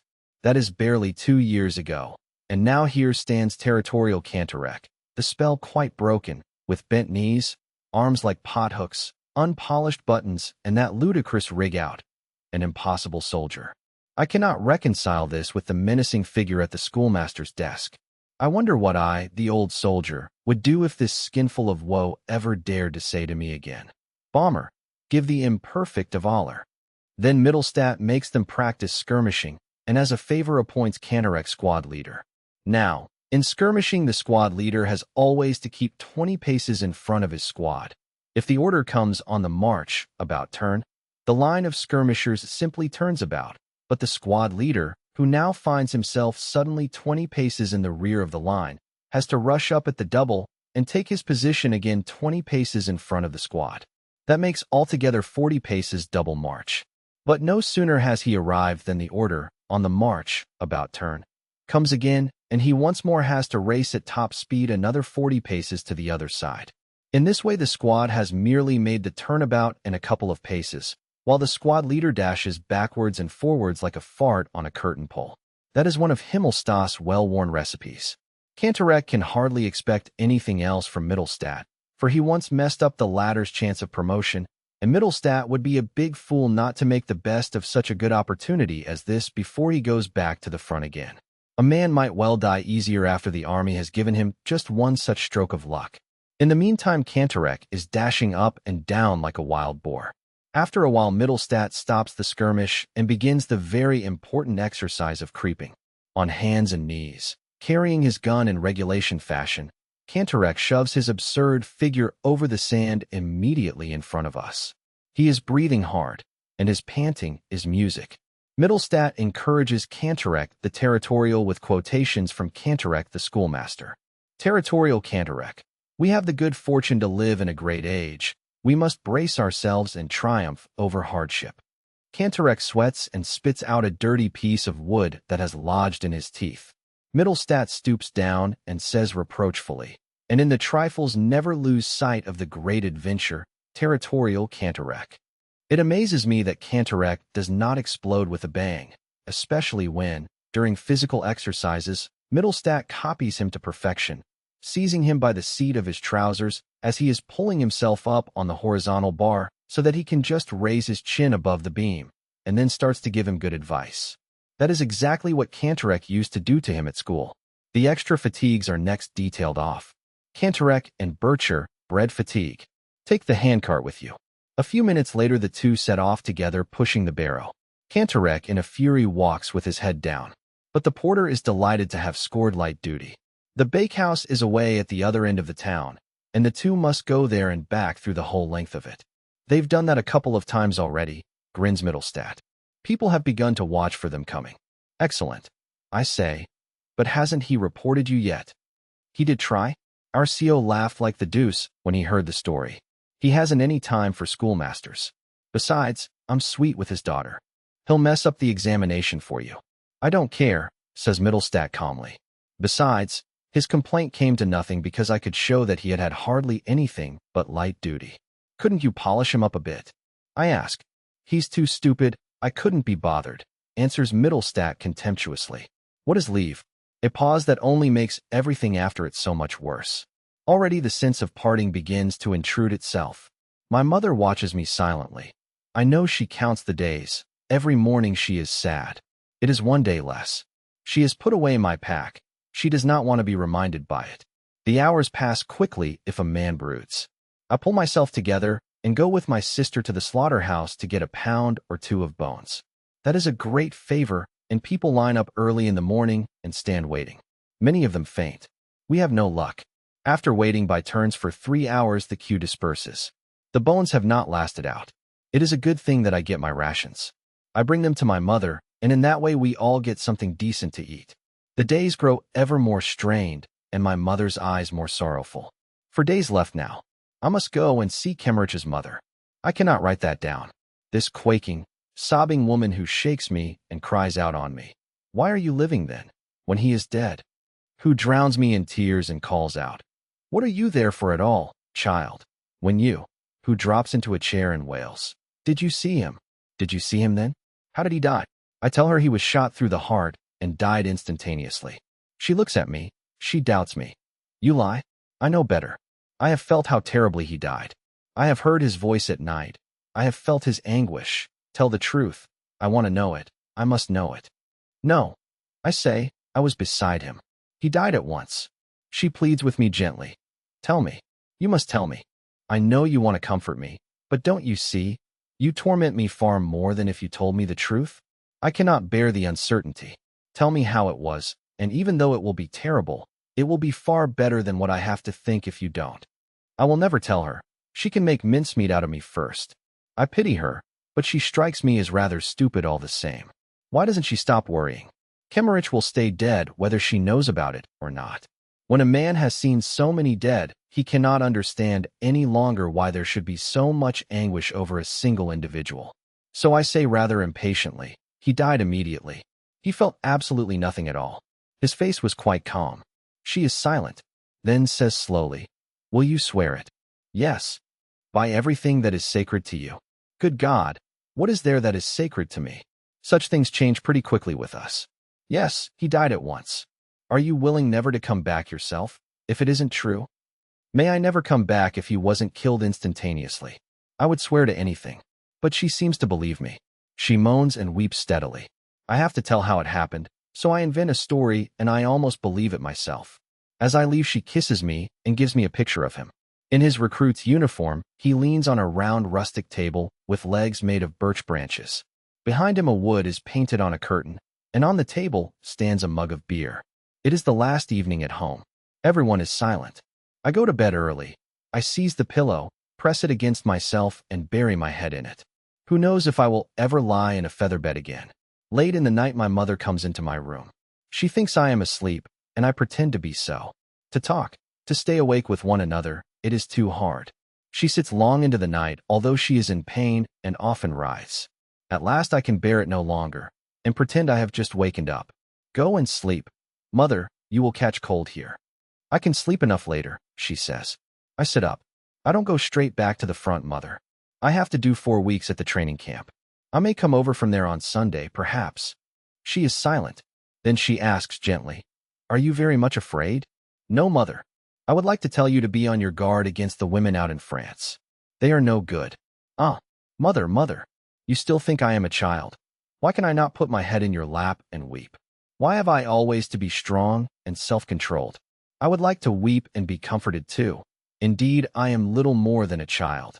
In the wardrobe still hang short, boys' trousers. It is such a little time ago. Why is it over? Where we are there aren't any women, mother," I say as calmly as I can. "And be very careful at the front, Paul." "Ah, mother, mother, why do I not take you in my arms and die with you? What poor wretches we are." "Yes, mother, I will. I will pray for you every day, Paul." "Ah, mother, mother, let us rise up and go out, back through the years, where the burden of all this misery lies on us no more, back to you and me alone. Mother, perhaps you can get a job that is not so dangerous." "Yes, mother, perhaps I can get into the cookhouse. That can easily be done." "You do it then, and if the others say anything, that won't worry me, mother." She sighs. Her face is a white gleam in the darkness. "Now you must go to sleep, mother." She does not reply. I get up and wrap my cover around her shoulders.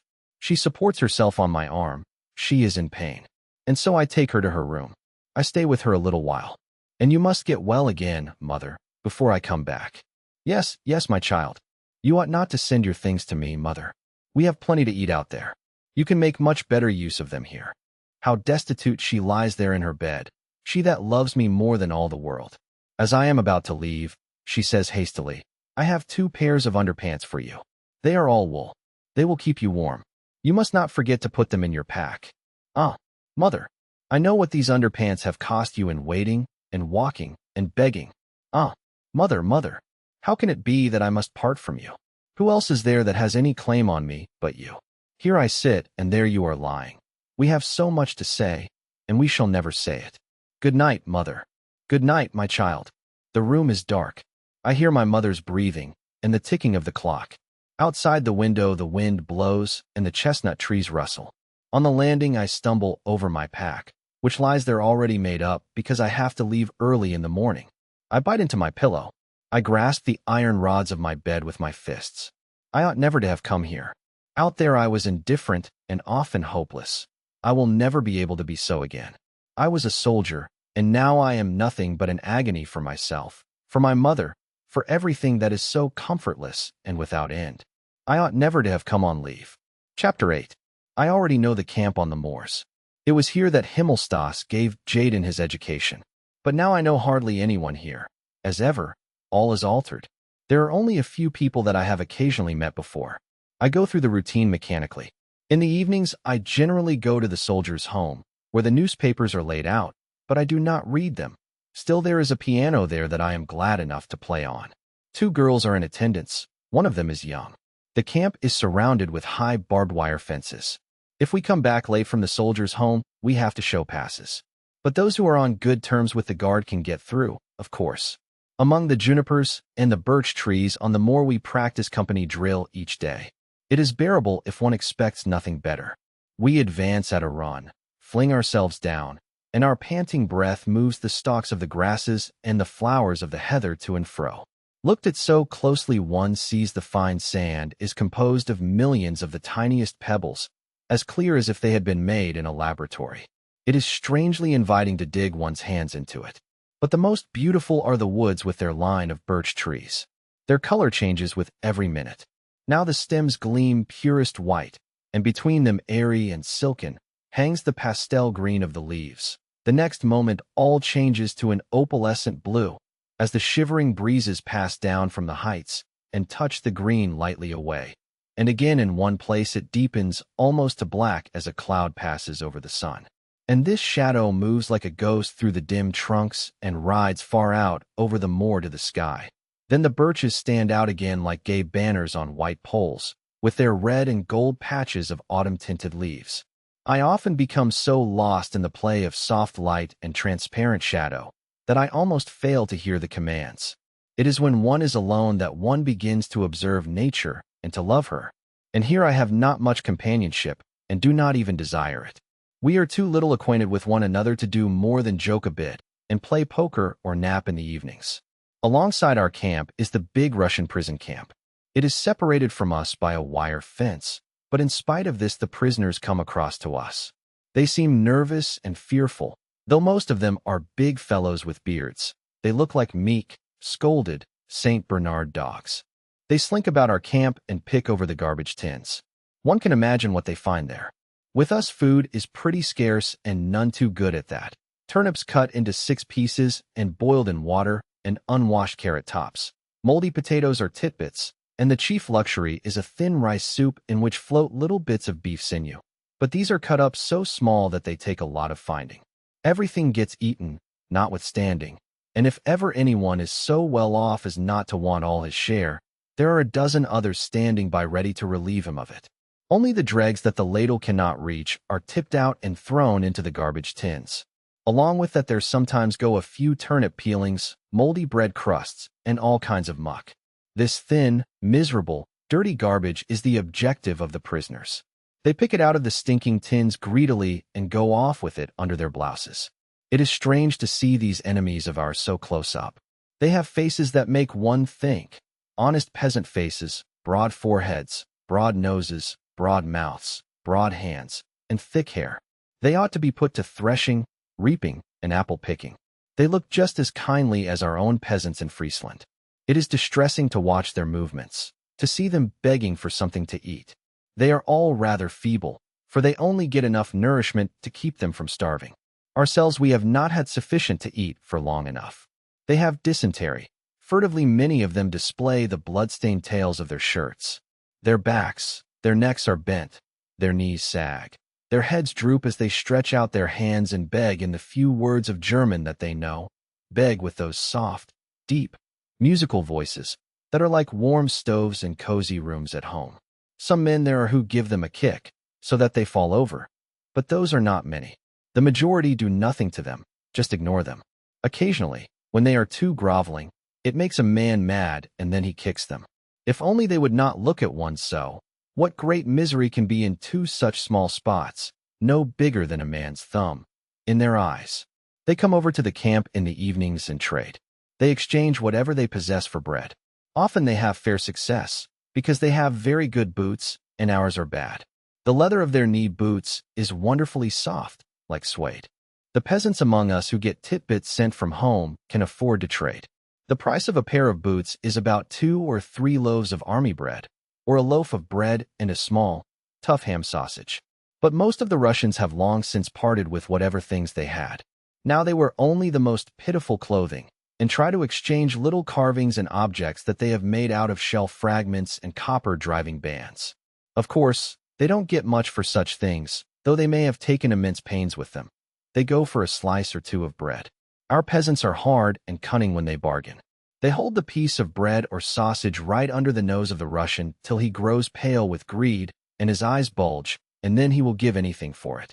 The peasants wrap up their booty with the utmost solemnity, and then get out their big pocket knives and slowly and deliberately cut off a slice of bread for themselves from their supply, and with every mouthful take a piece of the good tough sausage, and so reward themselves with a good feed. It is distressing to watch them take their afternoon meal thus. One would like to crack them over their thick pates. They rarely give anything away. How little we understand one another. I am often on guard over the Russians. In the darkness, one sees their forms move like 6 storks, like great birds. They come close up to the wire fence and lean their faces against it. Their fingers hook round the mesh. Often many stand side by side and breathe the wind that comes down from the moors and the forest. They rarely speak, and then only a few words. They are more human and more brotherly towards one another, it seems to me, than we are. But perhaps that is merely because they feel themselves to be more unfortunate than us. Anyway, the war is over so far as they are concerned. But to wait for dysentery is not much of a life either. The territorials who are in charge of them say that they were much more lively at first. They used to have intrigues among themselves, as always happens, and it would often come to blows and knives. But now they are quite apathetic and listless. Most of them do not masturbate any more. They are so feeble, though otherwise things come to such a pass that whole huts full of them do it. They stand at the wire fence. Sometimes one goes away, and then another at once takes his place in the line. Most of them are silent. Occasionally one begs a cigarette, but I see their dark forms, their beards move in the wind. I know nothing of them except that they are prisoners, and that is exactly what troubles me. Their life is obscure and guiltless. If I could know more of them, what their names are, how they live, what they are waiting for, what their burdens are, then my emotion would have an object and might become sympathy. But as it is, I perceive behind them only the suffering of the creature, the awful melancholy of life, and the pitilessness of men. A word of command has made these silent figures our enemies. A word of command might transform them into our friends.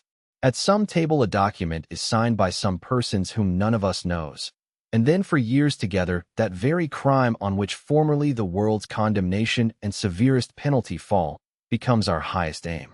But who can draw such a distinction when he looks at these quiet men with their childlike faces and apostles' beards? Any non-commissioned officer is more of an enemy to a recruit, any schoolmaster to a pupil, than they are to us. And yet we would shoot at them again, and they at us if they were free. I am frightened. I dare think this way no more. This way lies the abyss. It is not now the time, but I will not lose these thoughts. I will keep them, shut them away until the war is ended. My heart beats fast. This is the aim, the great, the sole aim, that I have thought of in the trenches, that I have looked for as the only possibility of existence after this annihilation of all human feeling. This is a task that will make life afterward worthy of these hideous years. I take out my cigarettes, break each one in half, and give them to the Russians. They bow to me and then light the cigarettes. Now red points glow in every face. They comfort me. It looks as though there were little windows in dark village cottages saying that behind them are rooms full of peace. The days go by. On a foggy morning another of the Russians is buried. Almost every day one of them dies. I am on guard during the burial. The prisoners sing a chorale. They sing in parts, and it sounds almost as if there were no voices, but an organ far away on the moor. The burial is quickly over. In the evening they stand again at the wire fence, and the wind comes down to them from the beech woods. The stars are cold. I now know a few of those who speak a little German. There is a musician amongst them. He says he used to be a violinist in Berlin. When he hears that I can play the piano, he fetches his violin and plays. The others sit down and lean their backs against the fence. He stands up and plays. Sometimes he has that absent expression which violinists get when they close their eyes. Or again he sways the instrument to the rhythm and smiles across to me. He plays mostly folk songs, and the others hum with him. They are like a country of dark hills that sing far down under the ground. The sound of the violin stands like a slender girl above it, and is clear and alone. The voices cease, and the violin continues alone. In the night it is so thin it sounds frozen. One must stand close up. It would be much better in a room. Out here it makes a man grow sad. Because I have already had a long leave, I get none on Sundays. So the last Sunday before I go back to the front, my father and eldest sister come over to see me. All day we sit in the soldiers' home. Where else could we go? We don't want to stay in the camp. About midday we go for a stroll on the moors. The hours are a torture. We do not know what to talk about, so we speak of my mother's illness. It is now definitely cancer. She is already in the hospital and will be operated on shortly. The doctors hope she will recover, but we have never heard of cancer being cured. Where is she then? I ask. In the Louisa Hospital, says my father. In which class? Third. We must wait till we know what the operation costs. She wanted to be in the third herself. She said that then she would have some company. And besides, it is cheaper. So she is lying there with all those people. If only she could sleep properly. My father nods. His face is broken and full of furrows. My mother has always been sickly, and though she has only gone to the hospital when she has been compelled to, it has cost a great deal of money, and my father's life has been practically given up to it. If only I knew how much the operation costs, says he. Have you not asked? Not directly. I cannot do that. The surgeon might take it amiss, and that would not do. He must operate on mother. Yes, I think bitterly. That's how it is with us, and with all poor people. They don't dare ask the price, but worry themselves dreadfully beforehand about it. But the others, for whom it is not important, they settle the price first as a matter of course. And the doctor does not take it amiss from them. The dressings afterwards are so expensive, says my father. Doesn't the Invalids Fund pay anything toward it, then? I ask. Mother has been ill too long. Have you any money at all? He shakes his head. No, but I can do some overtime. I know. He will stand at his desk folding and pasting and cutting until 12 o'clock at night. At 8 o'clock in the evening, he will eat some miserable rubbish they get in exchange for their food tickets. Then he will take a powder for his headache and work on. In order to cheer him up a bit, I tell him a few stories, soldiers' jokes, and the like, about generals and sergeant majors. Afterwards, I accompany them both to the railway station. They give me a pot of jam and a bag of potato cakes that my mother has made for me. Then they go off, and I return to the camp. In the evening, I spread the jam on the cakes and eat some, but I have no taste for them, so I go out to give them to the Russians. Then it occurs to me that my mother cooked them herself and that she was probably in pain as she stood before the hot stove. I put the bag back in my pack and take only 2 cakes to the Russians. Chapter 9. We travel for several days. The first aeroplanes appear in the sky. We roll on past transport lines. Guns, guns. The light railway picks us up. I search for my regiment. No one knows exactly where it lies. Somewhere or other I put up for the night.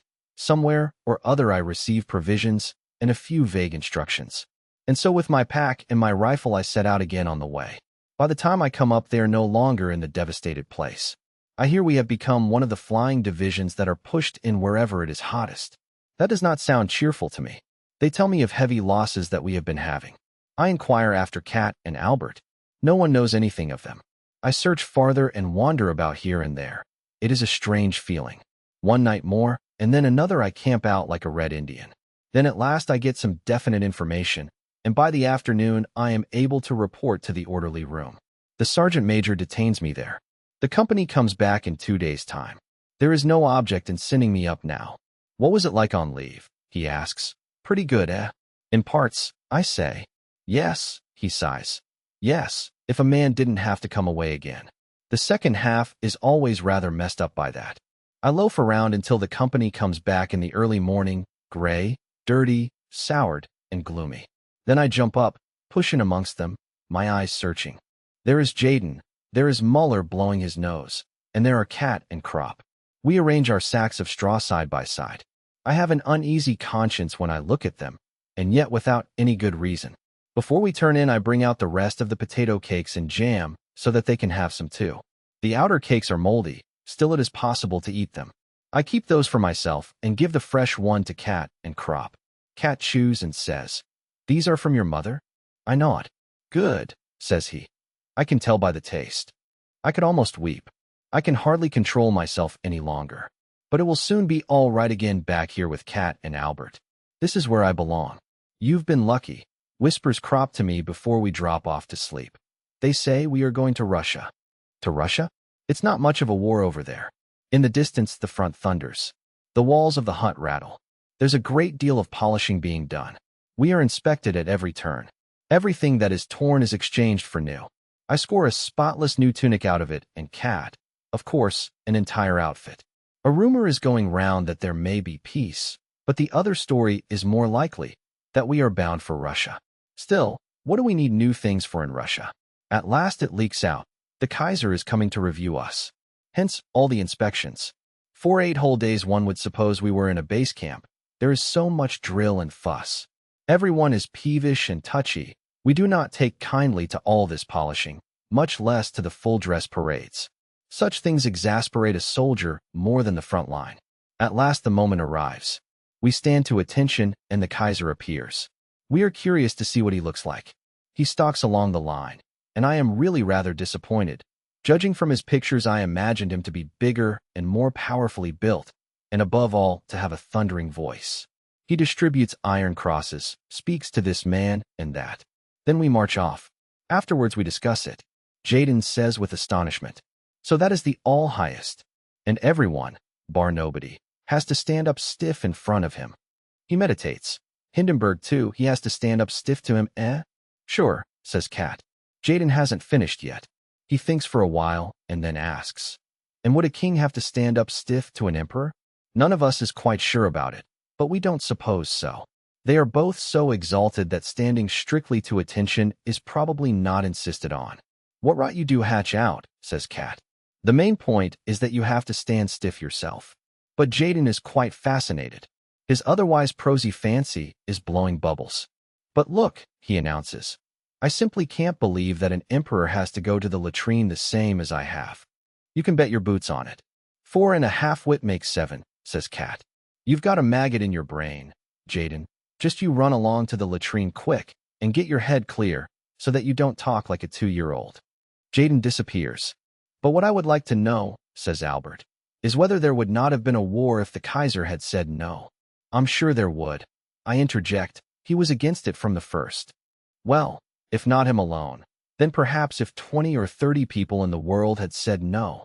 That's probable, I agree, but they damned well said yes. It's queer, when one thinks about it, goes on Crop. We are here to protect our fatherland. And the French are over there to protect their fatherland. Now who's in the right? Perhaps both, say I without believing it. Yes, well now, pursues Albert, and I see that he means to drive me into a corner. But our professors and parsons and newspapers say that we are the only ones that are right, and let's hope so. But the French professors and parsons and newspapers say that the right is on their side. Now what about that? That I don't know. I say, but whichever way it is, there's war all the same, and every month more countries coming in. Jaden reappears. He is still quite excited and again joins the conversation, wondering just how a war gets started. Mostly by one country badly offending another, answers Albert with a slight air of superiority. The Jaden pretends to be obtuse. A country? I don't follow. A mountain in Germany cannot offend a mountain in France. Or a river, or a wood, or a field of wheat. Are you really as stupid as that? Or are you just pulling my leg? Growls Crop. I don't mean that at all. One people offends the other. Then I haven't any business here at all, replies Jaden. I don't feel myself offended. Well, let me tell you, says Albert sourly. It doesn't apply to tramps like you. Then I can be going home right away, retorts Jaden, and we all laugh. ACH man. He means the people as a whole, the state, exclaims Muller. State, state. Jaden snaps his fingers contemptuously. Gendarmes, police, taxes, that's your state. If that's what you were talking about, no. Thank you. That's right, says Kat. You've said something for once, Jaden. State and home country, there's a big difference. But they go together, insists Crop. Without the state there wouldn't be any home country. True, but just you consider, almost all of us are simple folk. And in France, too, the majority of men are laborers, workmen, or poor clerks. Now just why would a French blacksmith or a French shoemaker want to attack us? No, it is merely the rulers. I had never seen a Frenchman before I came here, and it will be just the same with the majority of Frenchmen as regards us. They weren't asked about it any more than we were. Then what exactly is the war for? Asks Jaden. Kat shrugs his shoulders. There must be some people to whom the war is useful. Well, I'm not one of them, grins Jaden. Not you, nor anybody else here. Who are they then? Persists Jaden. It isn't any use to the Kaiser either. He has everything he can want already. I'm not so sure about that, contradicts Kat. He has not had a war up till now. And every full-grown emperor requires at least one war. Otherwise he would not become famous. You look in your school books. And generals too, adds deterring. They become famous through war. Even more famous than emperors, adds Kat. There are other people back behind there who profit by the war, that's certain, growls deterring. I think it is more of a kind of fever, says Albert. No one in particular wants it, and then all at once there it is. We didn't want the war, the others say the same thing, and yet half the world is in it all the same. But there are more lies told by the other side than by us, say I. Just think of those pamphlets the prisoners have on them, where it says that we eat Belgian children. The fellows who write those lies ought to go out and hang themselves. They are real culprits. Muller gets up. Anyway, it is better that the war is here instead of in Germany. Just you look at the shell holes. True, assents Jaden, but no war at all would be better still. He is quite proud of himself because he has scored for once over us volunteers. And his opinion is quite typical. Here one meets it time and again, and there is nothing with which one can properly counter it, because that is the limit of their comprehension of the factors involved. The national feeling of the Tommy resolves itself into this. Here he is. But that is the end of it. Everything else he criticizes from his own practical point of view. Albert lies down on the grass and growls angrily. The best thing is not to talk about the rotten business. It won't make any difference, that's sure, agrees Kat. To make matters worse, we have to return almost all the new things and take back our old rags again. The good ones were merely for the inspection. Instead of going to Russia, we go up the line again. On the way, we pass through a devastated wood with the tree trunks shattered and the ground plowed up. At several places there are tremendous craters. Great guns, something's hit that, I say to Cat. Trench mortars, he replies, and then points up at one of the trees. In the branches, dead men are hanging. A naked soldier is squatting in the fork of a tree. He still has his helmet on. Otherwise, he is entirely unclad. There is only half of him sitting up there, the top half. The legs are missing. What can that mean? I ask. He's been blown out of his clothes, mutters Jaden. It's funny, says Cat. We have seen that several times now. If a mortar gets you, it blows you clean out of your clothes. It's the concussion that does it. I search around. And so it is. Here hang bits of uniform, and somewhere else is plastered a bloody mess that was once a human limb. Over there lies a body with nothing but a piece of the underpants on one leg and the collar of the tunic around its neck. Otherwise, it is naked and the clothes are hanging up in the tree. Both arms are missing as though they had been pulled out. I discover one of them 20 yards off in a shrub. The dead man lies on his face. There, where the arm wounds are, the earth is black with blood. Underfoot, the leaves are scratched up as though the man had been kicking. That's no joke, Cat, says I.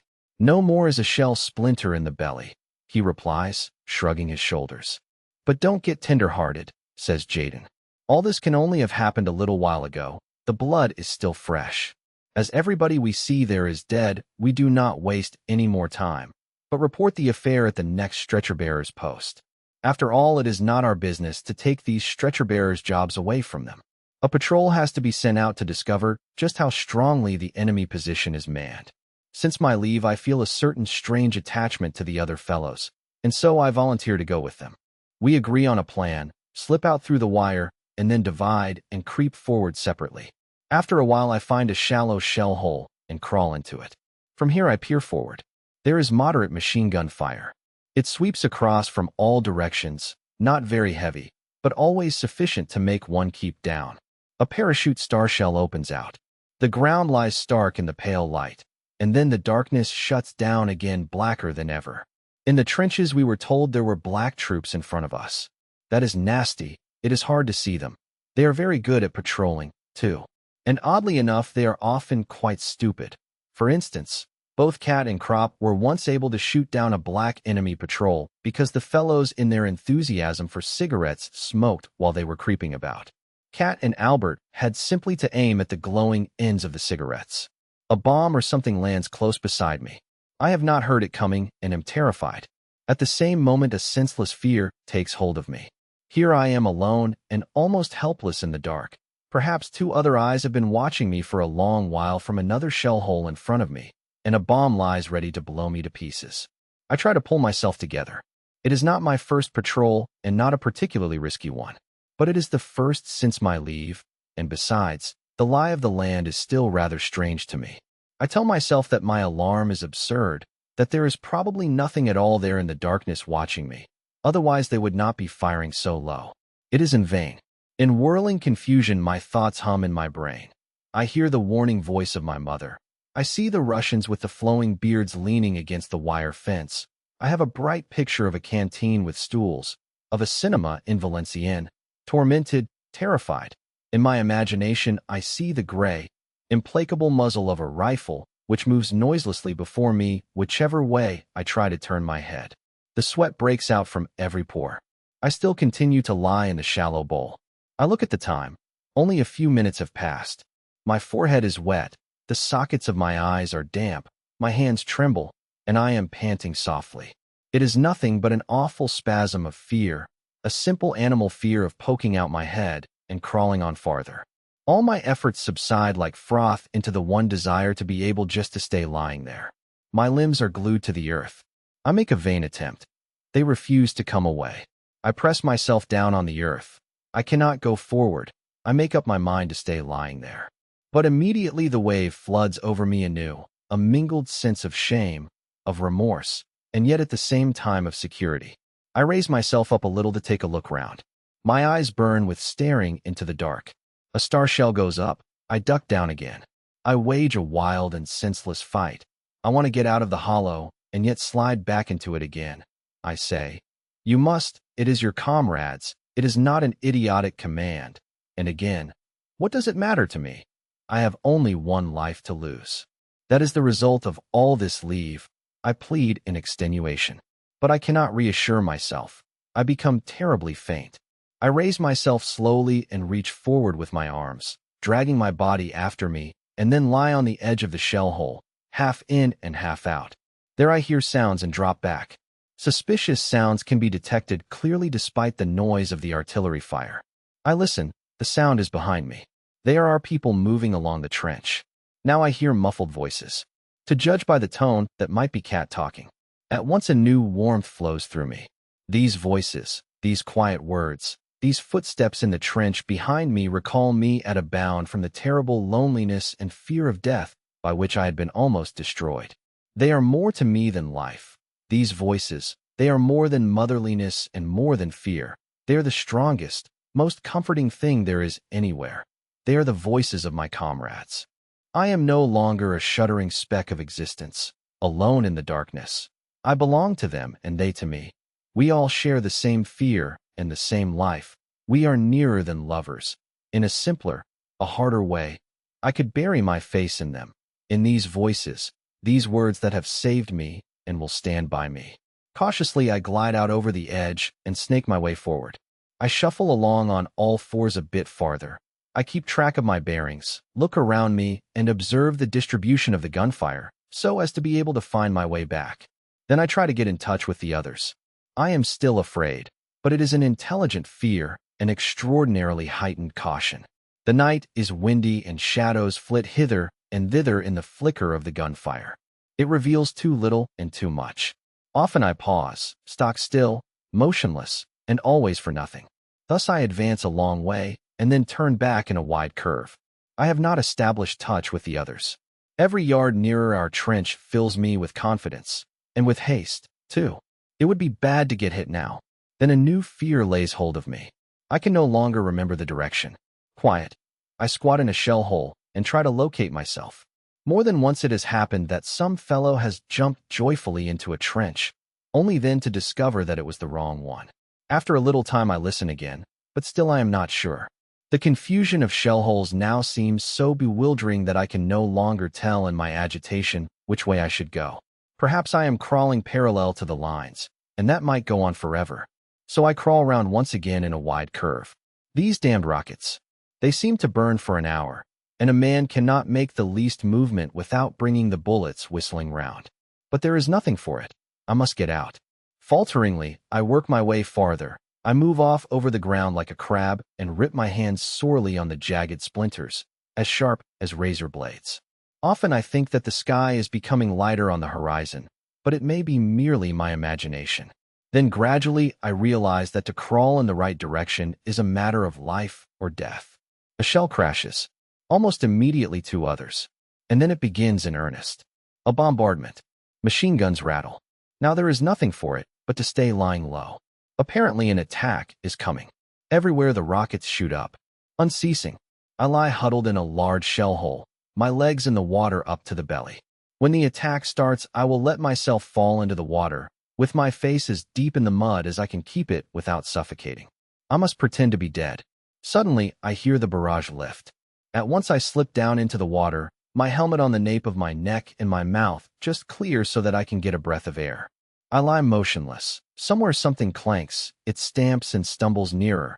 All my nerves become taut and icy. It clatters over me and away. The first wave has passed. I have but this one shattering thought. What will you do if someone jumps into your shell hole? Swiftly I pull out my little dagger, grasp it fast, and bury it in my hand once again under the mud. If anyone jumps in here, I will go for him. It hammers in my forehead. At once, stab him clean through the throat, so that he cannot call out. That's the only way. He will be just as frightened as I am. When in terror we fall upon one another, then I must be first. Now our batteries are firing. A shell lands near me. That makes me savage with fury. All it needs now is to be killed by our own shells. I curse and grind my teeth in the mud. It is a raving frenzy. In the end, all I can do is groan and pray. The crash of the shells bursts in my ears. If our fellows make a counter-raid, I will be saved. I press my head against the earth and listen to the muffled thunder, like the explosions of quarrying, and raise it again to listen for the sounds on top. The machine guns rattle. I know our barbed wire entanglements are strong and almost undamaged. Parts of them are charged with a powerful electric current. The rifle fire increases. They have not broken through. They have to retreat. I sink down again, huddled, strained to the uttermost. The banging, the creeping, the clanging becomes audible. One single cry yelling amongst it all. They are raked with fire. The attack is repulsed. Already it has become somewhat lighter. Steps hasten over me. The first. Gone. Again, another. The rattle of machine guns becomes an unbroken chain. Just as I am about to turn round a little, something heavy stumbles, and with a crash a body falls over me into the shell hole, slips down, and lies across me. I do not think at all. I make no decision. I strike madly at home, and feel only how the body suddenly convulses, then becomes limp and collapses. When I recover myself, my hand is sticky and wet. The man gurgles. It sounds to me as though he bellows. Every gasping breath is like a cry, a thunder, but it is only my heart pounding. I want to stop his mouth, stuff it with earth, stab him again. He must be quiet. He is betraying me. Now at last I regain control of myself, but have suddenly become so feeble that I cannot any more lift my hand against him. So I crawl away to the farthest corner and stay there, my eyes glued on him, my hand grasping the knife, ready, if he stirs, to spring at him again. But he won't do so any more. I can hear that already in his gurgling. I can see him indistinctly. I have but one desire, to get away. If it is not soon, it will be too light. It will be difficult enough now. Then as I try to raise up my head, I see it is impossible already. The machine gun fire so sweeps the ground that I should be shot through and through before I could make one jump. I test it once with my helmet, which I take off and hold up to find out the level of the shots. The next moment it is knocked out of my hand by a bullet. The fire is sweeping very low to the ground. I am not far enough from the enemy line to escape being picked off by one of the snipers if I attempt to get away. The light increases. Burning, I wait for our attack. My hands are white at the knuckles. I clench them so tightly in my longing for the fire to cease so that my comrades may come. Minute after minute trickles away. I dare not look again at the dark figure in the shell hole. With an effort I look past it and wait. The bullets hiss. They make a steel net, never ceasing, never ceasing. Then I notice my bloody hand and suddenly feel nauseated. I take some earth and rub the skin with it. Now my hand is muddy and the blood cannot be seen anymore. The fire does not diminish. It is equally heavy from both sides. Our fellows have probably given me up for lost long ago. It is early morning, clear and gray. The gurgling continues. I stop my ears, but soon take my fingers away again, because then I cannot hear the other sound. The figure opposite me moves. I shrink together and involuntarily look at it. Then my eyes remain glued to it. A man with a small pointed beard lies there. His head is fallen to one side. One arm is half bent. His head rests helplessly upon it. The other hand lies on his chest. It is bloody. He is dead. I say to myself, he must be dead. He doesn't feel anything anymore. It is only the body that is gurgling there. Then the head tries to raise itself. For a moment the groaning becomes louder. His forehead sinks back upon his arm. The man is not dead. He is dying, but he is not dead. I drag myself toward him, hesitate, support myself on my hands, creep a bit farther, wait. Again a terrible journey. At last I am beside him. Then he opens his eyes. He must have heard me, for he gazes at me with a look of utter terror. The body lies still, but in the eyes there is such an extraordinary expression of fright that for a moment I think they have power enough to carry the body off with them, hundreds of miles away with one bound. The body is still perfectly still, without a sound. The gurgle has ceased, but the eyes cry out, yell. All the life is gathered together in them for one tremendous effort to flee, gathered together there in a dreadful terror of death, of me. My legs give way, and I drop on my elbows. No, I whisper. The eyes follow me. I am powerless to move so long as they are there. Then his hand slips slowly from his breast. Only a little bit. It sinks just a few inches, but this movement breaks the power of the eyes. I bend forward, shake my head and whisper, no. I raise one hand. I must show him that I want to help him. I stroke his forehead. The eyes shrink back as the hand comes. Then they lose their stare. The eyelids droop lower. The tension is past. I open his collar and place his head more comfortably. His mouth stands half open. It tries to form words. The lips are dry. My water bottle is not there. I have not brought it with me. But there is water in the mud, down at the bottom of the crater. I climb down, take out my handkerchief, spread it out, push it under, and scoop up the yellow water that strains through into the hollow of my hand. He gulps it down. I fetch some more. Then I unbutton his tunic in order to bandage him if it is possible.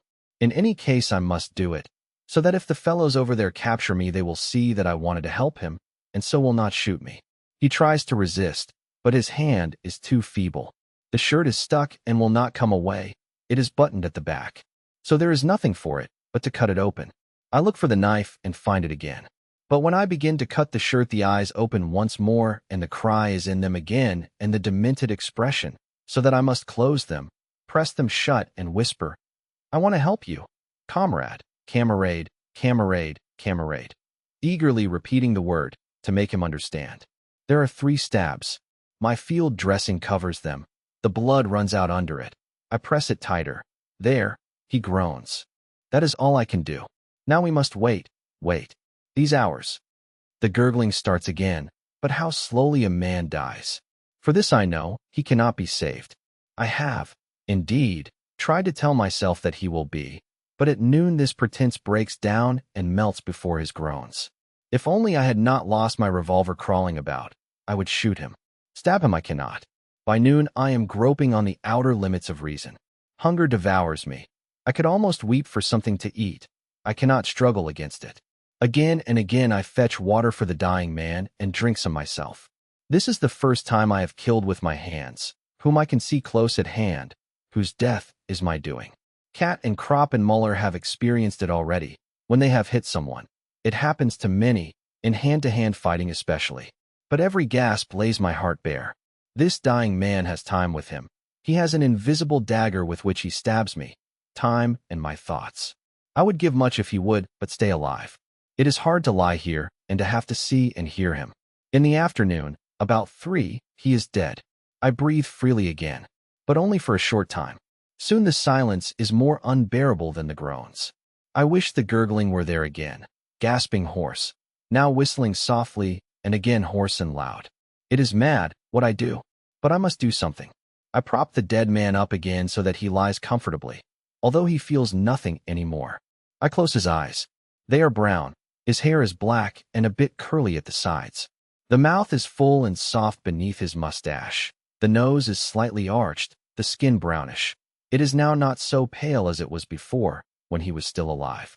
For a moment the face seems almost healthy. Then it collapses suddenly into the strange face of the dead that I have so often seen. Strange faces, all alike. No doubt his wife still thinks of him. She does not know what happened. He looks as if he would have often written to her. She will still be getting mail from him, tomorrow, in a week's time, perhaps even a stray letter a month hence. She will read it, and in it he will be speaking to her. My state is getting worse. I can no longer control my thoughts. What would his wife look like? Like the little brunette on the other side of the canal? Does she belong to me now? Perhaps by this act she becomes mine. I wish Cantorek were sitting here beside me. If my mother could see me. The dead man might have had 30 more years of life, if only I had impressed the way back to our trench more sharply on my memory. If only he had run 2 yards farther to the left, he might now be sitting in the trench over there and writing a fresh letter to his wife. But I will get no further that way, for that is the fate of all of us. If Kemmerich's leg had been 6 inches to the right, if Hay West thus had bent his back 3 inches further forward, the silence spreads. I talk and must talk. So I speak to him and to say to him, "Comrade, I did not want to kill you. If you jumped in here again, I would not do it, if you would be sensible too. But you were only an idea to me before, an abstraction that lived in my mind and called forth its appropriate response. It was that abstraction I stabbed. But now, for the first time, I see you are a man like me.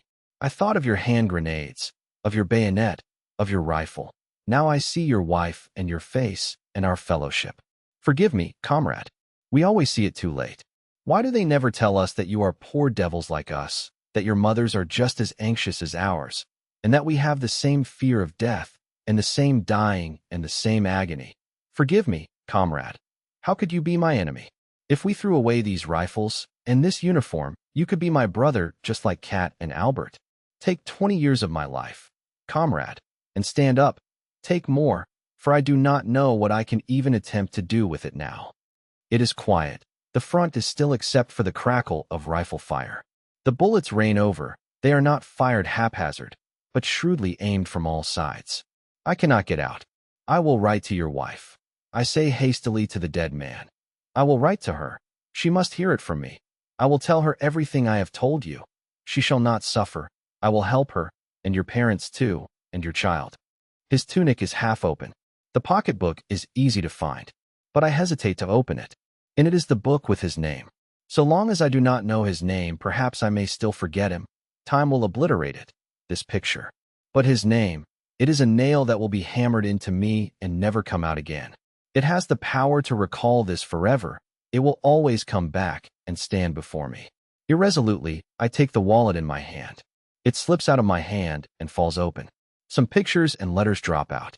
I gather them up and want to put them back again. But the strain I am under, the uncertainty, the hunger, the danger, these hours with the dead man have made me desperate. I want to hasten the relief, to intensify, and to end the torture, as one strikes an unendurably painful hand against the trunk of a tree, regardless of everything. There are portraits of a woman and a little girl, small amateur photographs taken against an ivy-clad wall. Along with them are letters. I take them out and try to read them. Most of it I do not understand. It is so hard to decipher, and I scarcely know any French. But each word I translate pierces me like a shot in the chest, like a stab in the chest. My brain is taxed beyond endurance. But I realize this much, that I will never dare to write to these people as I intended. Impossible. I look at the portraits once more. They are clearly not rich people. I might send them money anonymously if I earn anything later on. I seize upon that. It is at least something to hold on to. This dead man is bound up with my life. Therefore I must do everything, promise everything in order to save myself. I swear blindly that I mean to live only for his sake and his family. With wet lips I try to placate him, and deep down in me lies the hope that I may buy myself off in this way, and perhaps even get out of this. It is a little stratagem. If only I am allowed to escape, then I will see to it. So I opened the book and read slowly. Gerard Duval, compositor. With the dead man's pencil, I write the address on an envelope, then swiftly thrust everything back into his tunic. I have killed the printer, Gerard Duval. I must be a printer, I think confusedly. Be a printer. By afternoon I am calmer.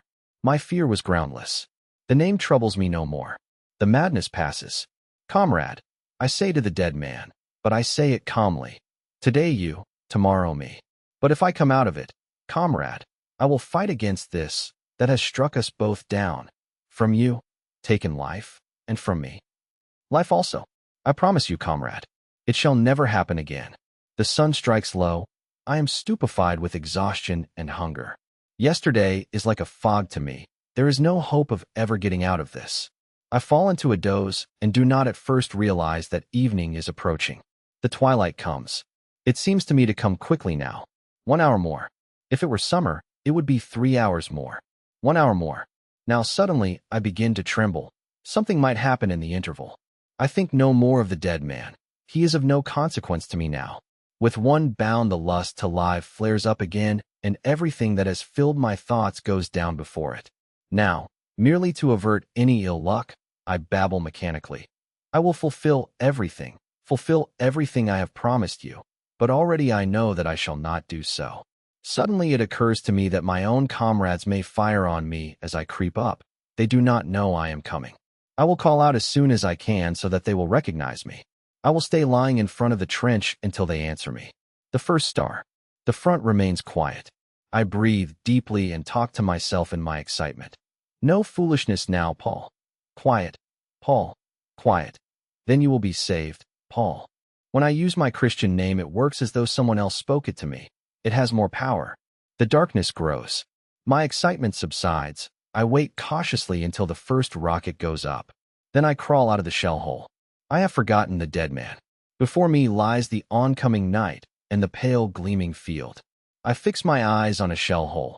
The moment the light dies, I scurry over into it, grope farther, spring into the next, duck down, scramble onward. I come nearer. There, by the light of the rocket, I see something move in the wire. Then it stiffens, and I lie still. Next time I see it again. Yes, they are men from our trench. But I am suspicious until I recognize our helmets. Then I call, and immediately an answer rings out. My name? Paul. Paul. I call again and answer. It is Kat and Albert who have come out with a stretcher to look for me. Are you wounded? No, no. We drop into the trench. I ask for something to eat and wolf it down. Muller gives me a cigarette. In a few words I tell what happened. There is nothing new about it. It happens quite often. The night attack is the only unusual feature of the business. In Russia, Kat once lay for 2 days behind the enemy lines before he could make his way back. I do not mention the dead printer. But by next morning I can keep it to myself no longer. I must tell Kat and Albert. They both try to calm me. You can't do anything about it. What else could you have done? That is what you are here for. I listen to them and feel comforted, reassured by their presence. It was mere driveling nonsense that I talked out there in the shell hole. Look there, for instance, points Kat. On the fire step stand some snipers. They rest their rifles with telescopic sights on the parapet and watch the enemy front. Once and again a shot cracks out. Then we hear the cry. That's found a billet. Did you see how he leapt in the air? Sergeant Erich turns round proudly and scores his point. He heads the shooting list for today with 3 unquestionable hits. What do you say to that? Asks Kat. I nod. If he keeps that up, he will get a little colored bird for his buttonhole by this evening, says Albert. Or rather, he will soon be made acting sergeant major, says Kat. We look at one another. I would not do it, I say. All the same, says Kat. It's very good for you to see it just now. Sergeant Erich returns to the fire step. The muzzle of his rifle searches to and fro. You don't need to lose any sleep over your affair, nods Albert. And now I hardly understand it myself anymore. It was only because I had to lie there with him so long. I say, after all, war is war. Elrich's rifle cracks out sharply and dry. Chapter 10. We have dropped in for a good job. 8 of us have to guard a village that has been abandoned because it is being shelled too heavily. In particular, we have to watch the supply dump, as that is not empty yet. We are supposed to provision ourselves from the same store. We are just the right people for that. Kat, Albert, Muller, Jaden, Deterring, our whole gang is there. Hay is dead, though. But we are mighty lucky all the same. All the other squads have had more casualties than we have. We select, as a dugout, a reinforced concrete cellar into which steps lead down from above. The entrance is protected by a separate concrete wall. Now we develop an immense industry. This is an opportunity not only to stretch one's legs, but to stretch one's soul also. We make the best use of such opportunities. The war is too desperate to allow us to be sentimental for long. That is only possible so long as things are not going too badly. After all, we cannot afford to be anything but matter of fact. So matter of fact, indeed, that I often shudder when a thought from the days before the war comes momentarily into my head. But it does not stay long. We have to take things as lightly as we can, so we make the most of every opportunity, and nonsense stands stark and immediate beside horror. It cannot be otherwise. That is how we hearten ourselves. So we zealously set to work to create an idol of eating and sleeping, of course. The floor is first covered with mattresses which we haul in from the houses. Even a soldier's behind likes to sit soft. Only in the middle of the floor is there any clear space. Then we furnish ourselves with blankets and eiderdowns, luxurious soft affairs. There is plenty of everything to be had in the village. Albert and I find a mahogany bed which can be taken to pieces with a sky of blue silk and a lace coverlet. We sweat like monkeys moving it in, but a man cannot let a thing like that slip, and it would certainly be shot to pieces in a day or 2. Kat and I do a little patrolling through the houses. In very short time we have collected a dozen eggs and 2 pounds of fairly fresh butter. Suddenly there is a crash in the drawing room, and an iron stove hurtles through the wall past us and on, a yard from us out through the wall behind. 2 holes. It comes from the house opposite where a shell has just landed. The swine. Grimaces Kat, and we continue our search. All at once we prick up our ears, hurry across, and suddenly stand petrified. There running up and down in a little sty are 2 live sucking pigs. We rub our eyes and look once again to make certain. Yes, they are still there. We seize hold of them. No doubt about it, 2 real young pigs. This will make a grand feat. About 20 yards from our dugout, there is a small house that was used as an officer's billet. In the kitchen is an immense fireplace with 2 ranges, pots, pans, and kettles, everything, even to a stack of small chopped wood in an outhouse, a regular cook's paradise. 2 of our fellows have been out in the fields all the morning hunting for potatoes, carrots, and green peas. We are quite uppish and sniff at the tinned stuff in the supply dump. We want fresh vegetables. In the dining room, there are already 2 heads of cauliflower. The sucking pigs are slaughtered. Cat sees to them. We want to make potato cakes to go with the roast, but we cannot find a grater for the potatoes. However, the difficulty is soon got over. With a nail, we punch a lot of holes in a pot lid, and there we have a grater. 3 fellows put on thick gloves to protect their fingers against the grater. 2 others peel the potatoes, and the business gets going. Cat takes charge of the sucking pigs, the carrots, the peas, and the cauliflower. He even mixes a white sauce for the cauliflower. I fry the pancakes, 4 at a time. After 10 minutes, I get the knack of tossing the pan so that the pancakes, which are done on one side, sail up, turn in the air, and are caught again as they come down. The sucking pigs are roasted whole.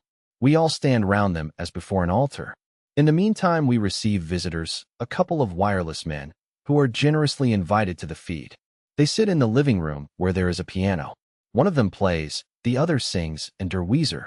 He sings feelingly, but with a rather Saxon accent. All the same, it moves us as we stand at the fireplace preparing the good things. Then we begin to realize we are in for trouble. The observation balloons have spotted the smoke from our chimney, and the shells start to drop on us. They are those damned spraying little daisy cutters that make only a small hole and scatter widely close to the ground. They keep dropping closer and closer all round us. Still, we cannot leave the grub in the lurch. A couple of splinters whiz through the top of the kitchen window. The roast is ready, but frying the pancakes is getting difficult. The explosions come so fast that the splinters strike again and again against the wall of the house and sweep in through the window. Whenever I hear a shell coming, I drop down on one knee with the pan and the pancakes and duck behind the wall of the window. Immediately afterwards, I am up again and going on with the frying. The Saxon stops singing. A fragment has smashed the piano. At last, everything is ready, and we organize the transport of it back to the dugout. After the next explosion, 2 men dash across the 50 yards to the dugout with the pots of vegetables. We see them disappear. The next shot. Everyone ducks, and then 2 more trot off, each with a big can of finest grade coffee, and reach the dugout before the next explosion. Then Cat and Crop seize the masterpiece, the big dish with the brown, roasted sucking pigs. A screech, a knee end, and away they race over the 50 yards of open country. I stay to finish my last 4 pancakes. Twice I have to drop to the floor. After all, it means 4 pancakes more, and they are my favorite dish. Then I grab the plate with the great pile of cakes and squeeze myself behind the house door. A hiss, a crash, and I gallop off with the plate clamped against my chest with both hands. I am almost in. There is a rising screech. I bound. I run like a deer, sweep round the wall. Fragments clatter against the concrete. I tumble down the cellar steps. My elbows are skinned, but I have not lost a single pancake, nor even upset the plate. At 2 o'clock, we start the meal. It lasts till 6. We drink coffee until 6:30. Officers' coffee from the supply dump, and smoke officers' cigars and cigarettes, also from the supply dump. Punctually at 6:30, we begin supper. At 10 o'clock, we throw the bones of the sucking pigs outside the door. Then there is cognac and rum, also from the blessed supply dump, and once again long, fat cigars with belly bands. Jaden says that it lacks only one thing: girls from an officer's brothel. Late in the evening, we hear mewing. A little gray cat sits in the entrance. We entice it in and give it something to eat, and that wakes up our own appetites once more. Still chewing, we lie down to sleep. But the night is bad. We have eaten too much fat. Fresh baby pig is very griping to the bowels. There is an everlasting coming and going in the dugout. 2, 3 men with their pants down are always sitting about outside and cursing. I have been out 9 times myself. About 4 o'clock in the morning, we reach a record. All 11 men, guards and visitors, are squatting outside. Burning houses stand out like torches against the night. Shells lumber across and crash down. Munition columns tear along the street. On one side, the supply dump has been ripped open. In spite of all the flying fragments, the drivers of the munition columns pour in like a swarm of bees and pounce on the bread. We let them have their own way. If we said anything, it would only mean a good hiding for us. So we go differently about it. We explain that we are the guard and so know our way about. We get hold of the tin stuff and exchange it for things we are short of. What does it matter anyhow? In a while it will all be blown to pieces. For ourselves, we take some chocolate from the depot and eat it in slabs. Cat says it is good for loose bowels. Almost a fortnight passes thus in eating, drinking, and roaming about. No one disturbs us. The village gradually vanishes under the shells, and we lead a charmed life. So long as any part of the supply dump still stands, we don't worry. We desire nothing better than to stay here till the end of the war. Jaden has become so fastidious that he only half smokes his cigars. With his nose in the air, he explains to us that he was brought up that way. And Cat is most cheerful. In the morning, his first call is, "Emile, bring in the caviar and coffee."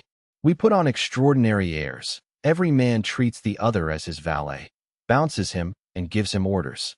There is something itching under my foot. "Crop, my man, catch that louse at once," says Lear, poking out his leg at him like a ballet girl, and Albert drags him up the stairs by the foot. "Jaden, what?" "Stand at ease, Jaden. And what's more, don't say what, say yes, sir. Now, Jaden." Jaden retorts in the well-known phrase from Goethe's Gotts von Berlichingen, with which he is always free. After 8 more days, we receive orders to go back. The palmy days are over. 2 big motor lorries take us away. They are stacked high with planks. Nevertheless, Albert and I erect on top our 4-poster bed complete with blue silk canopy, mattress, and 2 lace coverlets. And behind it at the head is stowed a bag full of choicest edibles. We often dip into it, and the tough ham sausages, the tins of liver sausages, the conserves, the boxes of cigarettes rejoice our hearts. Each man has a bag to himself. Crop and I have rescued 2 big red armchairs as well. They stand inside the bed, and we sprawl back in them as in a theater box. Above us swells the silken cover like a baldachin. Each man has a long cigar in his mouth, and thus from aloft we survey the scene. Between us stands a parrot cage that we found for the cat.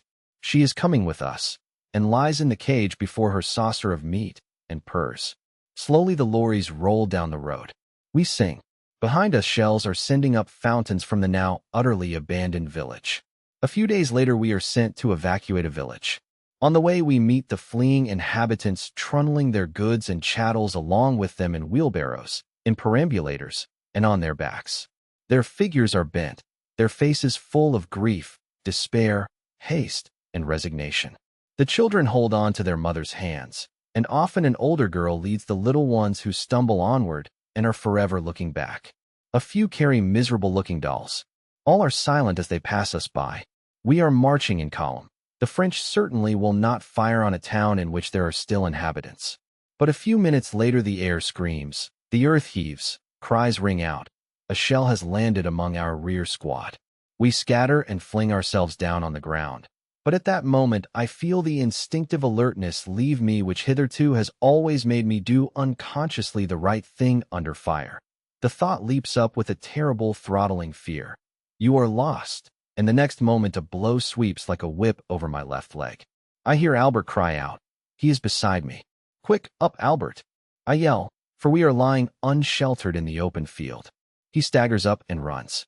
I keep beside him. We have to get over a hedge. It is higher than we are. Crop seizes a branch. I heave him up by the leg. He cries out.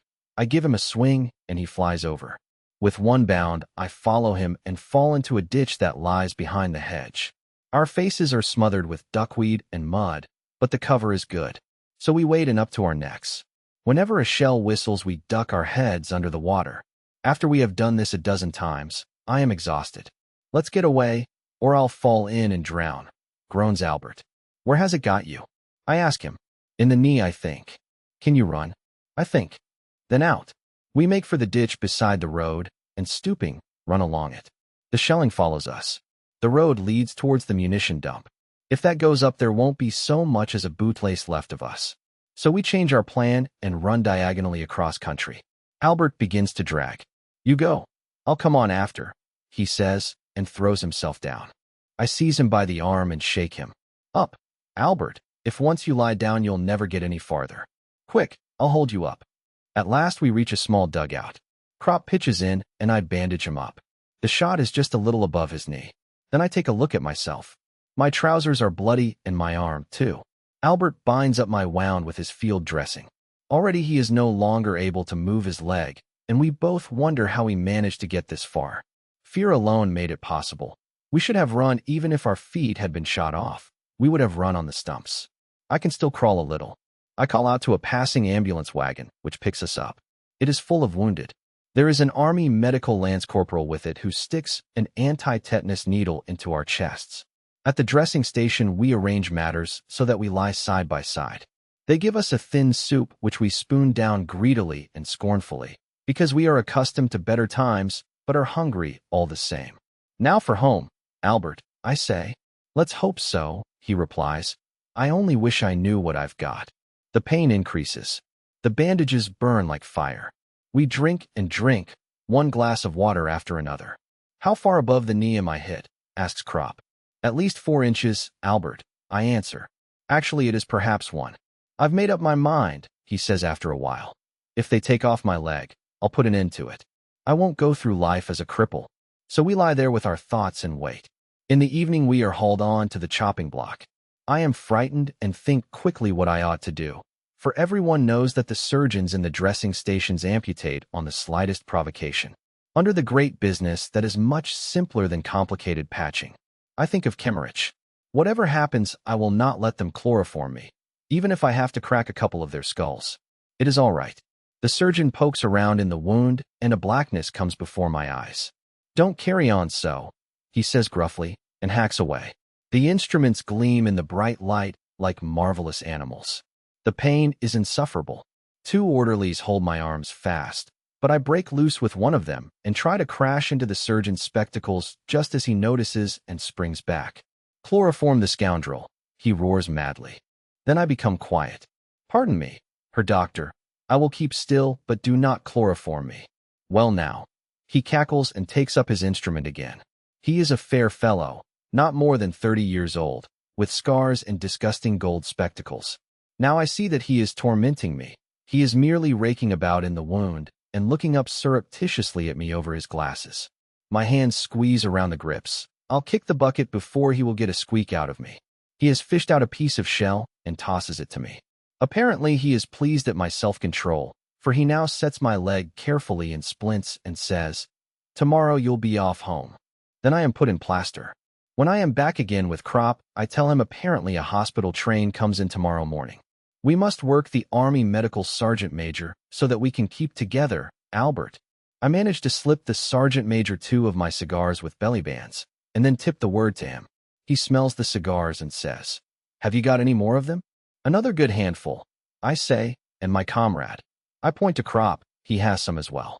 "We might possibly be glad to hand them to you out of the window of the hospital train in the morning." He understands, of course, smells them once again, and says, "Done." We cannot get a minute's sleep all night. One of them sings hymns in a high cracked tenor before he begins to gurgle. Another has crept out of his bed to the window. He lies in front of it, as though he wants to look out for the last time. Our stretchers stand on the platform. We wait for the train. It rains and the station has no roof. Our blankets are thin. We have waited already 2 hours. The sergeant major looks after us like a mother. Although I feel pretty bad, I do not let our scheme out of my mind. Casually, I let him see the packet and give him 1 cigar in advance. In exchange, the sergeant major covers us over with a waterproof sheet.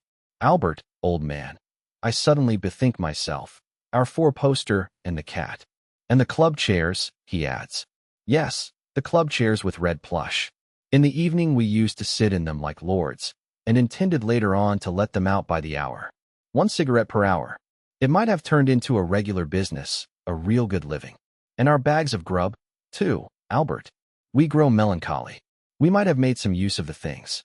If only the train left 1 day later, Cat would be sure to find us and bring us the stuff. What damned hard luck. In our bellies there is gruel, mean hospital stuff, and in our bags roast pork. But we are so weak that we cannot work up any more excitement about it. The stretchers are sopping wet by the time the train arrives in the morning.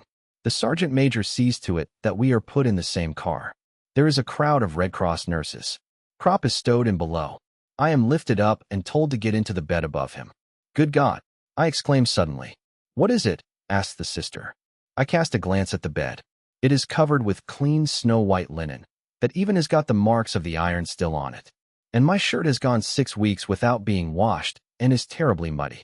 Can't you get in by yourself? Asks the sister gently. Why, yes, I say in a sweat. But take off the bed cover first. What for? I feel like a pig. Must I get in there? It will get, I hesitate. A little bit dirty, she suggests helpfully. That doesn't matter, we will wash it again afterwards. No, not that, I say excitedly. I am not equal to such overwhelming refinement. When you have been lying out there in the trenches, surely we can wash a sheet, she goes on. I look at her. She is young and crisp, spotless and neat, like everything here. A man cannot realize that it isn't for officers only, and feels himself strange and in some way even alarmed. All the same, the woman is a tormentor. She is going to force me to say it. It is only. I try again. Surely she must know what I mean. What is it then? Because of the lice? I bawl out at last. She laughs. Well, they must have a good day for once too. Now I don't care anymore. I scramble into bed and pull up the covers. A hand gropes over the bed cover. The sergeant major. He goes off with the cigars. An hour later we notice we are moving. I wake up during the night. Krop is restless too. The train rides easily over the rails. I cannot realize it all yet. A bed, a train, home. Albert, I whisper. Yes. Do you know where the latrine is? The door is on the right, I think. I'm going to have a look. It is dark. I grope for the edge of the bed and cautiously try to slide down. But my foot finds no support. I begin to slip. The plaster leg is no help, and with a crash I lie on the floor. Damn, I say. Have you bumped yourself? Asks Krop. You could hear that well enough for yourself. I growl. My head. A door opens at the rear of the car. The sister comes with a light and looks at me. He has fallen out of bed. She feels my pulse and smooths my forehead. You haven't any fever, though. No, I agree. Have you been dreaming then? She asks. Perhaps, I evade. The interrogation starts again. She looks at me with her clear eyes, and the more wonderful and sweet she is, the less am I able to tell her what I want. I am lifted up into bed again. That will be all right. As soon as she goes, I must try to climb down again. If she were an old woman, it might be easier to say what a man wants. But she is so very young, at the most 25. It can't be done. I cannot possibly tell her. Then Albert comes to my rescue. He is not bashful. It makes no difference to him who is upset. He calls to the sister. She turns round. Sister, he wants. But no more does Albert know how to express it modestly and decently. Out there we say it in a single word, but here, to such a lady. All at once he remembers his school days and finishes hastily. He wants to leave the room, sister. Ah, says the sister, but he shouldn't climb out of his bed with plaster bandage. What do you want then? She says, turning to me. I am in mortal terror at this turn, for I haven't any idea what the things are called professionally. She comes to my help. Little or big. Shocking business. I sweat like a pig and say shyly. Well, only quite a little one. At any rate, it produces the effect. I get a bottle. After a few hours, I am no longer the only one. And by morning we are quite accustomed to it, and ask for what we want without any false modesty. The train travels slowly. Sometimes it halts, and the dead are unloaded. It halts often. Albert is feverish. I don't feel too bad. I have some pain, but the worst of it is that apparently there are still lice under the plaster bandage. They itch terribly, and I cannot scratch myself. We sleep through the days. The country glides quietly past the window. The third night, we reach Herbestel. I hear from the sister that Albert is to be put off at the next station because of his fever. How far does the train go? I ask. To Cologne. Albert, I say. We stick together, you see. On the sister's next round, I hold my breath and press it up into my head. My face swells and turns red. She stops. Are you in pain? Yes, I groan. All of a sudden. She gives me a thermometer and goes on. I would not have been under Kat's tuition if I did not know what to do now. These army thermometers are not made for old soldiers. All one has to do is to drive the quicksilver up, and then it stays without falling again. I stick the thermometer under my arm at a slant, and flip it steadily with my forefinger. Then I give it a shake. I send it up to 100.2 degrees. But that is not enough. A match held cautiously near to it brings it up to 101.6 degrees. As the sister comes back, I blow myself out, breathe in short gasps, goggle at her with vacant eyes, toss about restlessly, and mutter in a whisper, "I can't bear it any longer." She notes me down on a slip of paper. I know perfectly well my plaster bandage will not be reopened if it can be avoided. Albert and I are put off together. We are in the same room in a Catholic hospital. That is a piece of luck. The Catholic infirmaries are noted for their good treatment and good food. The hospital has been filled up from our train. There are a great many bed cases amongst them. We do not get examined today because there are too few surgeons. The flat trolleys with the rubber wheels pass continually along the corridor, and always with someone stretched at full length upon them. A damnable position, stretched out full length like that. The only time it is good is when one is asleep. The night is very disturbed. No one can sleep. Toward morning, we doze a little. I wake up just as it grows light. The doors stand open, and I hear voices from the corridor. The others wake up too. One fellow who has been there a couple of days already explains it to us. Up here in the corridor, every morning the sisters say prayers. They call it morning devotion. And so that you can get your share, they leave the door open. No doubt it is well meant, but it gives us aches in our heads and bones. Such an absurdity. I say, just when a man dropped off to sleep. All the light cases are up here. That's why they do it here, he replies. Albert groans. I get furious and call out, "Be quiet out there." A minute later, his sister appears. In her black and white dress, she looks like a beautiful tea cozy. "Shut the door, will you, sister?" says someone. "We are saying prayers. That is why the door is open," she responds. "But we want to go on sleeping. Prayer is better than sleeping." She stands there and smiles innocently. And it is 7 o'clock already. Albert groans again. "Shut the door," I snort. She is quite disconcerted. Apparently, she cannot understand. "But we are saying prayers for you too. Shut the door anyway." She disappears, leaving the door open. The intoning of the litany proceeds. I feel savage and say, "I'm going to count up to 3. If it doesn't stop before then, I'll let something fly." "Me too," says another. I count up to 5. Then I take hold of a bottle, aim, and heave it through the door into the corridor. It smashes into 1,000 pieces. The praying stops. A swarm of sisters appear and reproach us in concert. "Shut the door," we yell. They withdraw. The little one who came first is the last to go. "Heathen," she chirps but shuts the door all the same. We have one. At noon, the hospital inspector arrives and abuses us. He threatens us with clink and all the rest of it. But a hospital inspector is just the same as a commissariat inspector or anyone else who wears a long sword and shoulder straps, but is really a clerk and is never considered even by a recruit as a real officer. So we let him talk. What could they do to us anyway? "Who threw the bottle?" he asks. Before I can think whether I should report myself, someone says, "I did." A man with a bristling beard sits up. Everyone is excited. Why should he report himself? "You?" "Yes." I was annoyed because we were waked up unnecessarily and lost my senses so that I did not know what I was doing. He talks like a book. "What is your name?" "Reinforcement Reservist Joseph Hamaker." The inspector departs. We are all curious. "But why did you say you did it?" "It wasn't you at all." He grins. "That doesn't matter. I have a shooting license." Then, of course, we all understand. Whoever has a shooting license can do just whatever he pleases. "Yes," he explains. "I got a crack in the head, and they presented me with a certificate to say that I was periodically not responsible for my actions. Ever since then, I've had a grand time. No one dares to annoy me, and nobody does anything to me. I reported myself because the shot amused me. If they open the door again tomorrow, we will pitch another." We are overjoyed. With Joseph Hamaker in our midst, we can now risk anything. Then come the soundless, flat trolleys to take us away. The bandages are stuck fast. We bellow like steers. There are 8 men in our room. Peter, a curly black-haired fellow, has the worst injury, a severe lung wound.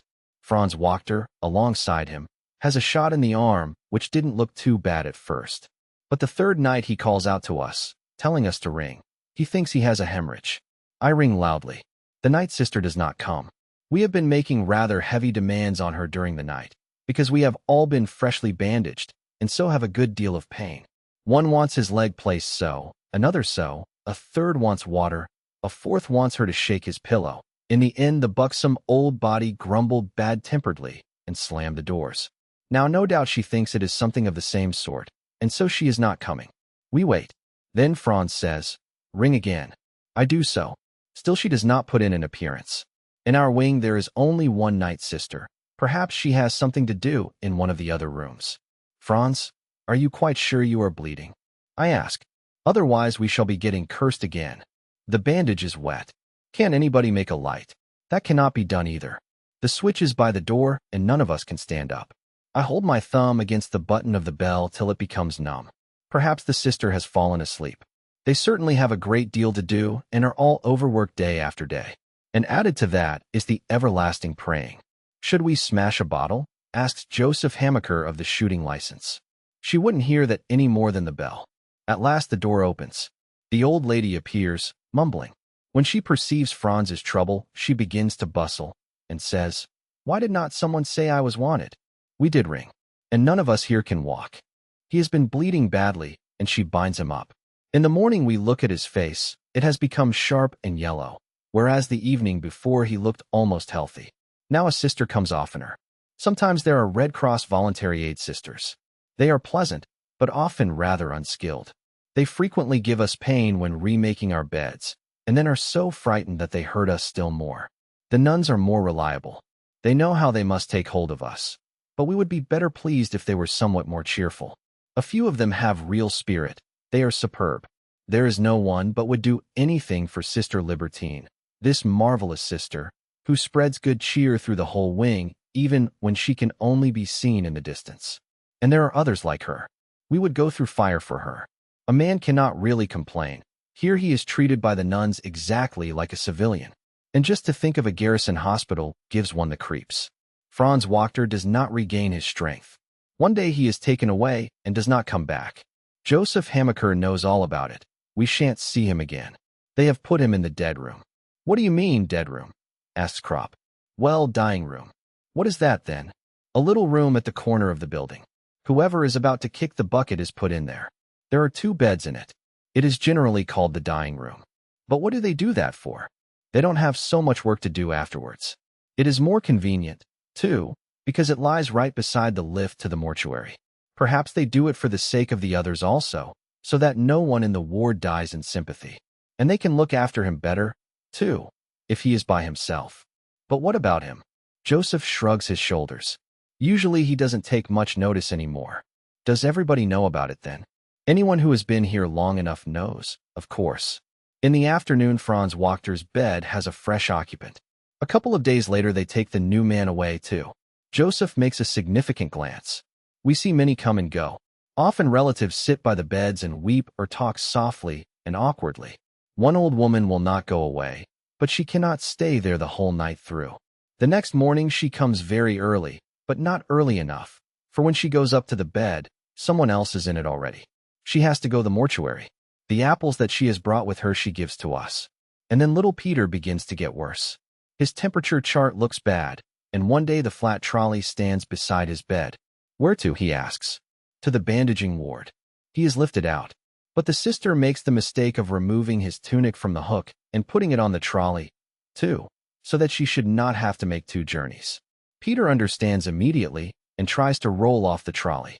"I'm stopping here." They push him back. He cries out feebly with his shattered lung, "I won't go to the dying room." "But we are going to the bandaging ward." "Then what do you want my tunic for?" He can speak no more. Hoarse, agitated, he whispers, "Stopping here." They do not answer but wheel him out. At the door he tries to raise himself up. His black, curly head sways. His eyes are full of tears. "I will come back again. I will come back again," he cries. The door shuts. We are all excited, but we say nothing. At last Joseph says, "Many a man has said that. Once a man is in there, he never comes through. I am operated on and vomit for 2 days. My bones will not grow together, so the surgeon's secretary says. Another fellow's have grown crooked, his are broken again. It is damnable. Among our new arrivals there are 2 young soldiers with flat feet. The chief surgeon discovers them on his rounds, and is overjoyed. We'll soon put that right, he tells them. We will just do a small operation, and then you will have perfectly sound feet. Enter them down, sister. As soon as he is gone, Joseph, who knows everything, warns them, "Don't you let him operate on you." That is a special scientific stunt of the old boy's. He goes absolutely crazy whenever he can get hold of anyone to do it on. He operates on you for flat feet. And there's no mistake, you don't have them anymore. You have club feet instead, and have to walk all the rest of your life on sticks. "What should a man do then?" asks one of them. "Say no. You are here to be cured of your wound, not your flat feet. Did you have any trouble with them in the field? No. Well, there you are. At present you can still walk, but if once the old boy gets you under the knife, you'll be cripples. What he wants is little dogs to experiment with, so the war is a glorious time for him, as it is for all the surgeons. You take a look down below at the staff. There are a dozen fellows hobbling around that he has operated on. A lot of them have been here all the time since 14 and 15. Not a single one of them can walk better than he could before, almost all of them worse, and most only with plaster legs. Every 6 months, he catches them again and breaks their bones afresh, and every time is going to be the successful one. You take my word, he won't dare to do it if you say no. "ACH, man," says one of the two wearily. "Better your feet than your brain box. There's no telling what you'll get if you go back out there again. They can do with me just as they please, so long as I get back home. Better to have a club foot than be dead." The other, a young fellow like ourselves, won't have it done. The next morning the old man has the two hauled up and lectures and jaws at them so long that in the end they consent. What else could they do? They are mere privates, and he is a big bug. They are brought back chloroformed and plastered. It is going badly with Albert. They have taken him and amputated his leg. The whole leg has been taken off from the thigh. Now he will hardly speak any more. Once he says he will shoot himself the first time he can get hold of his revolver again. A new convoy arrives. Our room gets 2 blind men. One of them is a very youthful musician. The sisters never have a knife with them when they feed him. He has already snatched one from a sister. But in spite of this caution, there is an incident. In the evening, while he is being fed, the sister is called away and leaves the plate with the fork on his table. He gropes for the fork, seizes it, and drives it with all his force against his heart. Then he snatches up a shoe and strikes with it against the handle as hard as he can. We call for help, and 3 men are necessary to take the fork away from him. The blunt prongs had already penetrated deep. He abuses us all night so that no one can go to sleep. In the morning he has lockjaw. Again beds are empty. Day after day goes by with pain and fear, groans and death gurgles. Even the death room is no use anymore. It is too small. Fellows die during the night in our room. They go even faster than the sisters can cope with them. But one day the door flies open, the flat trolley rolls in, and there on the stretcher, pale, thin, upright and triumphant, with his shaggy head of curls sits Peter. Sister Libertine, with beaming looks, pushes him over to his former bed.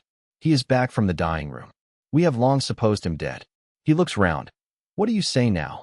And Joseph has to admit that it is the first time he has ever known of such a thing. Gradually a few of us are allowed to get up, and I am given crutches to hobble around on. But I do not make much use of them. I cannot bear Albert's gaze as I move about the room. His eyes always follow me with such a strange look. So I sometimes escape to the corridor. There I can move about more freely.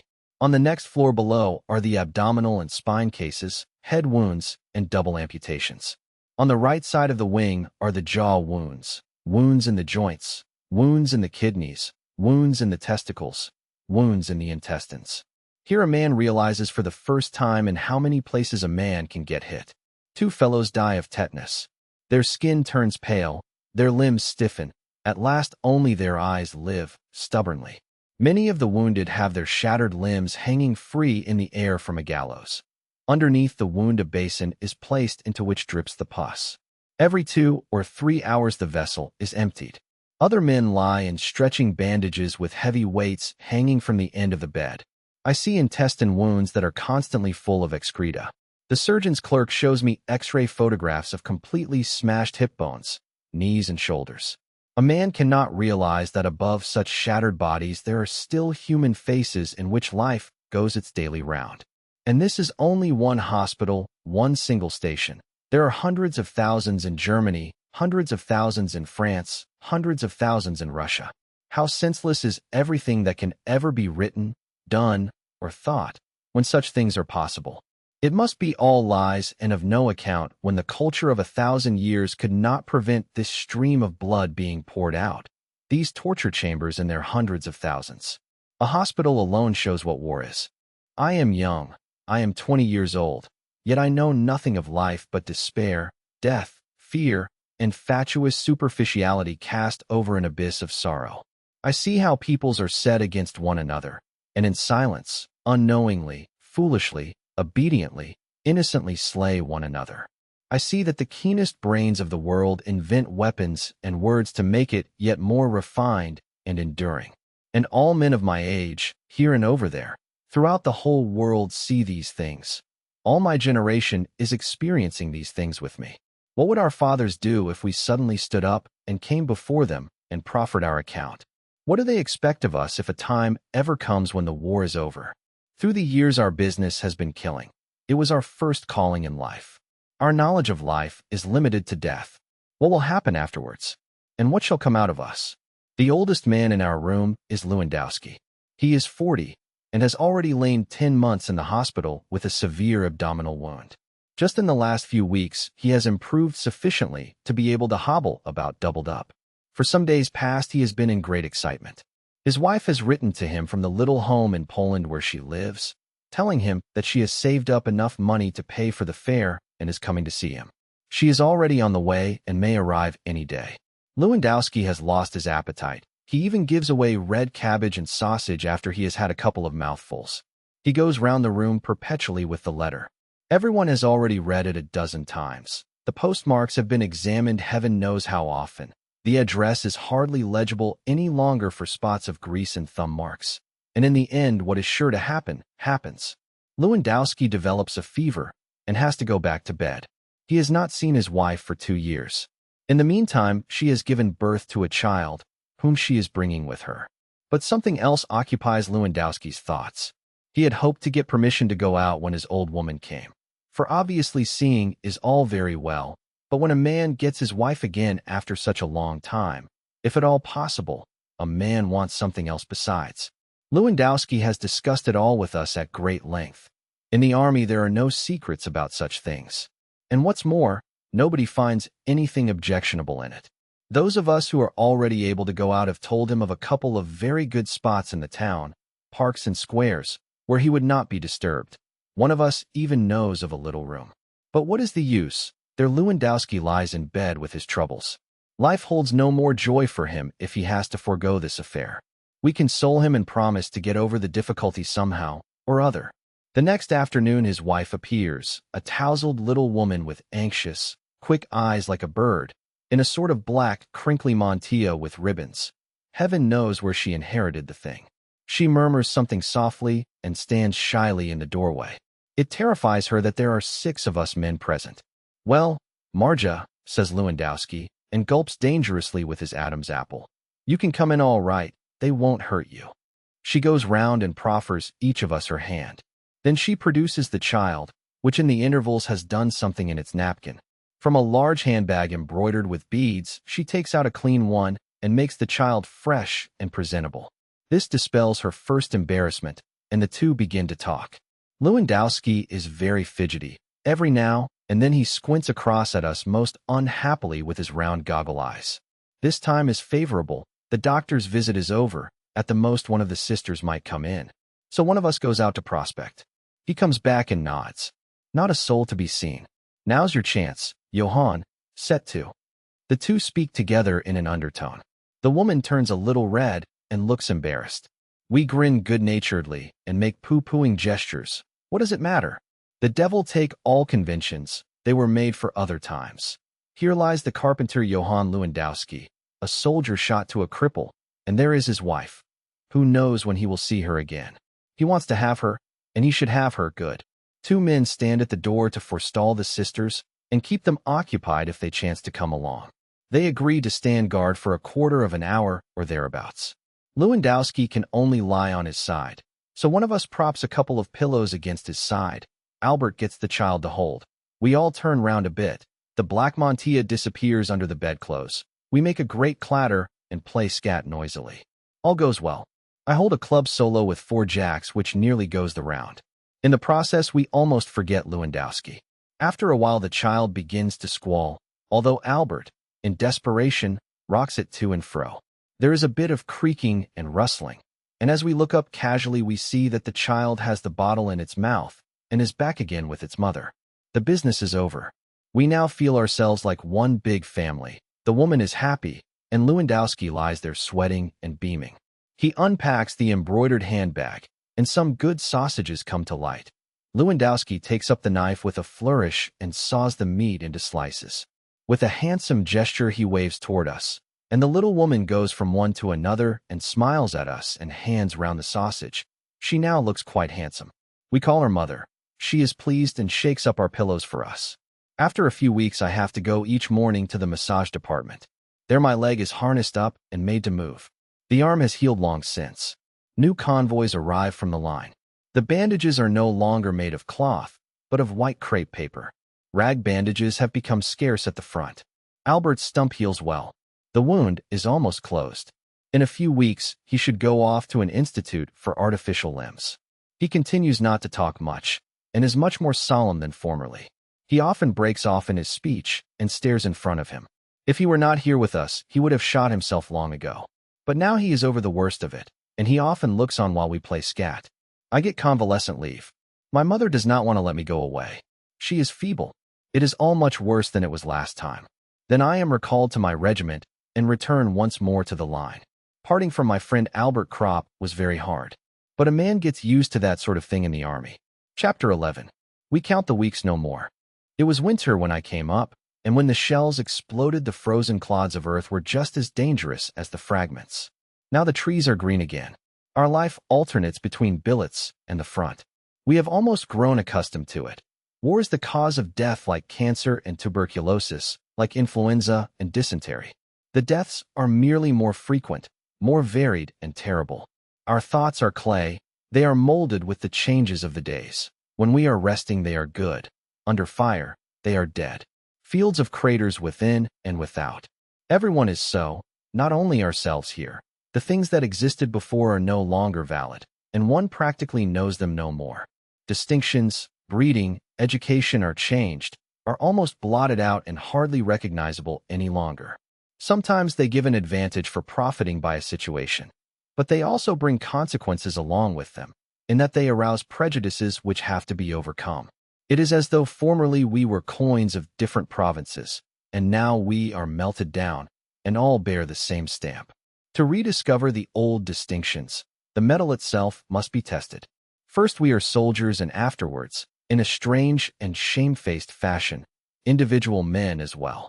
It is a great brotherhood, which adds something of the good fellowship of the folk song, of the feeling of solidarity of convicts, and of the desperate loyalty to one another of men condemned to death, to a condition of life arising out of the midst of danger, out of the tension and forlornness of death, seeking in a wholly unpathetic way a fleeting enjoyment of the hours as they come.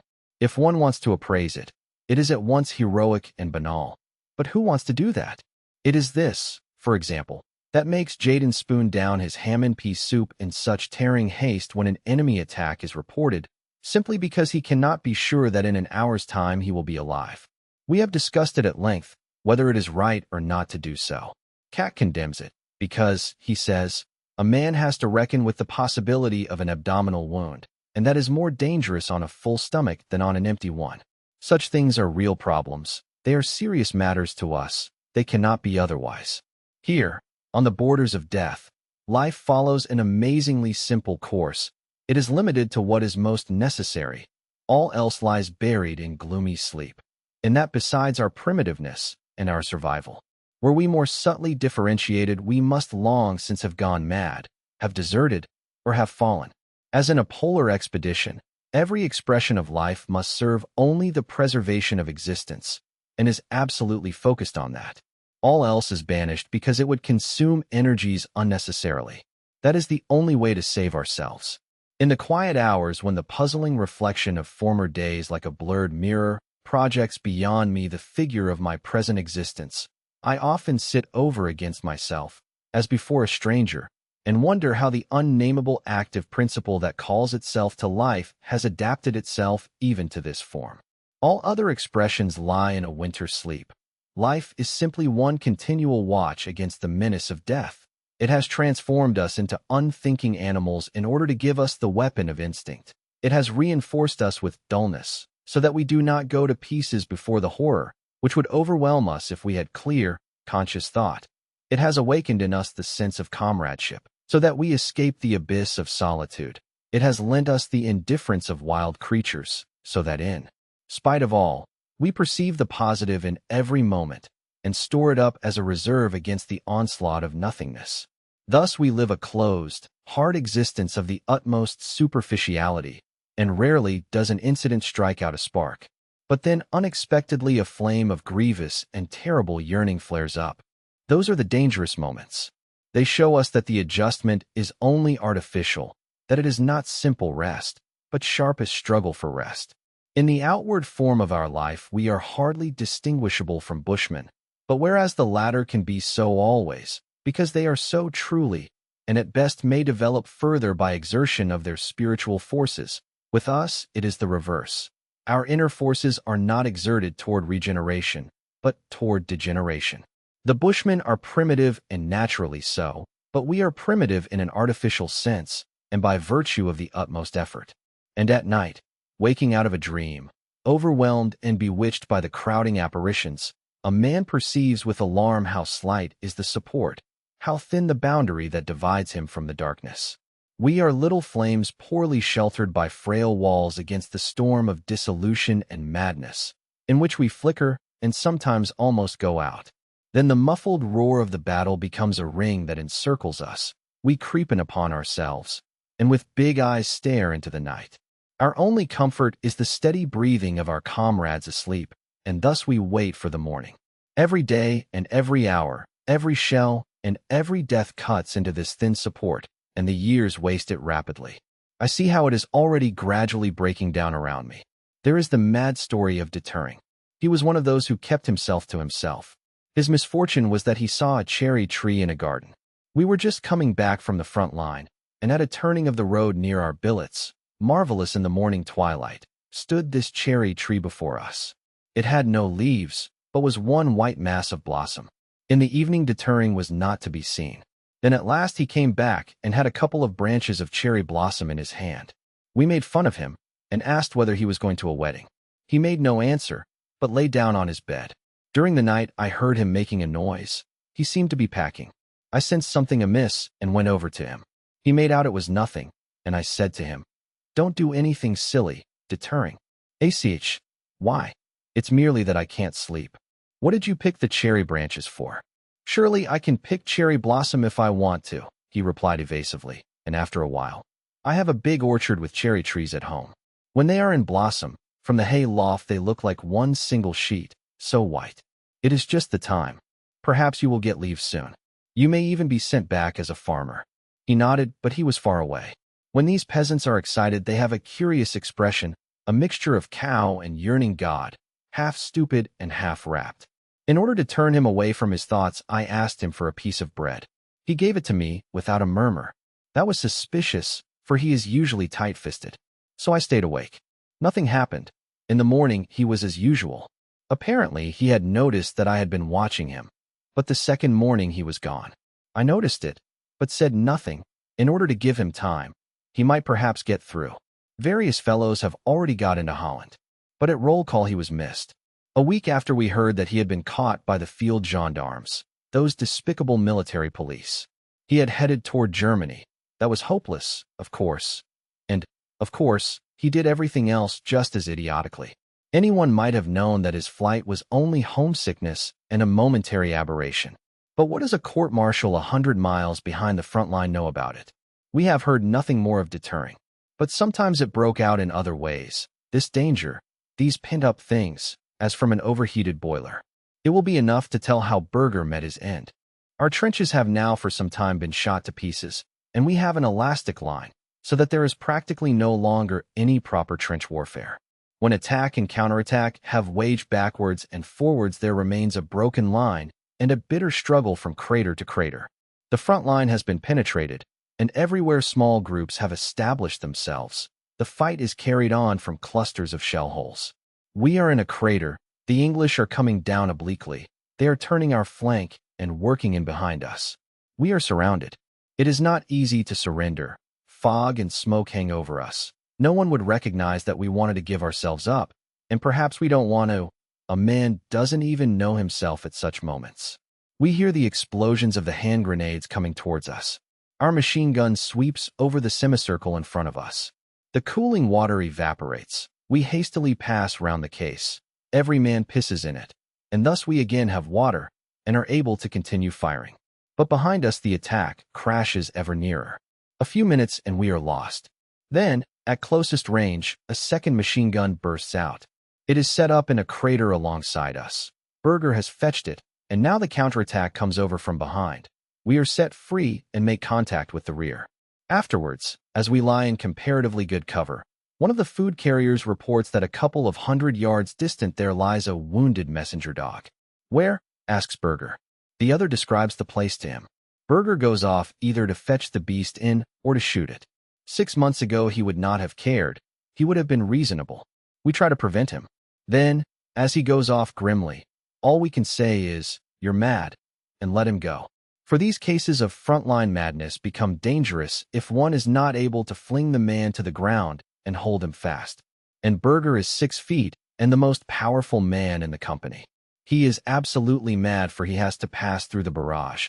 But this lightning that lowers somewhere above us has struck him and made him demented. It affects others so that they begin to rave, to run away. There was one man who even tried to dig himself into the ground with hands, feet, and teeth. It is true, such things are often simulated, but the pretense itself is a symptom. Berger, who means to finish off the dog, is carried away with a wound in the pelvis, and one of the fellows who carry him gets a bullet in the leg while doing it. Muller is dead. Someone shot him point-blank in the stomach with a very light. He lived for half an hour, quite conscious and in terrible pain. Before he died, he handed over his pocketbook to me and bequeathed me his boots, the same that he once inherited from Kemmerich. I wear them, for they fit me quite well. After me Jaden will get them. I have promised them to him. We have been able to bury Muller, but he is not likely to remain long undisturbed. Our lines are falling back. There are too many fresh English and American regiments over there. There's too much corned beef and white wheaten bread. Too many new guns. Too many aeroplanes. But we are emaciated and starved. Our food is bad and mixed up with so much substitute stuff that it makes us ill. The factory owners in Germany have grown wealthy. Dysentery dissolves our bowels. The latrine poles are always densely crowded. The people at home ought to be shown these gray, yellow, miserable, wasted faces here, these bent figures from whose bodies the colic wrings out the blood, and who with lips trembling and distorted with pain, grin at one another and say, "It is not much sense pulling up one's trousers again." Our artillery is fired out. It has too few shells, and the barrels are so worn that they shoot uncertainly and scatter so widely as even to fall on ourselves. We have too few horses. Our fresh troops are anemic boys in need of rest, who cannot carry a pack, but merely know how to die. By thousands. They understand nothing about warfare. They simply go on and let themselves be shot down. A single flyer routed 2 companies of them for a joke, just as they came fresh from the train, before they had ever heard of such a thing as cover. Germany ought to be empty soon, says Kat. We have given up hope that someday an end may come. We never think so far. A man can stop a bullet and be killed. He can get wounded, and then the hospital is his next stop. There, if they do not amputate him, he sooner or later falls into the hands of one of those staff surgeons who, with the war service cross in his buttonhole, says to him, "What? One leg a bit short? If you have any pluck, you don't need to run at the front." The man is A1. Dismiss. Kat tells a story that has traveled the whole length of the front from the Vosges to Flanders, of the staff surgeon who reads the names on the list, and when a man comes before him, without looking up, says, "A1. We need soldiers up there." A fellow with a wooden leg comes up before him. The staff surgeon again says, "A1, and then, Kat raises his voice. The fellow says to him, "I already have a wooden leg, but when I go back again and they shoot off my head, then I will get a wooden head made and become a staff surgeon." This answer tickles us all immensely. There may be good doctors, and there are, lots of them. All the same, Every soldier sometime during his hundreds of inspections falls into the clutches of one of these countless hero grabbers who pride themselves on changing as many C3s and B3s as possible into a 1s. There are many such stories. They are mostly far more bitter. All the same, they have nothing to do with mutiny or lead swinging. They are merely honest and call a thing by its name, for there is a very great deal of fraud, injustice, and baseness in the army. It is nothing that regiment after regiment returns again and again to the ever more hopeless struggle that attack follows attack along the weakening, retreating, crumbling line. From a mockery, the tanks have become a terrible weapon. Armored, they come rolling on in long lines. More than anything else embody for us the horror of war. We do not see the guns that bombard us. The attacking lines of the enemy infantry are men like ourselves. But these tanks are machines. Their caterpillars run on as endless as the war. They are annihilation. They roll without feeling into the craters and climb up again without stopping. A fleet of roaring, smoke-belching armor-clads, invulnerable steel beasts squashing the dead and the wounded. We shrivel up in our thin skin before them. Against their colossal weight, our arms are sticks of straw, and our hand grenades matches. Shells, gas clouds, and flotillas of tanks, shattering, corroding, death. Dysentery, influenza, typhus, scalding, choking, death. Trenches, hospitals, the common grave. There are no other possibilities. In one attack, our company commander, Bertink, falls. He was one of those superb frontline officers who are foremost in every hot place. He was with us for 2 years without being wounded, so that something had to happen in the end. We occupy a crater and get surrounded. The stink of petroleum or oil blows across with the fumes of powder. 2 fellows with a flamethrower are seen. One carries the tin on his back. The other has the hose in his hands from which the fire spouts. If they get so near that they can reach us, we are done for. We cannot retreat yet. We open fire on them. But they work nearer, and things begin to look bad. Bertink is lying in the hole with us. When he sees that we cannot hit them because under the sharp fire we have to think too much about keeping under cover, he takes a rifle, crawls out of the hole, and lying down propped on his elbows, he takes aim. He fires. The same moment a bullet smacks into him. They have got him. Still he lies and aims again. Once he shifts and again takes aim. At last the rifle cracks. Bertink lets the gun drop and says, "Good," and slips back into the hole. The hindermost of the 2 flamethrowers is hit. He falls. The hose slips away from the other fellow. The fire squirts about on all sides, and the man burns. Bertink has a chest wound. After a while, a fragment smashes away his chin, and the same fragment has sufficient force to tear open Lear's hip. Lear groans as he supports himself on his arm. He bleeds quickly. No one can help him. Like an emptying tube, after a couple of minutes he collapses. What use is it to him now that he was such a good mathematician at school? The months pass by. The summer of 1918 is the most bloody and the most terrible. The days stand like angels in blue and gold, incomprehensible, above the ring of annihilation. Every man here knows that we are losing the war. Not much is said about it. We are falling back. We will not be able to attack again after this big offensive. We have no more men and no more ammunition. Still the campaign goes on. The dying goes on. Summer of 1918. Never has life in its niggardliness seemed to us so desirable as now. The red poppies in the meadows round our billets, the smooth beetles on the blades of grass, the warm evenings in the cool, dim rooms, the black mysterious trees of the twilight, the stars and the flowing waters, dreams and long sleep. Oh, life, life, life. Summer of 1918. Never was so much silently suffered as in the moment when we depart once again for the front line. Wild, tormenting rumors of an armistice and peace are in the air. They lay hold on our hearts and make the return to the front harder than ever. Summer of 1918. Never was life in the line more bitter and full of horror than in the hours of the bombardment, when the blanched faces lie in the dirt and the hands clutch at the one thought. No, no, not now. Not now at the last moment. Summer of 1918. Breath of hope that sweeps over the scorched fields. Raging fever of impatience, of disappointment, of the most agonizing terror of death. Insensate question. Why? Why do they not make an end? And why do these rumors of an end fly about? There are so many airmen here. and they are so sure of themselves that they give chase to single individuals, just as though they were hares. For every one German plane there come at least 5 English and American. For one hungry, wretched German soldier come 5 of the enemy, fresh and fit. For one German army loaf, there are 50 tins of canned beef over there. We are not beaten, for as soldiers we are better and more experienced. We are simply crushed and driven back by overwhelming superior forces. Behind us lay rainy weeks, gray sky, gray fluid earth, gray dying. If we go out, the rain at once soaks through our overcoat and clothing, and we remain wet all the time we are in the line. We never get dry. Those who will wear high boots tie sandbags round the tops so that the mud does not pour in so fast. The rifles are caked, the uniforms caked, everything is fluid and dissolved.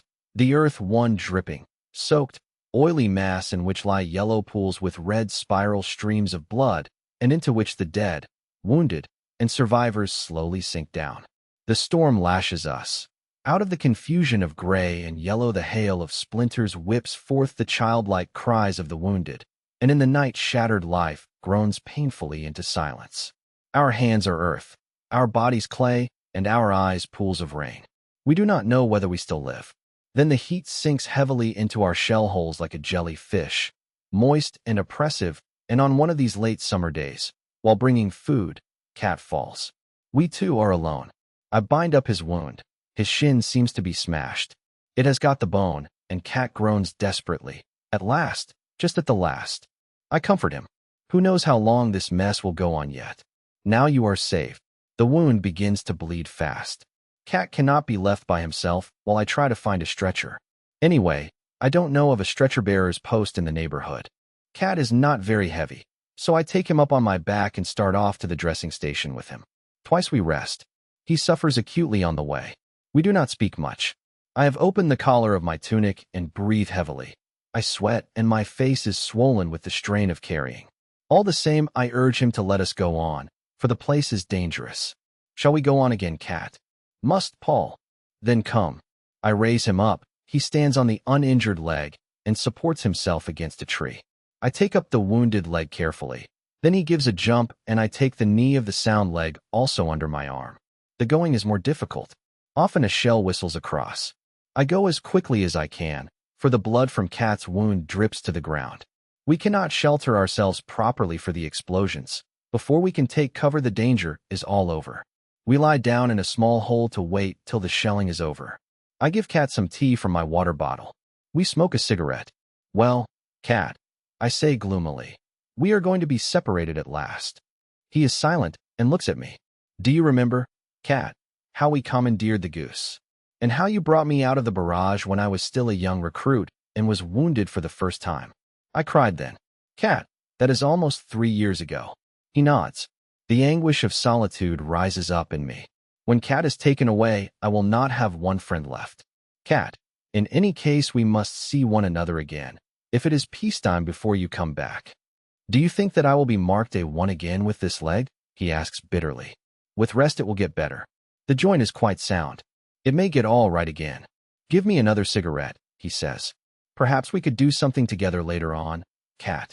I am very miserable. It is impossible, that Cat. Cat, my friend, Cat with the drooping shoulders and the poor, thin mustache, Cat, whom I know as I know no other man, Cat with whom I have shared these years. It is impossible that perhaps I shall not see Cat again. In any case, give me your address at home, Cat. And here is mine. I will write it down for you. I write his address in my pocketbook. How forlorn I am already, though he still sits here beside me. Couldn't I shoot myself quickly in the foot so as to be able to go with him? Suddenly Cat gurgles and turns green and yellow. Let us go on, he stammers. I jump up, eager to help him. I take him up and start off at a run, a slow, steady pace, so as not to jolt his leg too much. My throat is parched. Everything dances red and black before my eyes. I stagger on doggedly and pitilessly and at last reach the dressing station.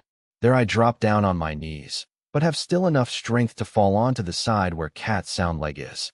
After a few minutes I straighten myself up again. My legs and my hands tremble. I have trouble in finding my water bottle to take a pull. My lips tremble as I try to think. But I smile. Cat is saved.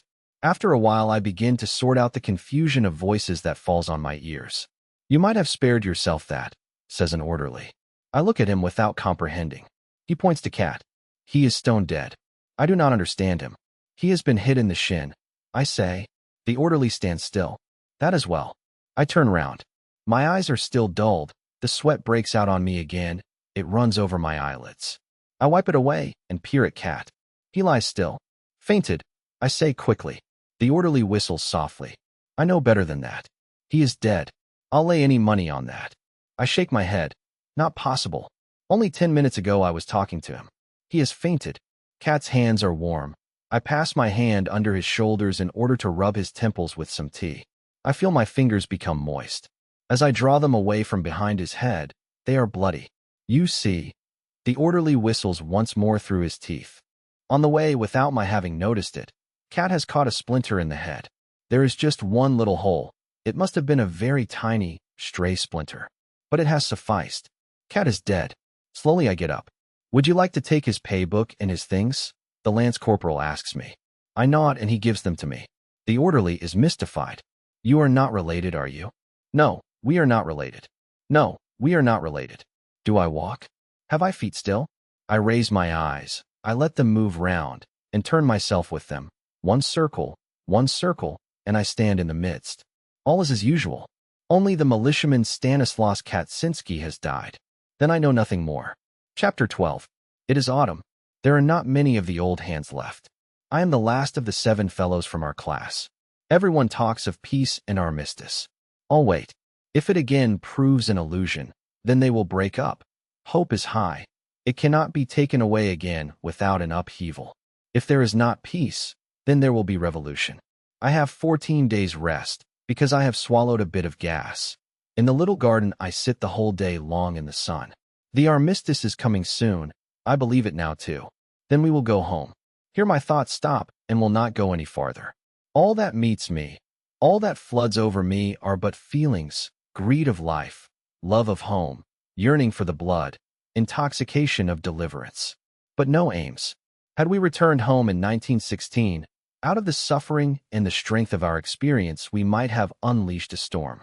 Now if we go back, we will be weary, broken, burnt out, rootless, and without hope. We will not be able to find our way anymore, and men will not understand us. For the generation that grew up before us, though it has passed these years with us here, already had a home and a calling. Now it will return to its old occupations, and the war will be forgotten, and the generation that has grown up after us will be strange to us and push us aside. We will be superfluous even to ourselves. We will grow older, a few will adapt themselves, some others will merely submit, and most will be bewildered. The years will pass by, and in the end we shall fall into ruin. But perhaps all this that I think is mere melancholy and dismay, which will fly away as the dust when I stand once again beneath the poplars and listen to the rustling of their leaves. It cannot be that it has gone. The yearning that made our blood unquiet, the unknown, the perplexing, the oncoming things, the thousand faces of the future, the melodies from dreams and from books, the whispers and divinations of women. It cannot be that this has vanished in bombardment, in despair, in brothels. Here the trees show gay and golden. The berries of the rowan stand red among the leaves. Country roads run white out to the sky line, and the canteens hum like beehives with rumors of peace. I stand up. I am very quiet. Let the months and years come. They can take nothing from me. They can take nothing more. I am so alone, and so without hope that I can confront them without fear. The life that has borne me through these years is still in my hands and my eyes. Whether I have subdued it, I know not. But so long as it is there, it will seek its own way out, heedless of the will that is within me. He fell in October 1918, on a day that was so quiet and still on the whole front that the Army report confined itself to the single sentence, "All quiet on the Western Front." He had fallen forward and lay on the earth as though sleeping. Turning him over, one saw that he could not have suffered long. His face had an expression of calm, as though almost glad the end had come.